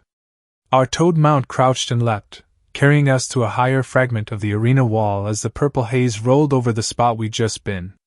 Below, Konoha and AIM clashed, gas masks and leaf flak vests mixed with IWA armor. I tagged the positions automatically. Weak points. Break points. Who was about to die if I didn't move? Focus. Poison first. Then old ghosts. Tsunade, I said. You see that? She'd always hated poison. Now she looked at Ibius the way she'd looked at Dan's corpse. Yeah, she said. I see it. She dropped off the toad's back, hit the cracked stone in a crouch, and slammed one chakra-loaded fist into the ground. The shockwave fractured Ibius' immediate terrain, dropping the salamander a good meter as the stone spider-webbed under him. The next pulse of poison mist blew sideways instead of straight forward, vented across a dead zone instead of our line. He snarled, trying to clamber out. She was already moving, using the broken ground as stepping stones, smashing through half-formed Doton bulwarks as she went. Kitsuchi responded fast. His hands flashed through seals, and a hulking earth golem surged up between her and Ibius, taking her next punch with a cracking sound like a tree splitting. The golem staggered, shoulders crumbling, but it held. Annoying, Orochimaru murmured. You take care of the rock, I said. I'll keep our medic alive. I jumped. Hanzo met me halfway, shunshin flicker and sickle already arcing for my neck. Up close, his chakra felt old and mean, honed by too many wars. The breath hissing through his mask wasn't ragged. He was enjoying this. Jiraiya of the Sannin, he said, reappearing to my left as my hair lengthened and stabbed for him in a white spear. Hari Jizo defensively, Needle Jizo offensively, Minato's influence making me cheat with my own tricks. You've gotten slower. Funny, I shot back, parrying with hardened hair, feeling the impact all the way into my shoulders. I was about to say the same about you. He flicked something with his offhand, tags, glinting as they spun. I cursed and went low. The line of explosions ripped through the air where my head had been, chewing more holes in the already ruined wall. His style hadn't changed: speed, poison, explosives, harassment. Not the flashiest, but he drowned whole platoons in this game once. We clashed, broke, clashed again. Every time I tried to line up something big, Kitsuchi nudged the battlefield with more Doton, tilting the ground, raising cover, forcing my aim off our own troops. We weren't going to win this with just brute force. Orochimaru! I shouted, dodging another sickle swipe, feeling the edge scrape my shoulder guard. You done flirting with the rock yet? A hiss of displaced air answered. A huge stone hand, the golem's, toppled past us, fingers crushed. Orochimaru slid into view along its collapsing wrist, Kusanagi extended, eyes bright. Jealous? He asked. Of your taste in dance partners? No thanks. Hanzo landed lightly on a broken pillar, eyeline flicking between us. Kitsuchi straightened on a slab behind him, dust on his armor, face set in that IWA look I'd seen too many times, steady hate, no hurry. I didn't let myself look south. Naruto was down there, somewhere in the streets beyond the destroyed edge of the arena, dancing with a different monster. I could feel the aftertaste of Biju chakra in the air even through Hanzo's poison. I shoved the worry down. We'd had our argument. I'd made my bet. Now all I could do was make sure the village still existed for the brat to save. Middle line, remember? Tsunade had said earlier, before we split. You keep the nightmares off my back, I keep the village from bleeding out. Middle line. Between her and Orochimaru. Between Konoha and every vulture circling it. Between Naruto and a world very eager to kill him, or steal him. Again, I said. We press them together. Kitsuchi keeps hauling him out of the fire, make him use up his tricks. Orochimaru's tongue flicked against the Fong. Fire and wind? He asked.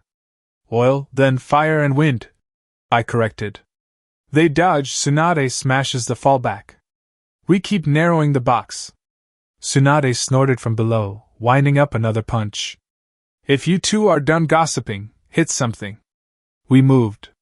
I snapped through seals, lungs aching, and spat another gush of oil, this time aimed high, arcing over Hanzo and toward Kitsuchi's platform. Hanzo's shunt shined sideways, but he had to choose a direction that didn't drop him straight into Abu's recovering position. That restricted his angles more than he liked. Kitsuchi stomped and raised another bulwark. Orochimaru's wind slammed into my oil midair, compressing it, driving it faster. I lit it with a snap of katon at the last second. The result was ugly. A pressurized lance of burning oil that hammered into Kitsuchi's fresh earth wall and punched through in gouts, spraying everything behind it in fire. Hanzo caught a spray on his armor as he moved. Even with his protection, I saw the way his body jerked, the way his stance stuttered. He was not a young man anymore. Even legends wear down. Careful, Orochimaru called lazily. Your village's new god might not appreciate you getting yourself killed before he arrives. Hanzo's head snapped toward him. The look in his visible eye was pure venom. Pain is not my... He cut off, leaping as Tsunade smashed up through the floor where he'd been, fist first, pulverizing stone and leaving a fresh crater. Less talking, more surviving, she snarled. For a few messy seconds it worked. We had them off balance, Hanzo dodging Tsunade's blows while avoiding the lingering slicks of burning oil, Kitsuchi distracted with keeping the arena from collapsing completely under everyone's feet. Then Abu's vanished into the stone again, and the next breath of poison came up from a different angle, curling around a cluster of our chunin on the wall. Their screams cut through the battle noise. I swore and moved to counter, but Kitsuchi seized the opening. Stones surged up around Tsunade, slabs grinding together, a crude but effective earth release, sandwich aimed at crushing her where she stood. She saw it coming too late. Shit! I hissed. I slapped my hand to the ground. Gammakin! I barked. A taller, shield-bearing toad popped into place between the closing slabs, arms raised. The stones slammed into his shield instead of Tsunade's spine, fracturing it but not breaking through. Oi, Jiraiya! He yelled back over his shoulder. You owe me for that one. Add it to the tab, I said. Tsunade darted out from under his elbow and repaid Kitsuchi by turning one of the half-formed stone panels into gravel with a single punch. The echo rattled my teeth. We were all breathing harder now. Even Orochimaru had stopped smirking quite so much. Then the chakra in the air changed. It hit like a pressure wave even before the sound, Biju chakra flaring high and then twisting. Not just Gobi. Something else, familiar and still wrong, brushing the edge of my senses. Naruto. My stomach dipped. Don't, I told myself. You can't get to him from here. Hold your front. And then, clear as a temple bell cutting through a storm, a voice rolled over the battlefield. You want me to protect your home, Uzumaki Naruto? Fine. The toads of Mount Mayaboku keep their promises. Every fight on the wall stuttered. Gamaken straightened a little under us. Bunta! He muttered, half proud, half annoyed. Of course the brat had gone and pulled in the chief.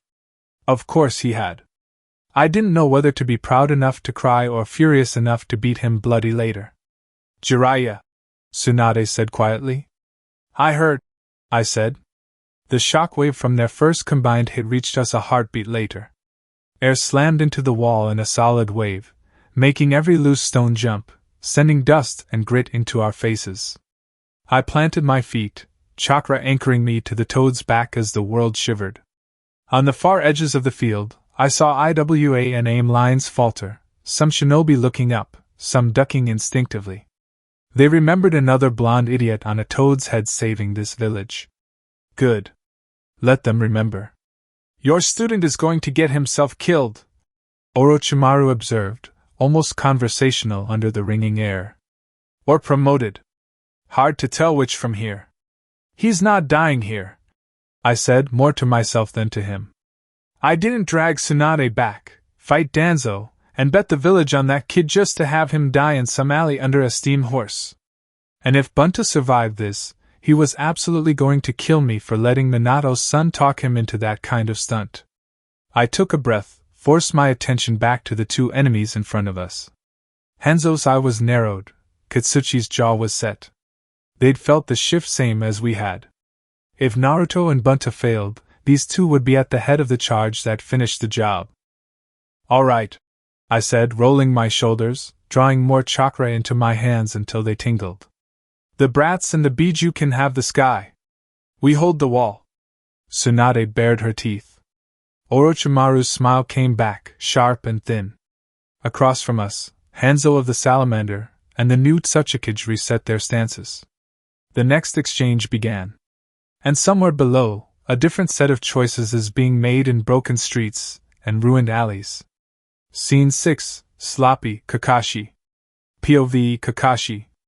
I should have seen it coming. 3 IWA in stone gray had me pinned in a narrow alley, walls blown half in, half out, a solid one at my back. Classic box. Cannabis, remixed. My fault. I'd stayed too long in an aim skirmish, cut down more of them than my chakra really liked, and hadn't noticed IWA quietly knitting the terrain around me into a trap. I shoved my left eye and slid my forehead protector up. Sloppy, Kakashi. The Sharingan opens like a slow, familiar headache. Obito's eye spins, chakra signatures flare into sharp relief. 3 IWA in front, 1 Doton, 2 mid-range killers. Suna and Konoha scattered further out, aim like mold in the cracks. Something heavy and unpleasant simmering on the southern edge of my range, Biju-like, but banked, not flaring yet. A storm waiting, not breaking. The Dotanin slams his hands down. The alley floor convulses, walls surging up on either side, trying to crush me like a press. The other two dart in behind the rising stone, kunai and tags ready. Sorry, I say, mostly to myself. No more playing nice. Chakra spikes down my arms. The air around my hands buzzes, hairs lifting as lightning drags itself together. Raiton! Guerrero! 3 wolves explode from my palms, lean, mid-sized shapes of crackling lightning, each tethered to me by thin arcs. They hit the rising stone, blow through, and tear into the IWA formation. One man dies instantly, chest hollowed. Another loses an arm and goes down screaming. The third lives. There's always one. The alley fills with dust, ozone, and the bitter stink of scorched stone. My reserves twinge. The Sharingan's pull sits heavy behind my eye. I drag the Hittite back down, covering it, and steady my breathing. We're not holding like this, I mutter behind the mask. Too many fronts, not enough idiots. Movement in the dust. The surviving IWA reforms out of the swirling grit, water cascading off him. Suiton armor. He's picked up 2 aim on the way, both chakra signatures sharp and sour. I reach for a kunai, already mapping out exactly how much Raikiri my body can get away with, when the air behind them wrinkles. AMBU mask. Wrong cloak. Black, not brown. Root. He lands without sound, barehanded. His palms are an ugly, mottled purple. He clamps one hand over each aim's face. They don't finish screaming. Flesh goes from pink to black to gone in seconds, eaten away like rot. The Iwanine takes an instinctive step back. The root operative simply taps 2 fingers to his neck. The chakra stutters and snuffs out. 3 enemies, 3 bodies. I don't thank him. The mask turns my way, gives a small, precise nod, and vanishes in a blur of shunshin. Danzo's dogs on the surface. Things really are that bad. I pop a soldier pill from my vest, tug the mask down just enough to swallow it, and grimace as it hits. All right. I sigh. Let's live dangerously. Before the taste has even faded, every calm mark on my skin jolts. Danzo's voice cuts across the net, dry, controlled, amplified across Konoha's channels and, more importantly, into Suna's. He doesn't recite law or history. He doesn't need to. Just 4 ideas straight and sharp. Your Kazekage is dead. Orochimaru and your allies are using you. Konoha will provisionally pardon any Suna shinobi who stop attacking us and turn on IWA, aim, and sound.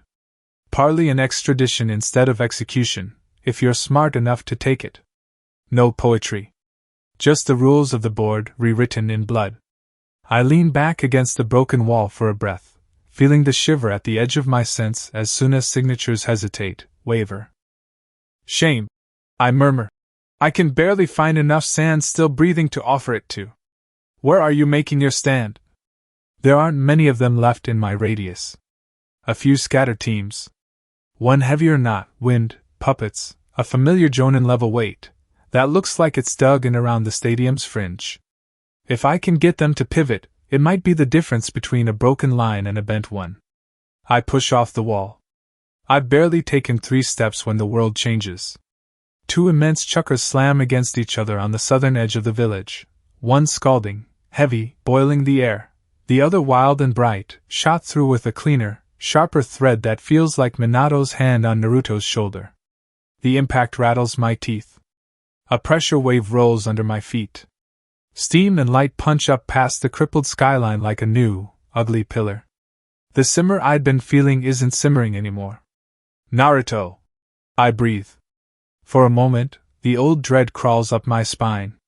A boy with 2 big eyes and a louder grin than sense, walking around with the kind of monster Minato and Kushina died to keep chained.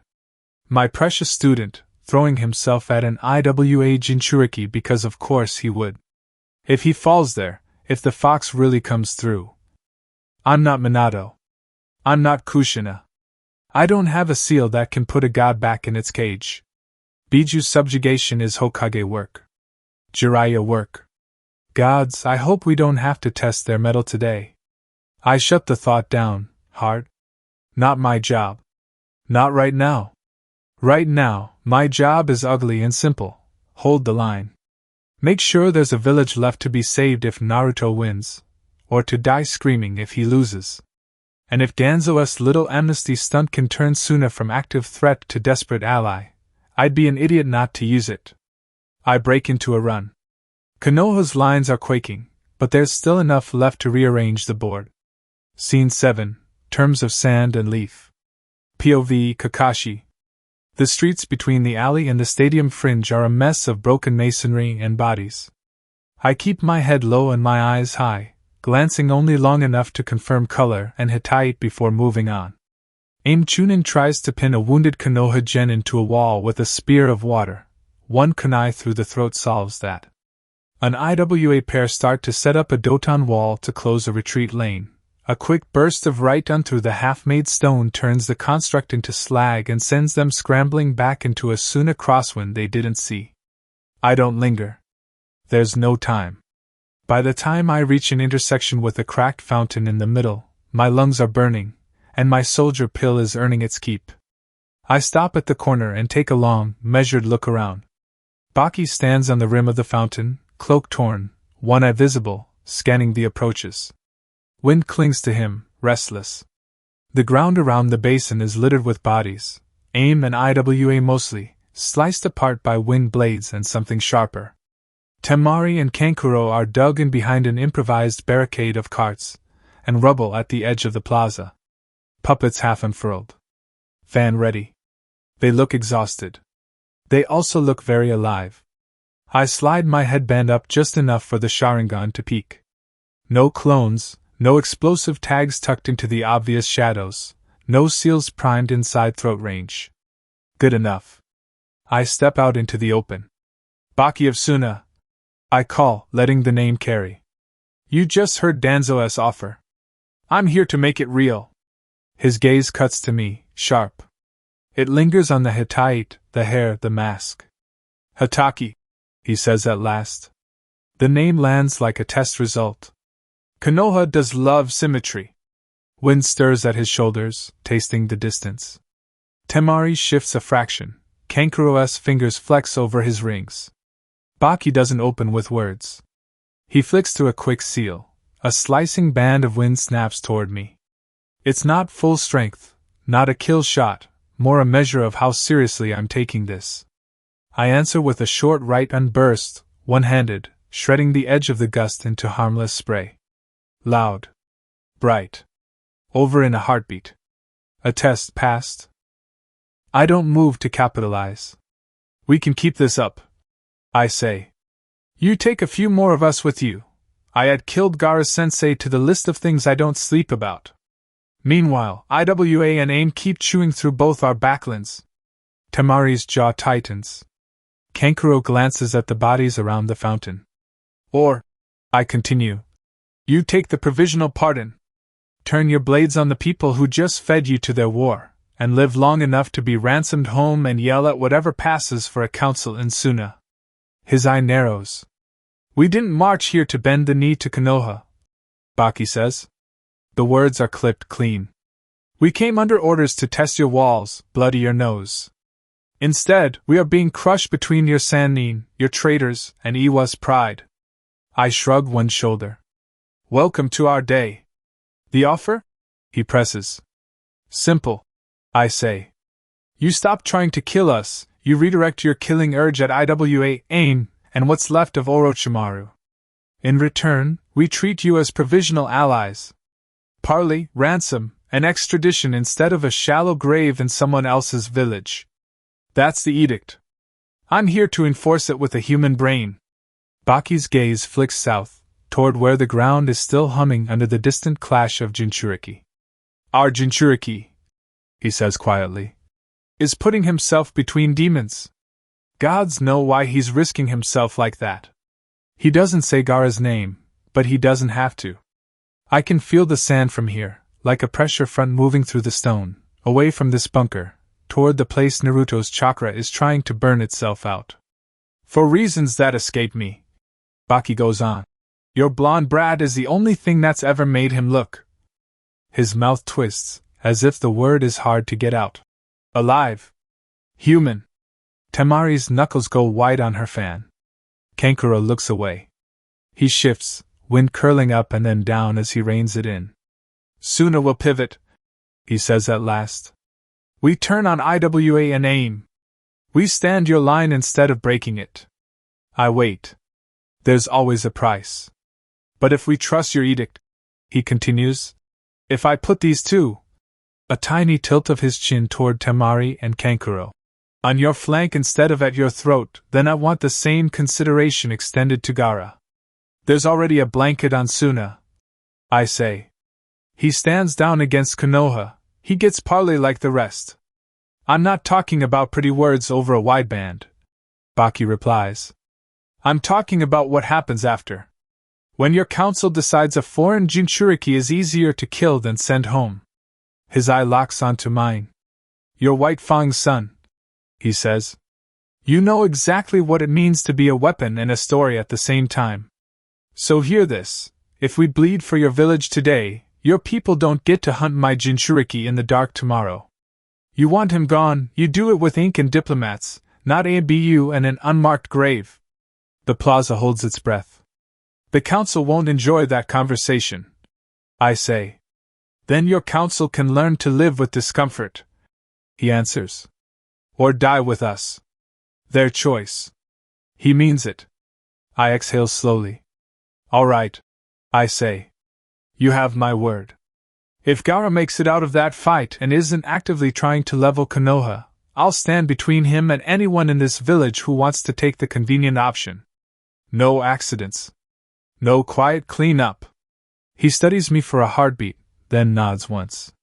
Suna Jonin Baki accepts provisional alliance, he says. The word provisional lands like a kunai. Temari. Kankuro.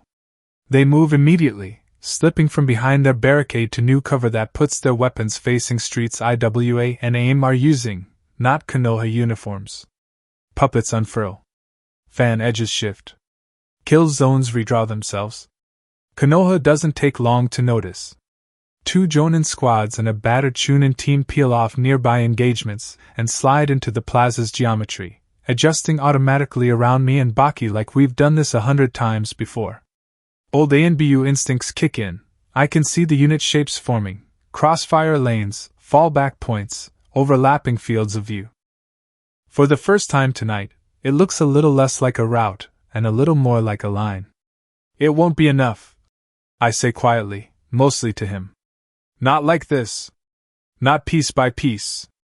Baki doesn't look at me.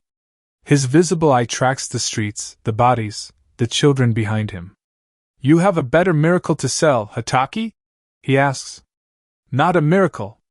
I scan the rooftop edges, searching for familiar clan markings. A Yamanaka. His eye flicks my way, wary.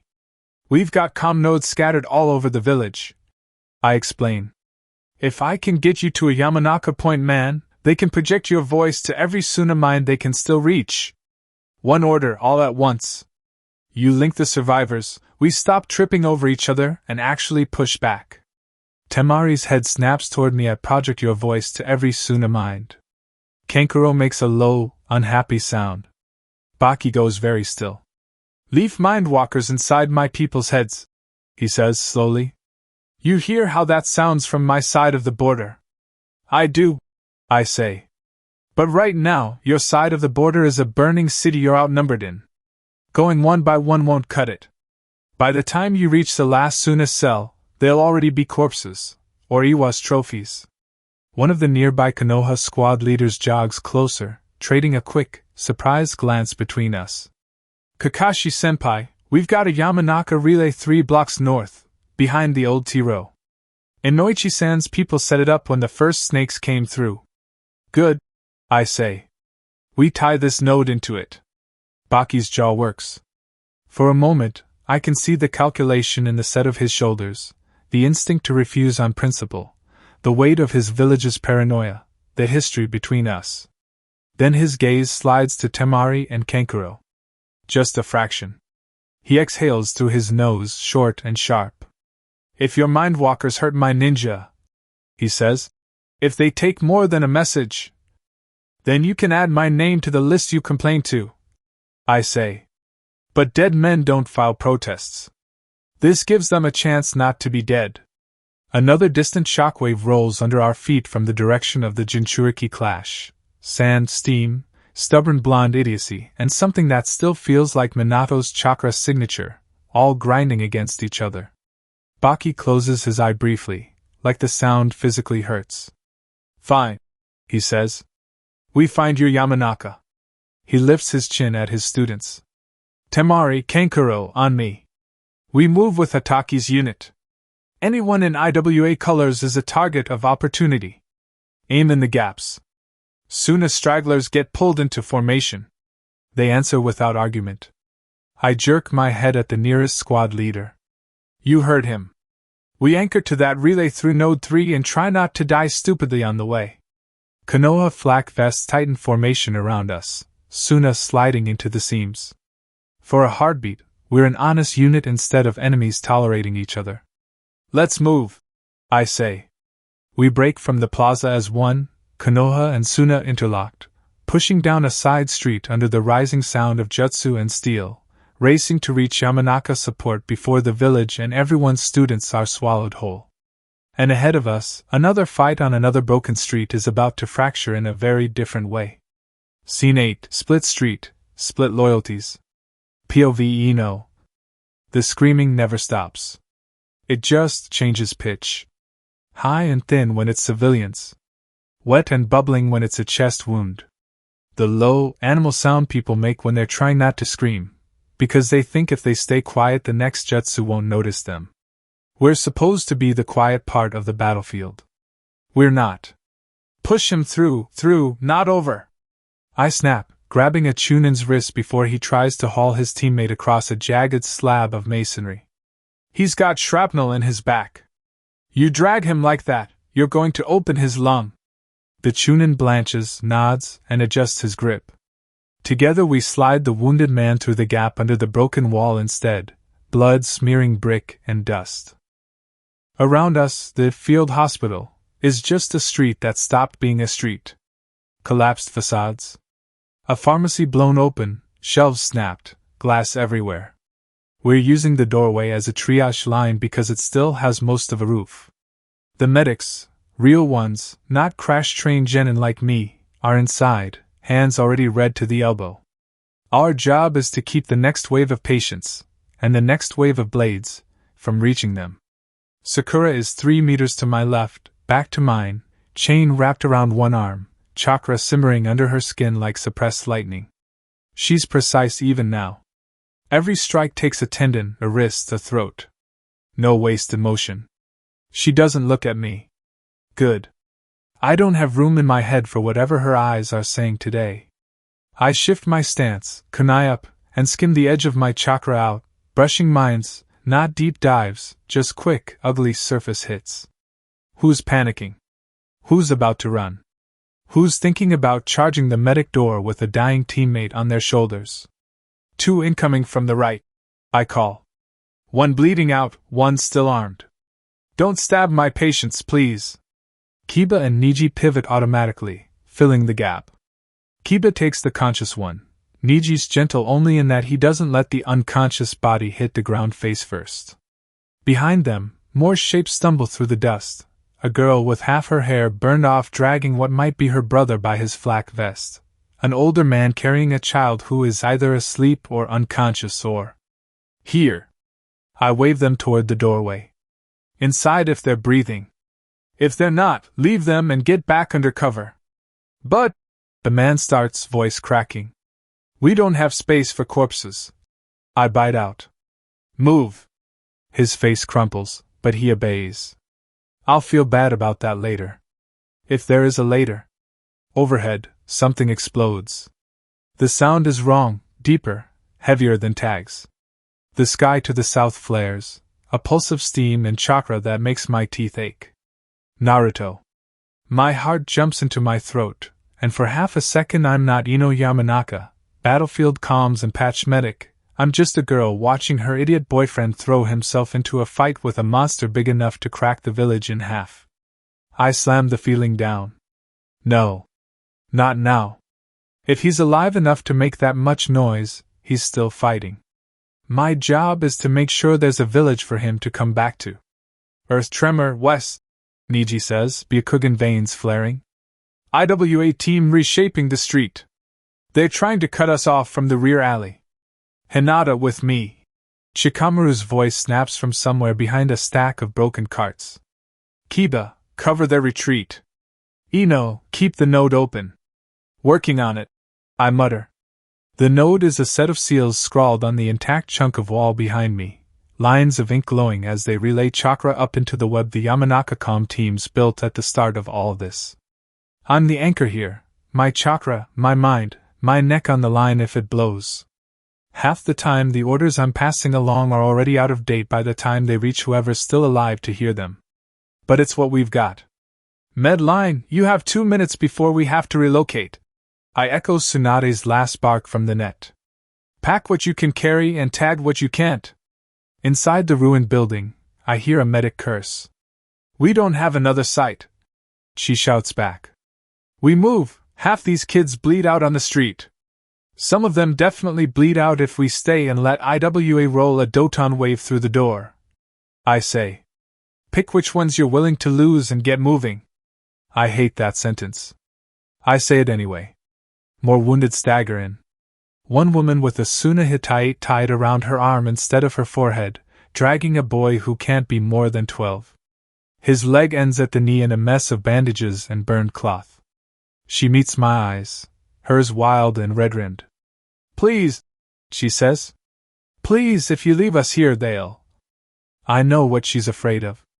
IWA. Aim. Taking whatever's left of the wounded and turning them into bargaining chips, meat for poison tests, or just examples. "We're not leaving you," I say, and I make myself sound certain. "But you stay behind my line and you listen to whoever's shouting orders. Got it?" She nods hard and hauls the boy inside. I swallow. My hands are shaking.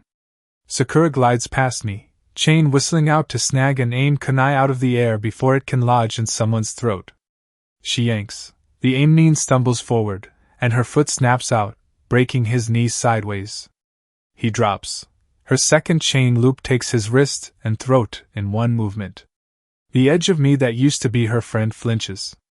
The part that watched her fry Tenten and lie with a straight face just notes the efficiency. We keep moving. Minute by minute, the chaos tilts. The pressure shifts from constant to intermittent. Iwa's last terrain push slows, then stalls, as something else pulls their attention. The Suna chuckers around the stadium start to change flavor, less hostile, more tangled, like they're turning on someone else. Danzo's little speech is paying off. We might actually live through this. You know. Shikamaru's voice in my ear is thin with static but solid. Heads up. Kakashi's on his way to you with a Suna Jonin and some friendlies. Yamanaka Relay 3 blocks north is still intact. We're going to try and hook Suna into it through you. Copy, I say. I'll roll out a chakra mat. I don't get the chance. The ground bucks. It starts as a low rumble, a wrong note under the shouting and the clang of steel. Then the street rises under our feet, a doton ripple punching through the already broken stone. The cracked facade above the medic doorway finally loses the argument with gravity. Down! I scream. The world comes apart in dust and falling rock. I hit the ground hard enough to see stars, hands over my head as chunks of stone smash down where my legs were a second ago. Something heavy clips my left shoulder, pain bursts white. The noise is all at once, and then not at all, a kind of stunned ringing. When it clears, the street is two streets, a jagged ridge of collapsed wall and roof bisecting the intersection, turning our little triage zone into two isolated wedges. I cough, tasting plaster and blood. Sakura? My voice sounds wrong in my own ears. Sakura, report. A shape moves on the far side of the new wall, a flash of pink hair, chains glinting. I'm here, she calls back. Her tone is annoyingly steady. Niji, Hinata, Kiba are with me. Med building rear entrance is intact on our side. You. I take a quick head count. Shikamaru is here, grimy and scowling, one hand braced on a knee. A pair of medics, 3 chunin, the Suna woman and her kid, 2 more civilian stretchers. Node wall with the comm seals is on my side. The glowing ink survived, somehow. Still functional, I say. Node's with me. Half the medics, half the wounded. Front door collapsed. Of course it did. Shikamaru mutters. Troublesome. Another roar from the south, closer now. The air feels charged, steam and sand and something that makes my skin crawl from the inside. Naruto. Gaara. Han. All the monsters in the world, in one stupid stretch of city. Okay, I say. New plan. We hold this half, you hold that half, we meet up when. No, Sakura says. It's flat. Not loud. That's what makes my stomach drop. No? I repeat. What do you mean no? We have wounded, we have medics, we have. I'm not staying, she says. For a second, I'm sure I misheard her. Then she steps closer to the rubble line, stopping where we can see each other through a ragged gap between 2 slabs. Dust streaks her face. There's blood on her collar that isn't hers. Her eyes are very calm. I'm done being a piece you park where it's convenient and hope I die usefully. she says. I came back. I fought. I kept your medics breathing. That's my debt paid. What the hell are you talking about? My voice spikes, shrill in my own ears. This is literally the worst possible time to have a breakdown, forehead. There's never a good time. She snaps back. That's the point. There's always a crisis, always a mission, always some reason I don't get to choose where I stand. Her gaze flicks past me, to the glowing seals on the wall. You have a job, she says. You're good at it. People need you right here, right now. If I stay on your terms. On their terms. They're called orders, I say. We're in a war. You don't get to. I don't get to anything, you know. There's an edge under the calm now, a crack in the veneer. Not my training, not my missions, not what gets taken from me or handed out without asking. I am done being a knife other people point and pretending that means I have a say. I want to scream at her. I want to tell her she's not the only one who's scared, that everyone here is held together with orders and willpower and spite. Instead, what comes out is, you're going to bolt now? In the middle of this? Run off to what, exactly? Whoever offers you the biggest leash? Her jaw tightens. I'm not staying in a village where I have no agency, she says low. Where the Hokage and Danzo and half the council think I'm a convenient asset they can shame or threatening to heal. And I am not going to spend one more day watching my best friend wrap herself around a demon and call it love, then expect me to smile and clap like a good little accessory. It's not fair. She knows it. I know it. It still hits. My throat closes. This is about Naruto, I say. This is about everything. She snaps. He's just the loudest part. You would kiss a demon before you draw a line for your childhood friend, and I can't keep pretending that doesn't matter. The words land somewhere deep and sore. Because I chose Naruto. I chose the boy who held my hand and told me I was more than my looks and my clan.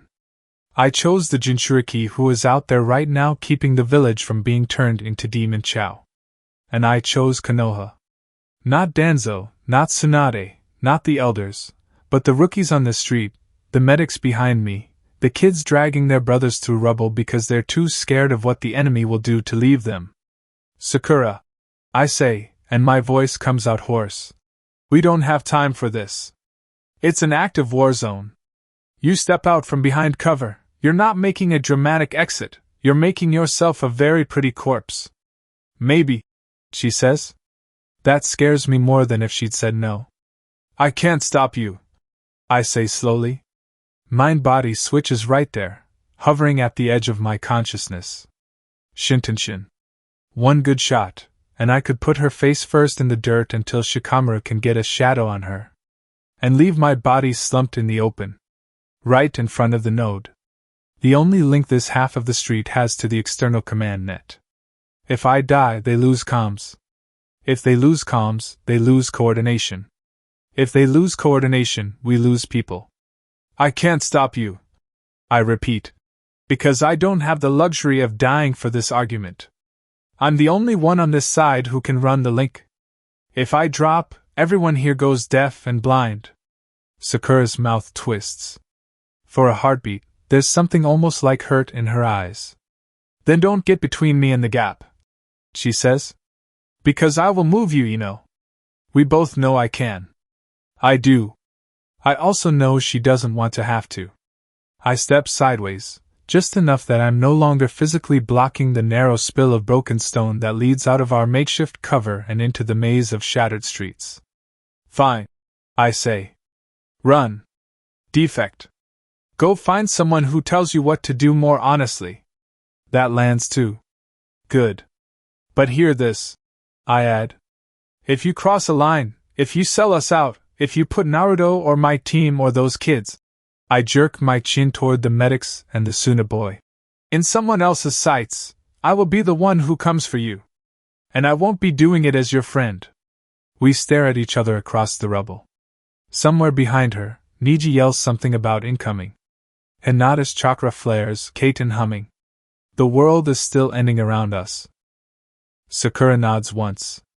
Noted, she says. Then she turns, picks her way up the slab, and vanishes over the far side, chain coiling around her arm like a pet snake. I let myself watch her go for exactly 1 heartbeat. Then I turn back to the node, slap my palm against the seal array, and shove chakra through it until it burns. Ino Yamanaka, Node 3. I bark into the net. We've lost half the perimeter, but Medline is still operational on both sides. Kakashi-sensei, if you're still headed this way, you'd better bring that miracle fast, because we're a kanai's width from losing this street. My hands are still shaking. I don't have time to care. There are wounded trying to crawl through the debris, medics shouting for more hands, and somewhere to the south, my boyfriend is wrestling with demons. I can't chase one more person into the dark. I can only hold the line. And a few streets over, the line is about to get some very strange reinforcements. Scene 9. Brad on a toad, lying in the dust. POV, Shikamaru. The first thing that hits is the sound. Not the explosion, that comes a second later, but the voice. Huge, booming, rolling down the broken streets like a physical thing. You want me to protect your home, Uzumaki Naruto? Fine. The toads of Mount Mayaboku keep their promises. Every head in earshot snaps up. For a heartbeat, the war forgets itself. Even from here, with a wall of rubble and half a district between us and the southern perimeter, I feel the chakra in that shout, the weight of it. Old stories surface uninvited.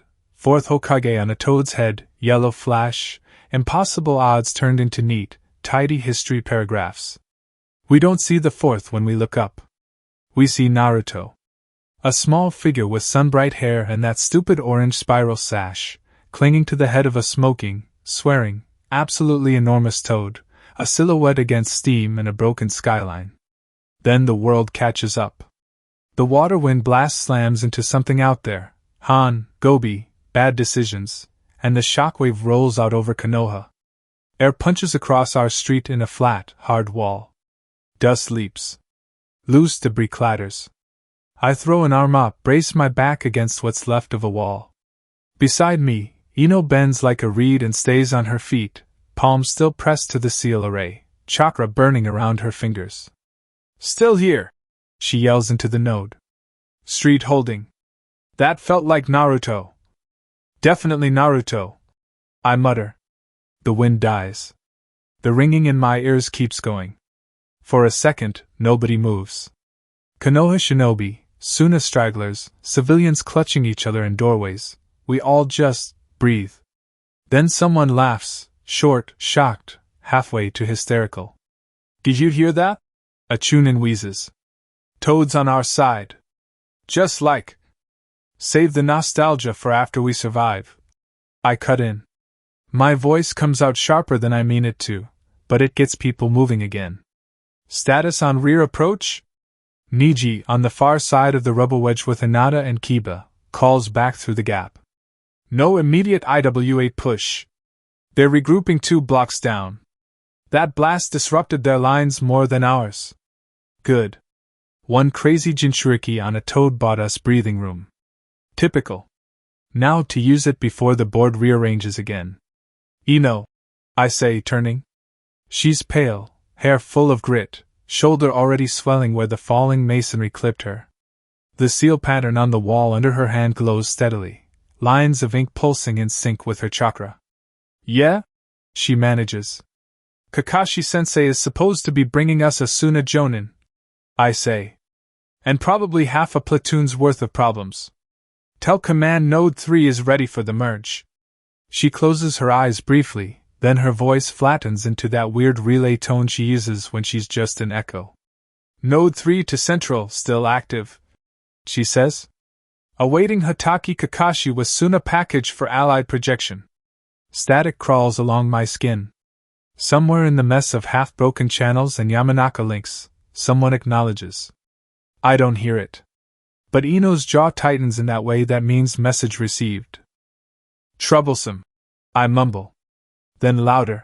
Everyone who can still move and hold a weapon, listen up.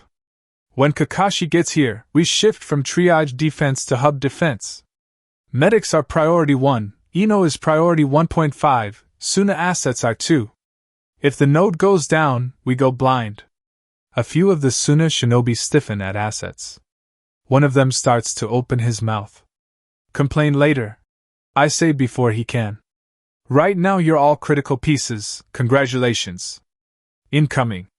Because of course that's when Kakashi shows up. He drops into the street with a lazy little flicker that doesn't fool me for a second. He's running hot, chakra thin, soldier pills sweat on his collar. Behind him, Baki hits the ground with less grace but more stability, Temari and Kankuro on his flank, a half circle of Suna and Konoha flak vests folding in around them. For 1 second, there's tension. Konoha hands slide a little closer to weapons. Suna's shoulders bunch. Then Gamabunta's last echo rolls down the street again, faint but unmistakable, like the village itself is reminding us we have bigger things to worry about. Kakashi takes in the scene in one glance. The rubble wedge, the split med line, the node, Ino's hand on it, the Suna wounded mixed in with ours. Good, he says. You're alive. That makes this easier. Depends what you're about to ask, I say. He eyes me. Ask? Nara, this is war. I'm here to give you more work, not a choice. I click my tongue. Fair. Baki's gaze drags over the street.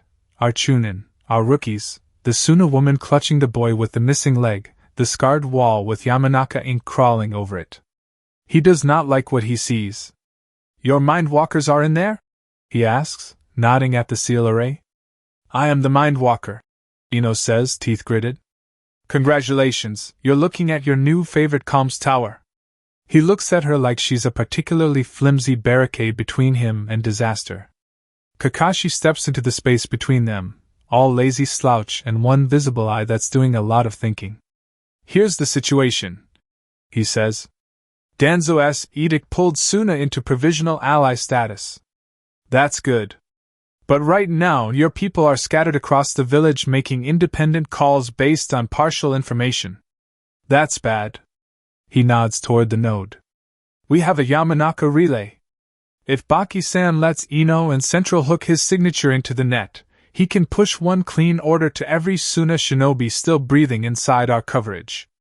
One leap instead of 50 small jumps. That means fewer of your people getting cut down alone in alleys, more of them sliding into our line where they can actually make a difference. You want your psychic clan inside my ninjas' heads, Baki says quietly. Sending messages. Taking shortcuts. He doesn't raise his chakra. He doesn't have to. It sharpens, taut as razor wire. You want Suna to trust Konoha with our minds, he adds. I want Suna to trust you, Kakashi corrects. We're just the wire. You're the current. Baki's eye flicks to Ino again. She doesn't flinch, but her throat moves. This isn't exactly risk-free on our side either, she says. You spiked me with a kill switch order or tried to cook my brain from the inside. I'm the only link this half of the district has to Central. You fry me, the node dies with me. Everybody loses. It's not diplomacy. It's honest. Baki studies her for a long, long moment. I know the look. It's the one Dad gets when he's weighing a move that could either win the game, or hand the board to the other guy in one clean mistake. You're asking for a leap of faith, he says at last. I'm asking for math, Kakashi says. Naruto and Gaara are out there punching gods in the face to buy us time. You can either use that time to keep your people alive, or you can cling to paranoia and watch them die smarter. Harsh. Effective. There's another distant roar, less like a voice, more like stone breaking. The gobi not enjoying its new ventilation. Baki's shoulders shift. Very slightly. He doesn't look at Temari and Kankuro, but I see the way they're standing, close enough to touch, waiting on him. He exhales. Fine, he says. You get one shot. He steps closer to the wall, stops within arm's reach of Ino, and lifts his hand. Yamanaka, he says. Let's get this done. You carry my voice, nothing else. If I feel you poking around where you shouldn't, we cut the link. Understood? Ino snorts, not quite a laugh. Trust me, I've got more than enough nightmares of my own. I'm not shopping for yours. Hold still. She peels her free hand off her side, touches 2 fingers lightly to his wrist. Her chakra spikes. I feel it even without Byakugan, like the air pulling tight, threads snapping into a clearer pattern around the node. Her eyes go unfocused for a second, then narrow. Central, this is Node 3, she says, voice flattening again. Anchoring foreign command signature, designation Sunajonin Baki. Prepare to broadcast on agreed Suna band. There's a beat of humming silence. Then, acknowledged. Tsunade's voice snaps over the net, so sharp it makes several rookies flinch. Do it. Baki closes his eye briefly. When he opens it again, there's a different kind of tension in his jaw. Responsibility. Resentment. Resolve. Sabakabaki, he says, and his voice carries in a way it didn't before, echoing just a little, the node turning it into something larger. To all Suna shinobi still breathing in this village. You've heard Konoha's offer. You've seen IWA and AIM turn you into fodder. This is your Jonin commander. As of now, you pivot. You cease hostilities against Konoha and direct your killing intent toward IWA, AIM, and Sound. Ino winces, but holds. Anyone wearing stone or rain colors who threatens Konoha medics or civilians is your enemy. Baki continues. Konoha flak vests at your side are your temporary pack. You don't have to like it. You do have to move. There's a flicker around us, like distant candles all being turned a fraction in the same direction. The scattered Suna signatures in my range start to align. Not perfectly. Enough. In exchange, Baki says, the last words harder, heavier. You are granted provisional pardon and parley under Edict 43. You live, you go home. You see your families again.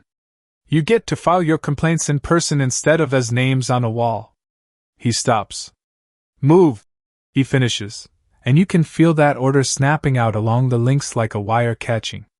Ino lets go of his wrist, shoulders sagging, sweat standing out on her forehead. Connection stable, she croaks. Suna band hooked in. Please don't make me do that again soon. Nicely done, Kakashi says. Then to me. Nara. Adjust your defense patterns. You just got reinforcements.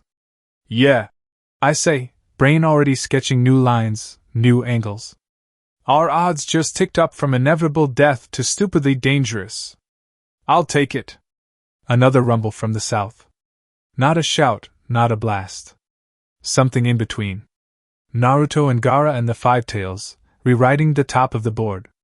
Down here, we redraw the bottom. I glance once toward the gap in the rubble where Sakura disappeared. Then I shove that problem into a box and start barking orders, pulling Konoha and Suna into a single, messy shape that might just be enough to keep the village standing long enough to see what kind of world we wake up in. If we wake up at all. And in the bunker under all of us, another Yamanaka is holding the whole web together with both hands and his teeth. Scene 10, Containment, Not Feelings. POV Inoichi. I hate the taste of the net when it's this dirty. On a clean day, a Yamanaka link is a river, thoughts in single file, tagged, disciplined. Today it's a flood. Panic, pain, half-broken orders, dying chakra signatures cutting off midward. I sit cross-legged on the bunker floor, hands on my knees, seal array glowing under my palms. The walls might as well not exist. My body's here. Most of me is out there. North wall, breach, 2 IWA teams. Medic priority. Suna squad requesting confirmation of pardon order. That last pulse comes through sharper than the others. Suna again. I skim light along the thread, just enough to catch context. A captain on the edge of breaking, trying to decide if he's allowed to stop killing Leaf and start killing the people who actually betrayed them. Danzo's decree did its job. The field is full of hesitation and ugly gratitude. I wish I could say it was our idea. It wasn't. I can feel the root architecture in the net when it hums, extra layers, different timing on the pulses. Shimura's fingerprints, stamped all over Yamanaka work. He turned my clan's bridge into a village-wide loud hailer without asking. Containment, not feelings. We needed the decree. Suna needed the out. I repeat that as I strip the captain's fear off my spine and push back the only message that matters. Conditional pardon stands. Fight with us, you live to be extradited. Fight us, and you die. His intent firms. More of his squad's chakra tilts toward us. A familiar flare brushes the edge of my range. She's not in the main lattice, good, but I know the shape of her mind anywhere. Bright, sharp, too loud, trying to be smaller out of respect for protocol. There's blood in the background, shouting, metal on stone. She's tired. She's scared. She keeps working. I don't reach for her. If I drag my daughter into focus, I drop 3 sectors and people die. So I track her like a distant plume of smoke and lie to myself about how calm I am. A new contact drops in, heavy and hard, a foreign command signature brushing our mesh. Sabakubaki. I know the name from the exams and from the map that changed when Danzo hijacked my net and shoved Edict 43 through it. Hataki is with him. Kakashi's chakra curls close by, that familiar tight coil I've been reading since he was a haunted boy in Ibiki's office, learning how to live with ghosts. The thread snaps into place. In Noichi, comes Kakashi's thought echo, crisp even through the noise. I have a Suna command element at Node 3 with your heiress. Requesting support, we'd like their people pointed the right way before they all die in the wrong streets. Of course it's Ino. For a heartbeat, the father in me bares his teeth. My girl, sitting in a kill zone, opening her head to foreign command while IWA and AIM prowl the roofs. The shinobi steps on his throat. Node support ready, I send back. Eris has full clan training. Suna link authorized on battlefield terms only. No deep extraction. Their orders come from their Jonin and you, not from us. I'm not running a coup for Shimura on top of this mess. A flicker of dry amusement from Kakashi. Understood. We're fresh out of spare Hokage. Then Ino takes Baki's hand. Her chakra spikes, then spreads, thin and controlled. She schemes instead of digging, carries his voice without rifling his memories. Good girl. She remembers, allies are not assets you own just because you can. The net flexes to accommodate the new branch. Scattered Suna signatures start to align, dragged into something like a line as Baki barks orders through my daughter and Kakashi shapes the flow around them. For a moment, the chaos settles into a pattern I recognize. I let out a breath I didn't know I was holding. Then the pressure changes. Naruto's chakra has been a storm at the edge of everything. Too bright, too raw. A fox stink I don't like brushing my net. Now it twists. Tightens. There's a flare of something vast and old riding under it. A boss summon. When the toad's shout comes, it isn't just sound on air. It hits through stone and chakra both. Protect your home, Uzumaki Naruto. The toads keep their promises. Every thread jumps. For half a second I get the whole village in fragments, all from Genin, bitter laughter from veterans who remember another blonde on another toad, pure shock from AIM scouts who know exactly what it means when a boss of that size takes your enemy's side. Then the physical shockwave arrives. The bunker shudders. Dust falls from the ceiling. Several signatures stutter as people lose their footing, drop weapons, break formation. I hold the center. Stabilize, I shove along the channels, voice riding the mesh. That was ours. You are not dead. You are not deaf. Get back in line and let the summons earn their pay. The order ripples out, picked up by officers, by my clan, by Ino somewhere on a broken street, shoulder to shoulder with a foreign jonin. Before the echo fades, another sensation hits the net. The Gobi's chakra. It spikes in pain, flares raggedly, and then snaps back into nothing. Not distant. Not masked. Sealed. The container's signature doesn't vanish, but it changes, smaller, stumbled, running. Hokage, I send, not bothering with the usual phrasing. Five Tails aura is gone. Container is retreating. Repeat, Gobi withdrawn, host fleeing sector. There's half a heartbeat of dead air. Then Tsunade's reply hits me like a hammer. You're certain? As certain as I can be without being there, I answer. We won't get a cleaner break than this. Silence. I can almost hear her grinding her teeth. For most of this assault, every order from her has been the same. Hold, bleed them, don't scatter what's left of the village on a pride charge. Let them break themselves on us. This is the first time she has room to do anything else. I feel the decision when it lands. Inoichi, she says. Permission granted. Order it. Controlled advance. We drive them out of my village. My village, she says. Good. All sectors, I broadcast, pulling the net in tight so the words hit everywhere at once. By order of the Godame Hokage, counterattack is authorized. Repeat, counterattack is authorized. IWA and AIM forces are to be pushed out of Konoha soil. Maintain formation. Do not overextend beyond preset kill zones. Make them bleed for every step. Hope hits harder than any shockwave. The clan sectors respond first. Hyuga's signatures sharpen as rotations shift from pure defense to forward pressure. Byakugan lines extending, gentle fist moving from blocks to shattering joints. Aburame hive stir, clouds thickening, no longer just blinding but devouring. Akimichi chakra flares heavy as they start calling for calorie pills. Naro's shadows lengthen and reach instead of just pinning. The Uchiha are gone. That absence is a hole I feel every time I take a mental roll call. But the village is not empty. We still have teeth. Even Suna changes flavor. Their chakra, previously jagged and scattered, angles outward now, turning fully on IWA and AIM. Baki's link with Ano thrums as he redirects squads into our kill lanes instead of around them. And over it all, like salt on a fresh cut, I hear the chief toad laugh at someone fleeing. That's it, horsey! Gallop, you coward! Next time don't mess with the toads! The cheer that follows isn't ordered. It just erupts. Leaf voices, Suna voices. Any shinobi who has ever been on the wrong end of Iwa's pride finds something to scream back at the sky. A moment later, another shout rips through the air, raw and young and painfully familiar. Hey, IWA! You bastards don't get a second Yuzushio! The Uzumaki are still here, and we'll keep kicking your ass till it sinks in. I flinch.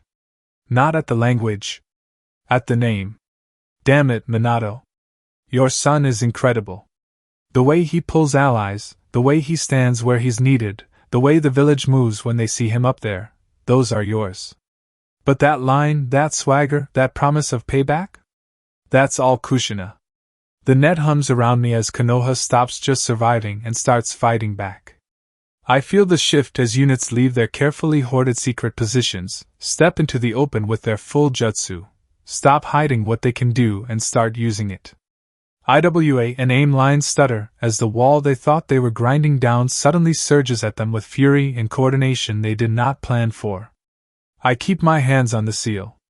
Containment, not feelings. Later, if we have a later, I can think about my dead friends and their loud-mouthed son. I can hold my daughter and tell her she did well and argue with the Hokage about how much of this net we're willing to keep. Right now, I ride the mesh as Konoha and its reluctant allies push outward, and I make sure the thought that just bloomed in 100 different minds doesn't die. We might actually live through this. And somewhere above all of it, one snake is watching the board and deciding he's gotten exactly what he wanted. Scene 11, The Last Dance of the Sannin. POV Orochimaru. By the time we grind the fight down to its core, everything looks the same color. Stone, blood, ash. Tsunade is on my right, hammering through another of Katsuchi's earth hulks.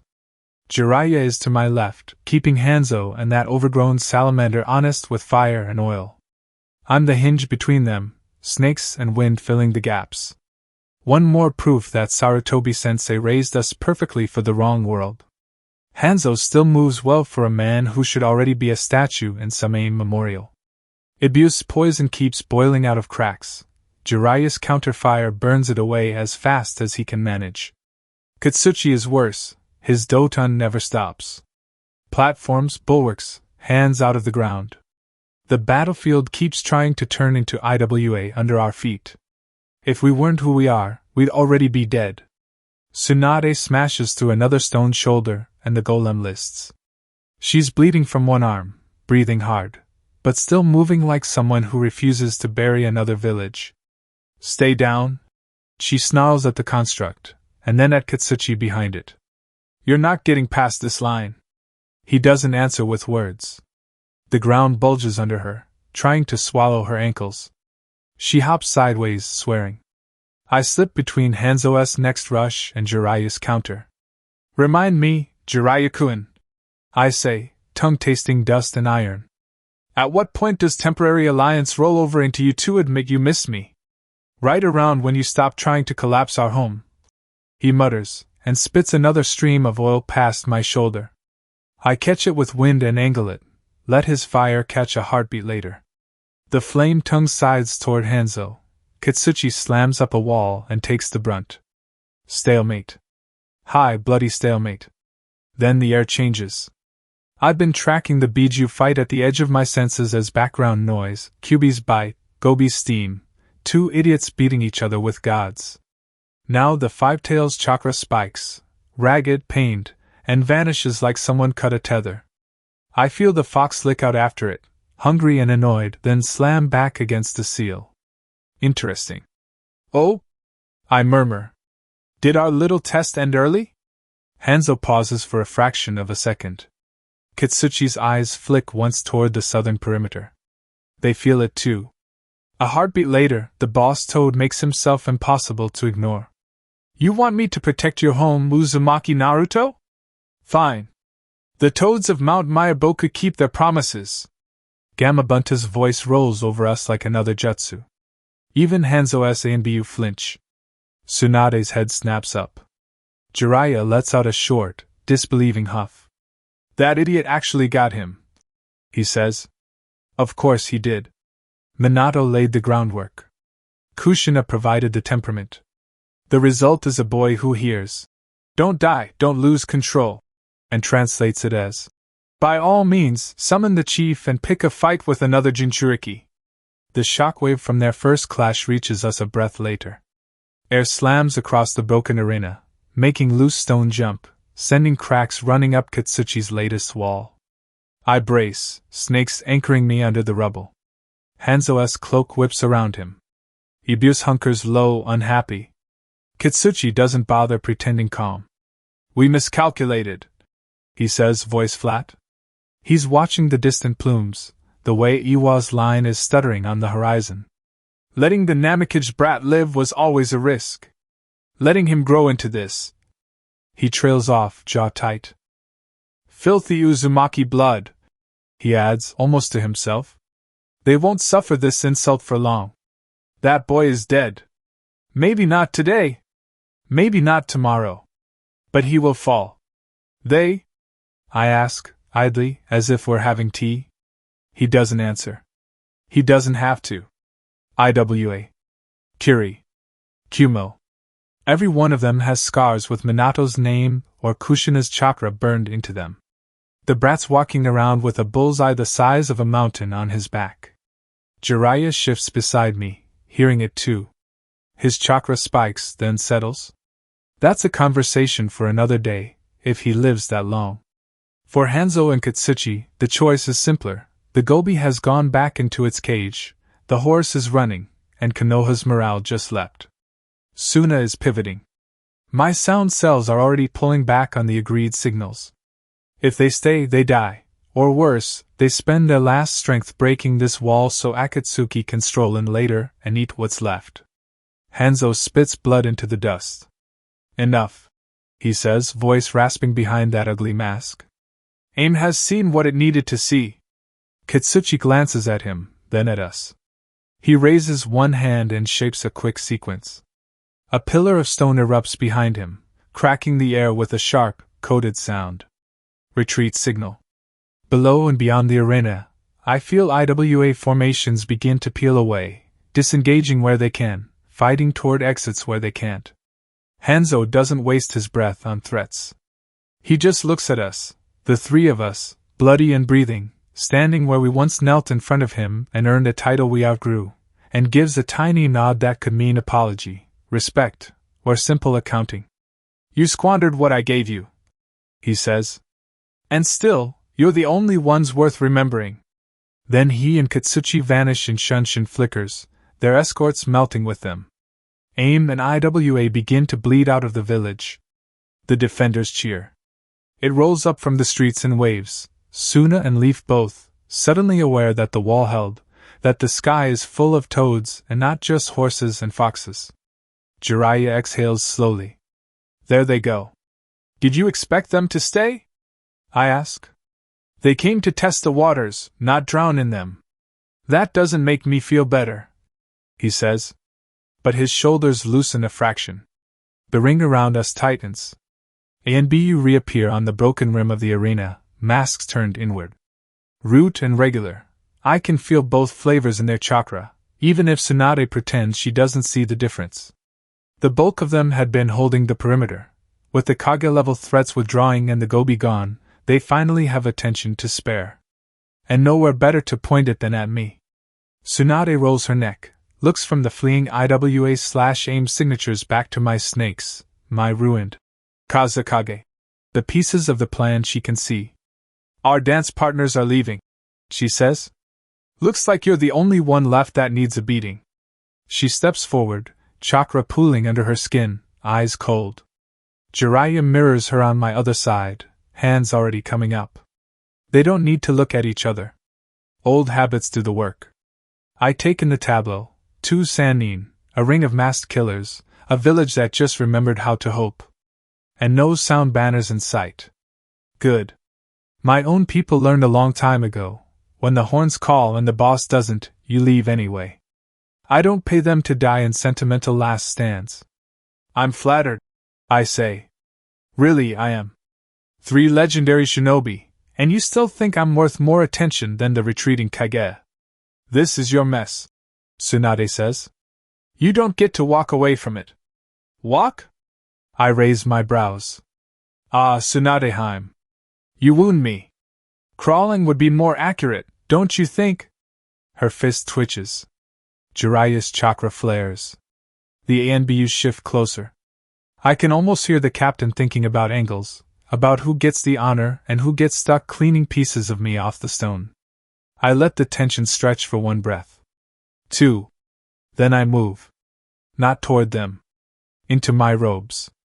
They react, of course, blades half-drawn, jutsu half-formed, but I'm not throwing saban or tags. I bring out a small, flat object, a seal-etched plate with 3 inked characters. I hold it between thumb and forefinger, very carefully. Don't, Jiraiya snaps. On the contrary, I say. Listen. I press my thumb lightly to the top sigil. Far behind us, in the direction of the mountains, something booms. Not the village proper. Not the wall. Deeper. A dull, choking thud that speaks of rock and confined space. Tsunade's head whips toward the sound. Her chakra spikes so hard I taste bile. You! Ventilation shaft, I say. One of the bunker clusters. Just the top. Very untidy, all that stone falling into the access. I imagine your medics are cursing you already. Her jaw clenches. She doesn't need me to spell it out. She built those shelters in a hurry, underfunded, on top of old plans. She knows exactly how narrow some of those choke points are, how fast smoke and dust can turn a safe room into a tomb. You said you moved most civilians into bunkers in the nearby mountains, I remind her. Screens and reinforced doors, yes? Very impressive. Less impressive was keeping the old emergency tunnel grid and vent layout because there wasn't time to redo them before the exams. Her eyes come back to me. You bastard. I tilt the plate just enough for the ANBU to see there are 2 untouched sigils left.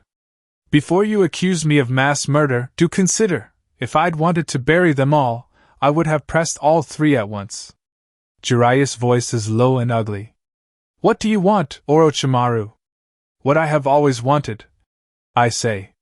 To live long enough to enjoy my work. I let my gaze drift over the arena, The ruin stands, the distant smoke where Jinchuriki tore at each other. Suna without a Kazekage. Iwa and aim exposed as oath breakers. Rude dragged halfway into the light. Akatsuki watching all of this and reconsidering their timetable. Invasion was never about capturing Konoha. I say. You're too useful as an ongoing problem, Tsunadeheim. Today gave me data.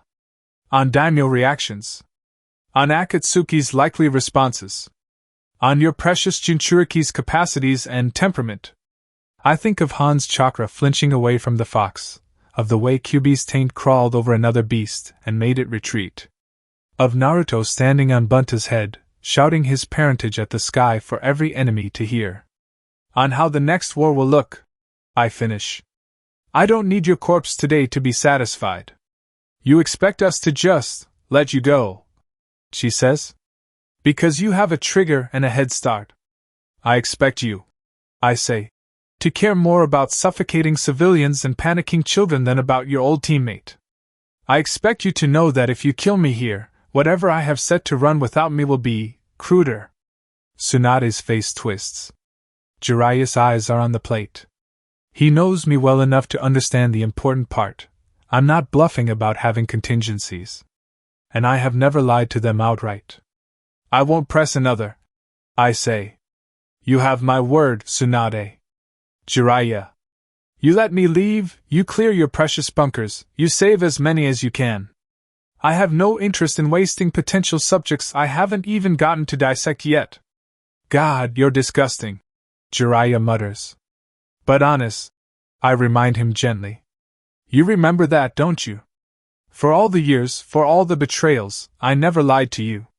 Not once. That lands. I see it in the flicker between them. They hate that it's true. ANBU.